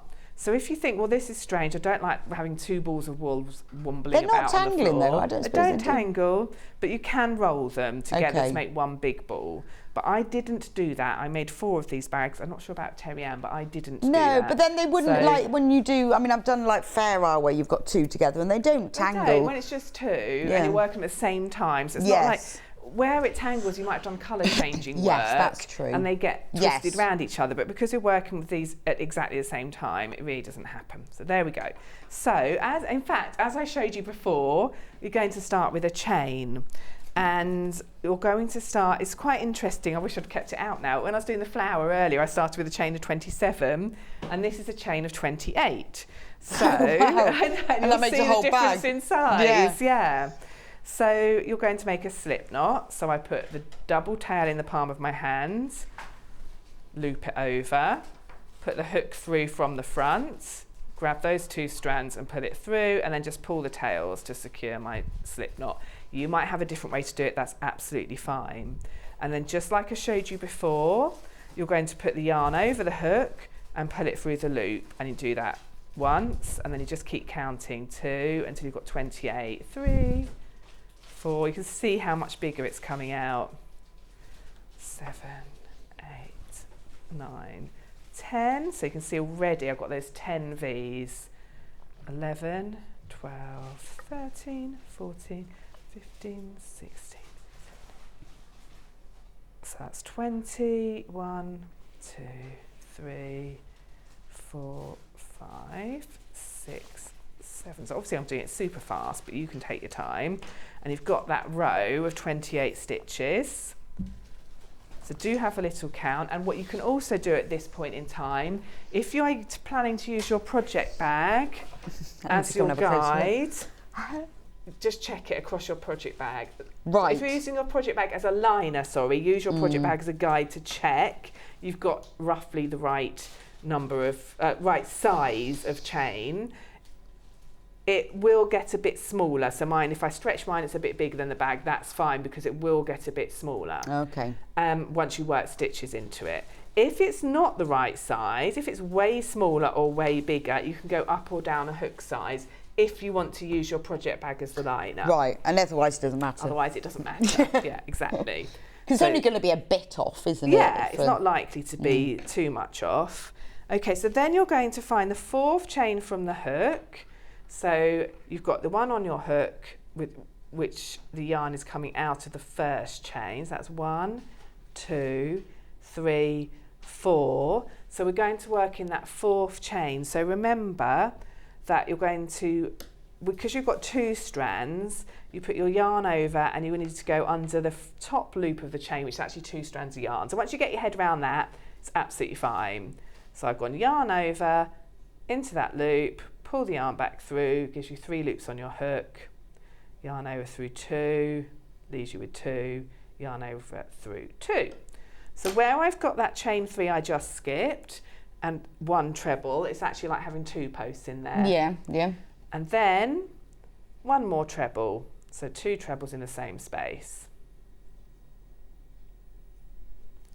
That's it. So you've got your first little granny cluster. So they call this granny stripe. So if you've worked a granny square before, it's the same principle in that you're making 3 trebles into where you want to work. Right. But you're working in rows, so they call it granny stripe. So then you're going to skip 2 chains, and in the 3rd one along, you're going to make 3 trebles. So you're skipping, I can use my little 6mm for this, 1, 2, and you're finding the 3rd one along. So if you're new to crochet, this bit can be where you can get a bit muddled. So just find those V's. There's 1, there's the 2nd, and I want to work in the 3rd one. And I'm going to put 3 trebles in there. 1, 2, onto just that one loop, make one treble, and then a second, and then a third. And you can just see how big those stitches are. Yeah, they're gorgeous, it's aren't amazing, they? isn't it? I love it. It does feel like Such a lot of well, fun. it's easier to count, isn't it? 'Cause Everything's easier to see. you can actually I see what you're think. doing. Yeah, you've got these big posts that your stitch is 1, 2, 3. Because that's often the hardest group of bit, but you can 3. see the stitches. You're peering at it with your glasses on if it's a smaller yarn, but yeah. And then you do the same all the way along. So you skip 2. So you've got the big loop where you've got your 3 trebles, and then you skip the one next to it and the one after, and you find the following one, and you do 3 trebles in there. So you're just building up your granny stripe all the way along the foundation chain. So if you haven't worked with this size of a hook before, it's really straightforward. It can feel a bit different, and once you get going, it's such a lot of fun. And just always give yourself plenty of yarn. You can see me pulling this out here, because you don't want to be battling your yarn. Well, it's easier to sort of hold on to, isn't it? And absolutely. I just like it. This hook particularly, I'm not sure what yours were, but are they wooden? It's just got a nice big handle to hold. This one is wooden. Have we got, can we put these on? CZZW38, they're ginger 9mm. So you just... Oh, they've sold out. But we have got the 6mm. And I'm just continuing that all the way along, skipping 2, 3 trebles in the next. So if you haven't worked on this scale before, I really recommend it. It's such a lot of fun. And even if you're new, it just builds up so quickly. Okay. So there's you can see quite clearly my little groups of, well, I say little, big groups of 3 here. And you're going to do that all the way along. Skip 2, 3 trebles. And you can see how easy it is to work double-stranded. Yeah, it doesn't seem like they're just coming together, aren't they? Yeah, they're not tangling at all, and No. it just comes off at the same pace. I must admit, I tend to have my wool on the floor. I'm a bit naughty like that, so they just sort of roll around on the floor next to me. But if you have them on the same level that you're working at, you can just do what I'm doing now and just pull the yarn every now and then. So you can see it's coming through my fingers. It's all coming through at the same rate. And I guess once you've done a few rows, then working with 2 becomes normal. Yes, exactly. As in, well, the thickness of it. And your hook, if you're a more experienced crocheter who has that sort of instinctive feel for where to put your hook still goes instinctively where you want it to. So I've come to the end now, and I've got just 3 chains left. So when you get to the end and you've got your last 3 chains, you skip 2 chains and you're just making 1 treble in that final stitch. So yarn over and into that, so skip 2, and in that final one, just make 1. And that is the first row complete. Again, you might want to just have a quick double check. I haven't got a project bag to show you one, but pretend this is my project bag. Oh, I can give you one. Okay. Because I have one over here. Oh, thank you. There we go. I can show you. You can test it like so. In fact, I can hold it that way because that is actually the way you assemble it. And you can see that's pretty perfect. Yeah, it is, isn't it? Yay. Okay. If not, all you need to do is change your hook size by 1. So if it's too big, go down a hook size. So try again with an 8. If it's too small, go up to a 10. Vast majority of people watching it will be fine with a 9, but there are the odd people that, and they probably know who they are, that they normally use. You know who you are. You're probably used to going up or down a hook size. That's fine. Everybody's tension's different. But as I say, it only matters really if you want to make it with the project bag as liner. So then all you do is you chain 3 in the air, and that becomes your first pretend treble. You turn it over, so you're keeping the stitches at the top and the yarn tail at the bottom, like the page of a book, I always say. And then you're going to make 2 trebles in that first gap.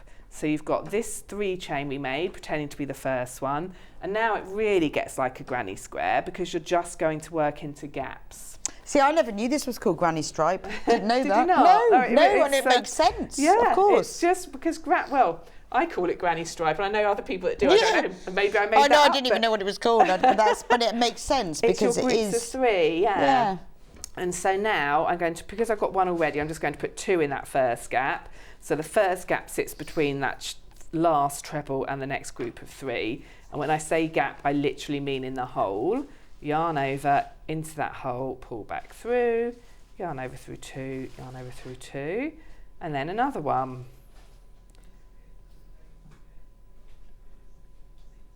And then you're going to find the next gap between the next 2 groups of 3, so literally in the hole between them. So stop warning, the daisy one and this one, which is tulip. This is How bluebell. Bluebell. Daisy and Too many to bluebell. remember.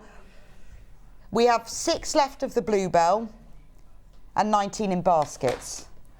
And the daisy, we have 5 left and 21 in baskets. So you really need to, I did say, you need to check out, if you want this kit, you need to check out. When you think the daisy has 5 left and 21 of you have in your baskets. What? But said, you know, the one thing that's not very spring-like, disappointment. Oh, that's a little bit corny, but I like it. I thought he was going to say something amazing. I thought one of my flowers, maybe. I know, I was going like, he's which gonna say one the is it then? sunflower. I had to do a sunflower, even though it's not spring. But and you know, these kits are exclusive to Yarn Lane. I don't do the kits anywhere else. So if you want them, this is the only place you can get them. Sam doesn't do kits for anyone else. Considering you get the beads and everything, which you have to it's buy, amazing value. it's just Well, and the button. Yes. And the project bag. A brooch back if you want to be a brooch. I know, I think it's brilliant. It's just got everything you need. And this is, for me, it's a great gift, isn't it? I would make it for myself, but when you're looking for a present to buy someone, you think, this is for beginners, so it's for anyone, isn't it? There you go. You can see it is so straightforward.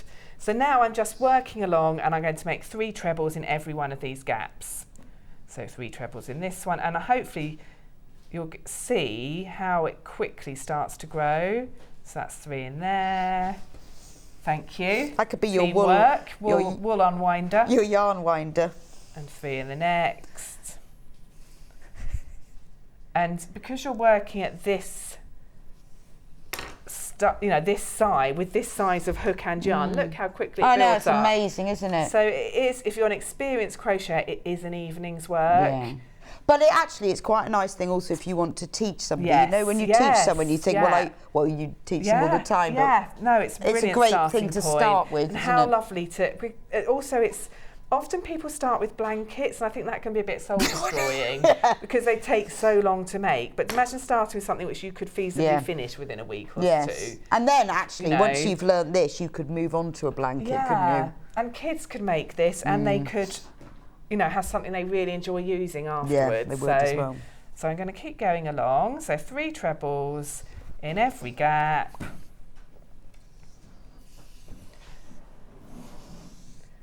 And the last gap,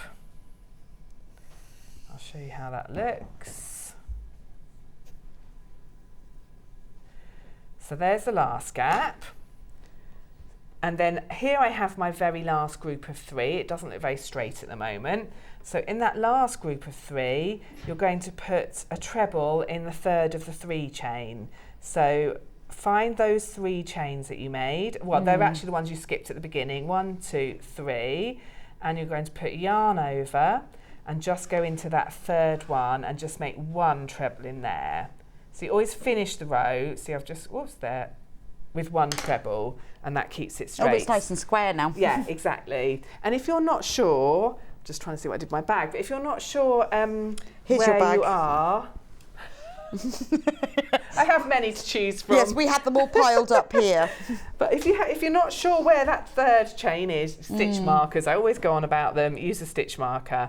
So then you're going to start this next row, again, exactly the same way, chain 3, turn it over, 2 trebles in there. And that's all you have to do. And then you do the same thing all the way along. And does it make a difference whether you do chain 3 and turn over, or turn over and do chain 3? Because I never know. Well, I get asked that a lot. Oh, yeah. I don't think it makes any lot. difference in the way it finally looks. I think it's about how easy you find it. So, and also you'll see in crochet patterns, sometimes the turn is written at the end of the row, and sometimes it's written at the beginning. So as long as you do it. Now, I like to do it first because when I was taught to crochet, I was taught that you do the 3 chain before you turn it, because that gives you room to turn it. Because having that, you've got your hook in there, you've added that bit of height, and you've given yourself that little bit of space to now turn it and be able to start working. Right, okay. Because I never know whether it will look different. It does look slightly different, because when I turn it over, I twist this so it's now backwards. Oh, so when you do get to it, you're looking at the back of it. So it actually, if you do it before you turn it, you can see the front of it. Oh. But that's why a stitch marker is your best friend, because you just put a stitch marker in here and then you know where your third of your 3 chain is. Yes. So, but it's really, then once you've done that, it builds so quickly. You can see, Yeah, it's brilliant. If you can crochet, you can do it from the telly, just sit and do these. So what you do is you keep going until you've got the height. I can't remember how many rows it is, but it says in the pattern. And then that's one rectangle made, and then you fasten it off and you make a second, and you put those 2 rectangles together and join them together. So there's no bottom or edges to it, because it's such nice sturdy piece of fabric when you're done. Yeah, okay. That you don't need any more to it. And then you've got your 3 edges joined. There's a little bit of edging along the bottom. You make your strap. And then you can think about where you want your button to go, and making your flower and putting your beads on. Fab. Well, let's just run through those kits. Just one. I'm going to go over here, because I know, just because of the numbers. Can I have that one? Oh, of course. What, Ben? Right. So we still have 5 of the daisy left, which is amazing when I think how many we've got in baskets. So we're just going to. I just want to give you a chance. We'll get Sam to just pause the demo at the moment, because I don't want you to miss out. So the daisy one. There are 4 left of the daisy kit, and there are 30 in baskets. Remember, you meant the sunflower, not the daisy. You're confusing me. I think your sunflower's fallen off. Sorry, I undid it. Oh, I'll hold it. So the sunflower, right. The sunflower.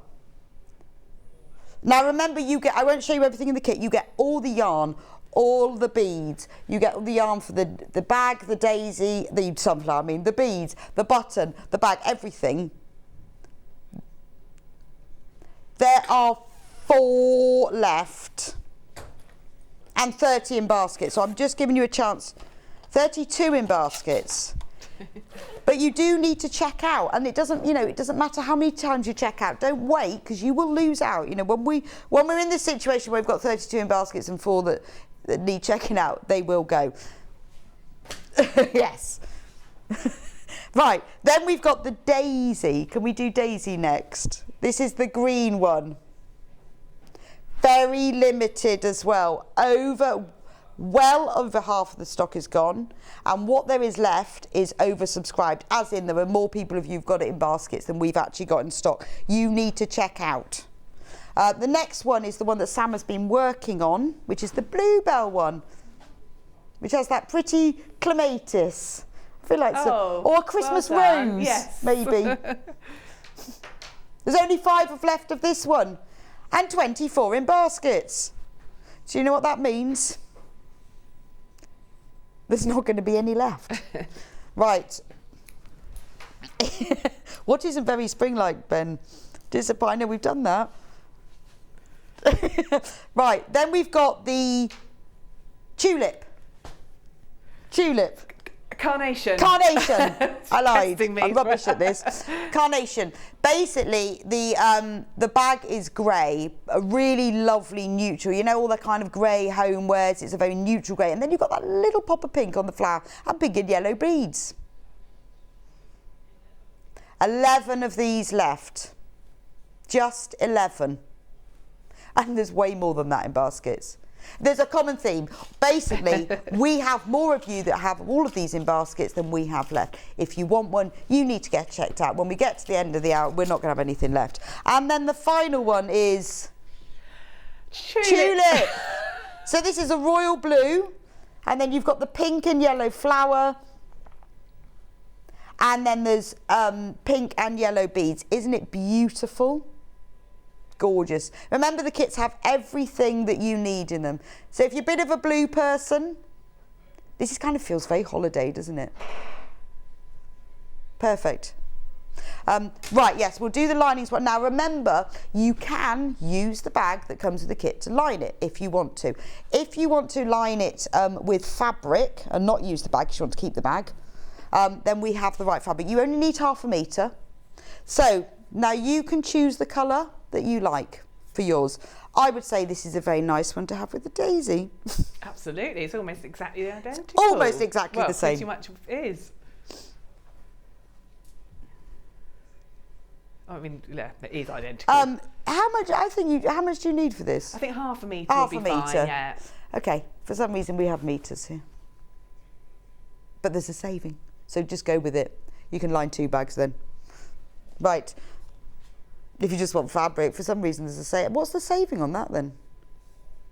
There's a saving.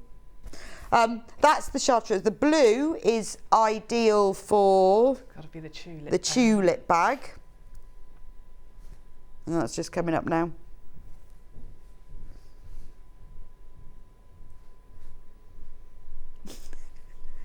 Blue. In fact, it's royal. So that would be ideal with the tulip bag. Perfect. Then we have cream. Is that cream? Oh no, that's natural seeded DNLJ. So that would, do you know, you could use that for any of them, but it would go particularly well with carnation, and it would go particularly well, oh, I don't know now, maybe that is, oh, I don't know, you can choose. It would go well with sunflower as well. It looks a bit like calico. It's a bit like the bag actually. It's got that natural seed in. And then finally there's grey. Oh no, actually there is one for all of them now, I've realised. So that, yeah, so this grey is to go with carnation. I've worked it out now. I didn't see that other colour. But you could use, you can use any of the colours on any of the colours. And then finally, this colour, is that one jade? I think that one's called jade. Yes. Jade, and that one goes with the bluebell one. Look at that, perfect. Perfect match. So you can use the bag, but if you want to line it yourself, this fabric is ideal. Right. So the message is, please do check out. We are oversubscribed on every single one of the kits. If you want it, you need to check out. Right, Sam, are we on to flowers? Yes, I was just going to do a bit of beading actually. Oh, beading, okay? oh nice, I have bought yes. stuff for flowers, but I was just thinking... No, I'd love to do... That's something yeah, that I'd like to see can throw beading. you sometimes if you haven't done it before. Yes. So, okay, so before we go on to that, probably by the time you get on to putting your beads on, you will have finished your 2 balls of wool and be on your 3rd. Right. So when it comes to working double-stranded, which you need to do for the edging and the strap, Yeah. take your 3rd ball and you will need to do some rolling. Okay. So I rolled off half the ball.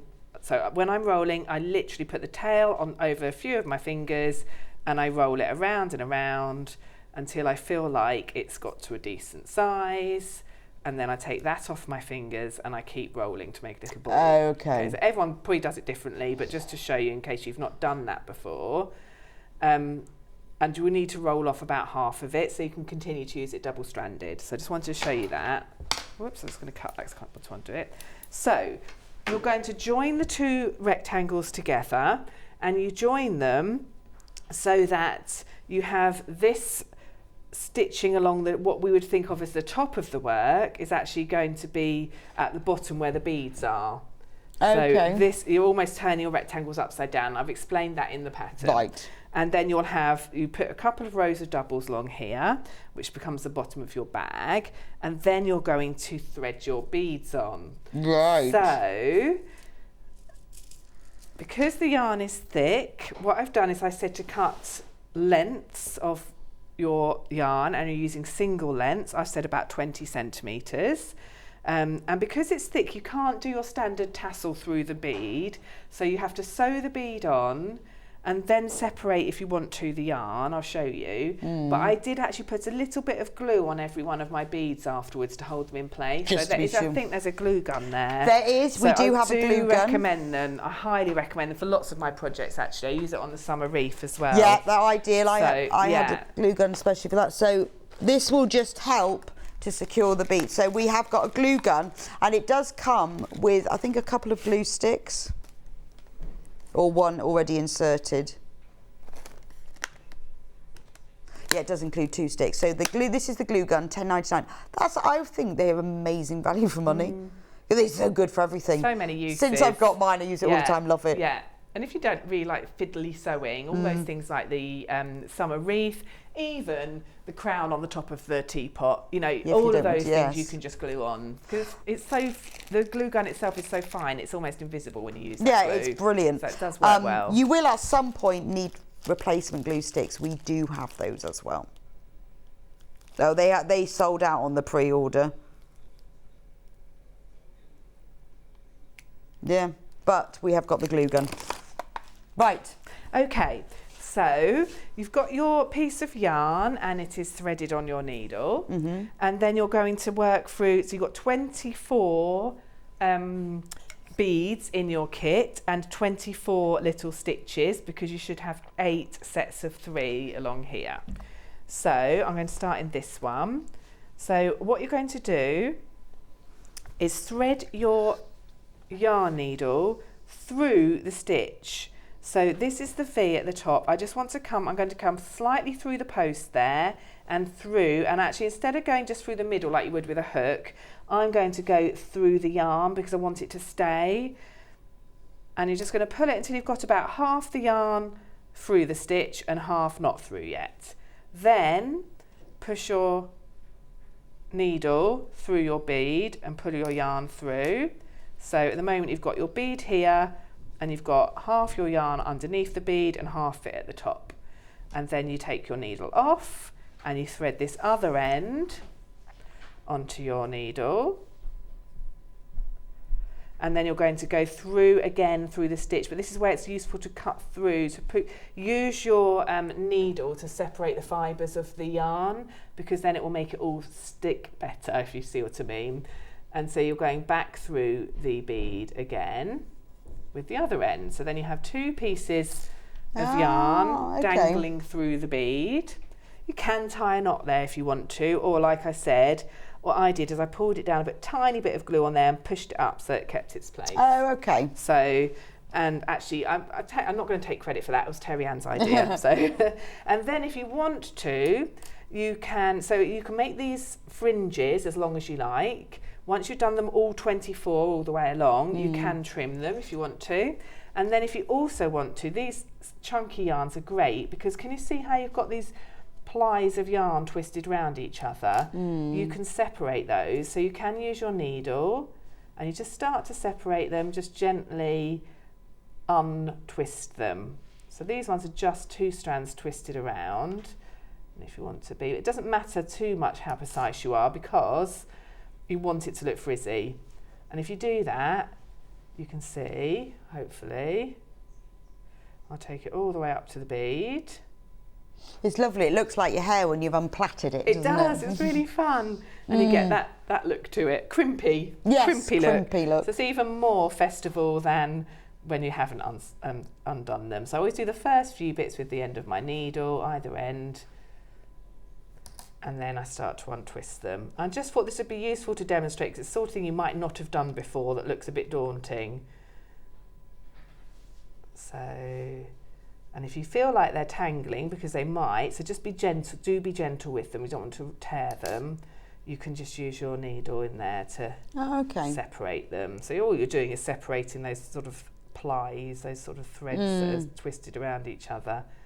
And I do think that gives it a nice finish.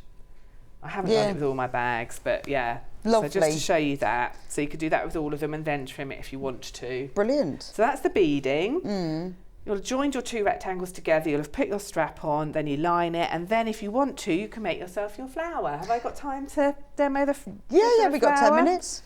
Okay, perfect. But I guess each flower's different though. Each flower is different. This is going to be the bluebell. Okay. But they all do sort of start, that's why I'm referring to my pattern. They all do start in pretty much the same way. So you're just going to work one strand of yarn for the flower. So obviously you'll have different colours in your kit depending which kit you've gone for. So let's just make sure that, this is me and my mum sit and roll these. Oh, that must just take forever. It does. Well, also you must have to weigh them and roll them. Yes, yeah, we do. Yeah, we weigh them and roll them. I think you've got 5 grams of the yellow. Okay, so you're going to switch down to your 6mm hook for this one, and you're going to make a magic ring. Fabulous. So, a magic ring, I've shown you how I make a slip knot. Slip knot is the word I'm looking for. And you start the magic ring in a similar way. So you start with the tail in the palm of your hand, and you bring the other end of the yarn over the top to make a loop. So your working yarn is over the top. That's how I showed you how to make the slip knot. Put your 6mm hook through from the front, hook onto this yarn and pull it through.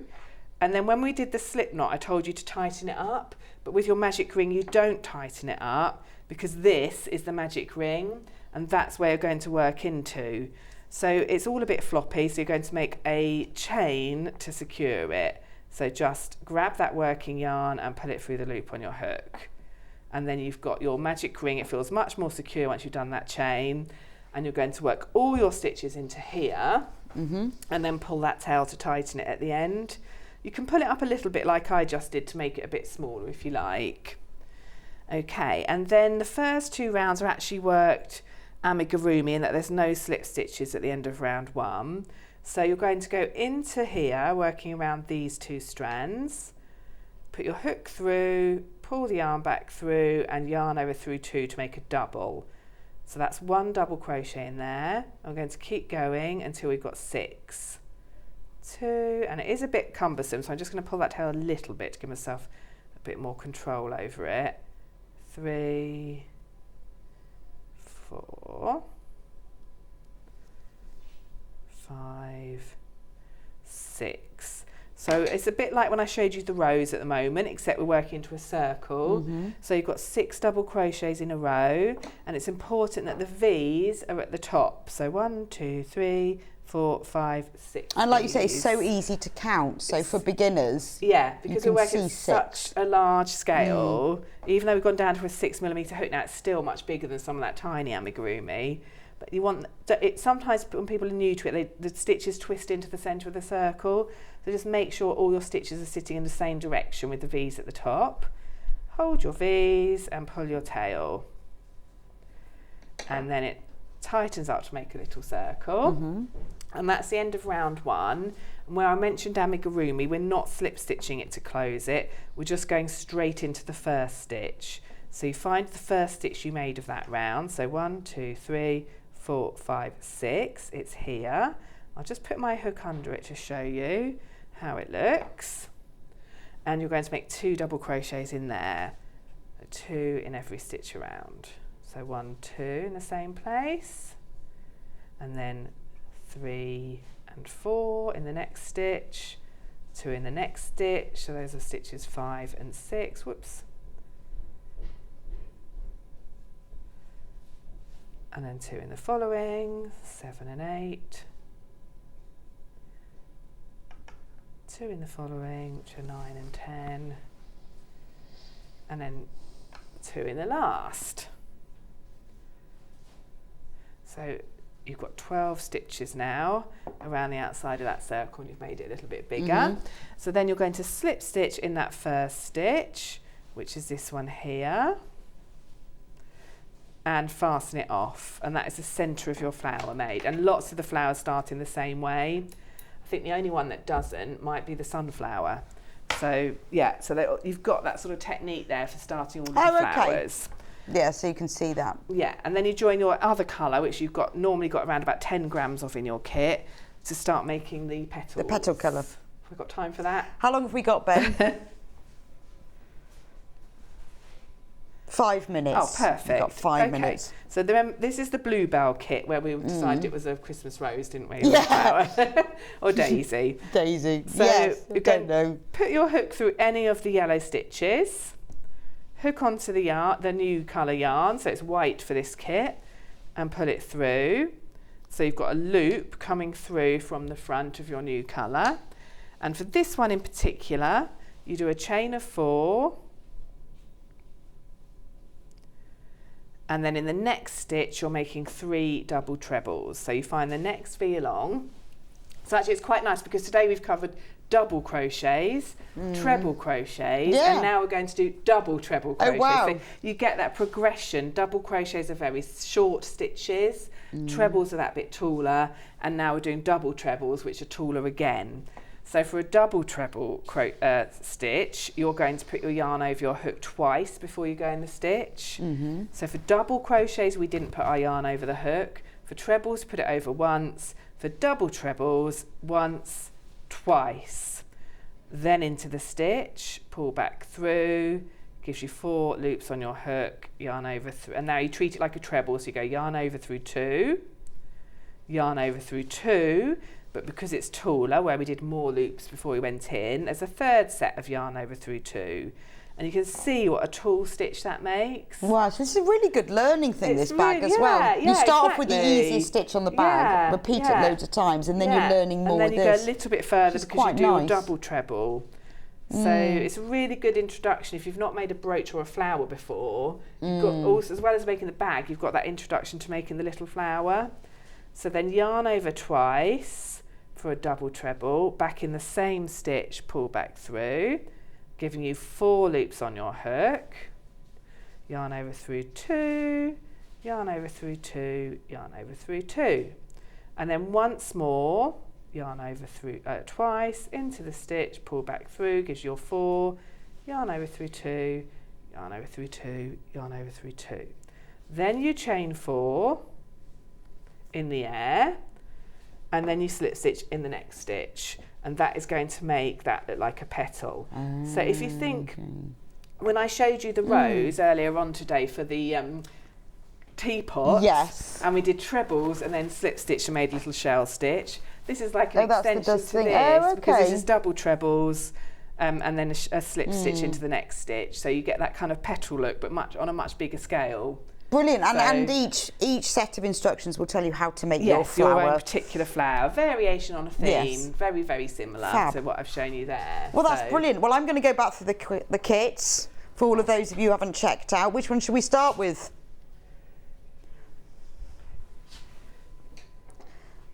Yeah, the Bluebell. 4 of these left. 29 in baskets. You need to get checked out. 4 left. Remember, in the kit, you get everything. I'll show you for just one. It'll take me too long for all of them. You get 300 grams of chunky yarn. There we go. You get the white yarn for the petals. You get the yellow yarn that's for the petal centres. You get the beads, which to go all across the bottom of the bag. You get the button that closes the bag and the clasp for the brooch, which is what the flower is on. And they all, full instructions, obviously. It's all very clear and very easy to understand. You will have your full instructions, and each one is different because you have a different flower. And you also, it all comes packaged in this bag, which is brilliant to keep your project in while you're making it, and you can use it to line it when you're finished, or you can use your own fabric, but this will line it as well, which is fab. So that's Bluebell. Which one next? Oh, sunflowers sold out. Did say yes. Very limited. Right, loads more in baskets than we've got of this one. Love that colour. That's the colour that when the leaves start to come out on the it's trees. so spring, isn't and it? it only lasts for a few weeks and it gets at a the bit moment, darker. isn't it? Yes. I love it. Driving down the motorway even, you can see all the edges It's of like the someone road. spray painted. Lovely, so it's magical. like dripping in green. So hopeful, isn't it? It is. Beautiful colour. And I love the daisy on that one. That's really nice. So that's green. I'm going to do the carnation, which is basically grey with a pink flower. And pinky yellow beads. Yeah. So this is your very neutral look. Or you could take the leaves off and the beads off and give it to a man. Yes, true. Unless he liked a flower. Yeah. But if you wanted to keep it really neutral. Yeah, that's true. So that's the carnation. Then we have, tulip. Testing me now. Then finally we have, I have done all of them now, haven't I? We have tulip, which is a lovely shade of rich royal blue, and then you get the pink flower.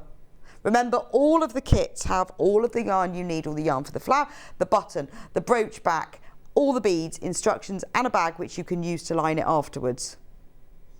That's brilliant. Brilliant. So Sam, when will you be back with us? I am back on May the 17th, I think, or 15th, whichever the Monday is that week. Right. I think I am as well. I think so. I don't think I've got any time for me. Something to wear. Is it? Yes. Very excited about that one. Yeah. It is May the 15th. It's May and the 15th, it is me. thank you. Hey. And it is something to wear. It's something to wear. Very excited. About, very excited. Thank you. Right. So just before I go, I'm just going to run through for those of you who weren't with me at 8 o'clock. Where were you? Where were you? I was here at 8. We launched the Amber Makes Block of the Month Tulip. So I'm just going to show you now. April. So our block of the month is, we are collecting them all throughout the month. You can make the flower shop quilt at the end. Here it is. There's February, there's March, there's April. At the end of it, we'll be selling a panel that creates the whole attic window style quilt. So you can collect the panels to make the whole quilt at the end, or each panel will make a whole project in itself. So for April, I have made a tablet cover, which you can use for your tablet, or over your head, sorry. You can use for your tablet or your Kindle, and it features a display of flowers on the front. You've got all the pieces to make the zip pocket and the storage pocket. It's got handles, it's got a button, and this is the panel. So this comes with full instructions of how to make the tablet case, and also on them is details how you find the full video tutorial. And this is the panel itself, which is upside down. I'll hold it up because it's sort of easy. There's too much on my desk, to be honest. So on the panel, you get the display of flowers. April is all about tulips. And below that is an informal display. So you can use those for the front and back of your tablet case, or keep one of them to use in your quilt. All the other pieces are all the fabric pieces you need, so all the pockets and things, and you've got extra charm squares and applique pieces and gift tags. There's even a circle to cover your button. So if you are collecting them, this is the April one. If you haven't started collecting them, if you go onto the website, onto sewingstreet.com, we have got some of the February and March ones if you want to go back and get those. We also decided that we would create a charm square panel because I love the prints. So this is this panel has 5-inch charm squares, and there are 40 of them, and they feature all the prints that are on the April panel. So you've got like a miniature version of the large milk. I think it's a milk churn with tulips in. Lots of tulips, individual tulips, big tulips, small tulips. So there we go. And you can make all sorts of things with them. This is what I made with mine. There obviously aren't instructions for this because that's just a separate panel, but that's what I made with mine. Broken dishes. It's called broken dishes because it's like you've dropped your dishes and chucked them all back together again. So those are if you go onto sewingstreet.com, you will see all of those if you want to buy the February and the March one. Anyway, thank you for joining me today. Tomorrow on Sewing Street is, who's presenting? It's John tomorrow, TV's John Scott. 8 o'clock, he's got all the extra wide fabrics. Oh, that's fab, love an extra wide fabric. 9 o'clock, he's got Kerry in with him, Living in Loveliness, Quilt Safe and Fat Quarter Bag. I wonder what a quilt safe is. What's a quilt safe? Don't know. That's going to be interesting. No idea what that is. 10 o'clock, I'm going to have a look at that in a minute though. Tools You'll Love. I love any tools, to be honest, if they've got something to do with sewing, so that's going to be good. 11 o'clock, Kerry will be back with her Crowned with Diamonds quilt kit. I think that might be something to do with the coronation. And at 12 o'clock, it's all about the sewing machine. Fabulous. So thank you for joining me today. I will be back with you. I'm actually presenting on Sunday this week, strangely. I am back on Thursday at 10 o'clock with John to do a brand new Amber Makes kit, which is our brand new doorstop and peg bag. So I'll see you here at 10, but I'll be back presenting on Sunday. Thank you for joining me today and have a wonderful rest of your day.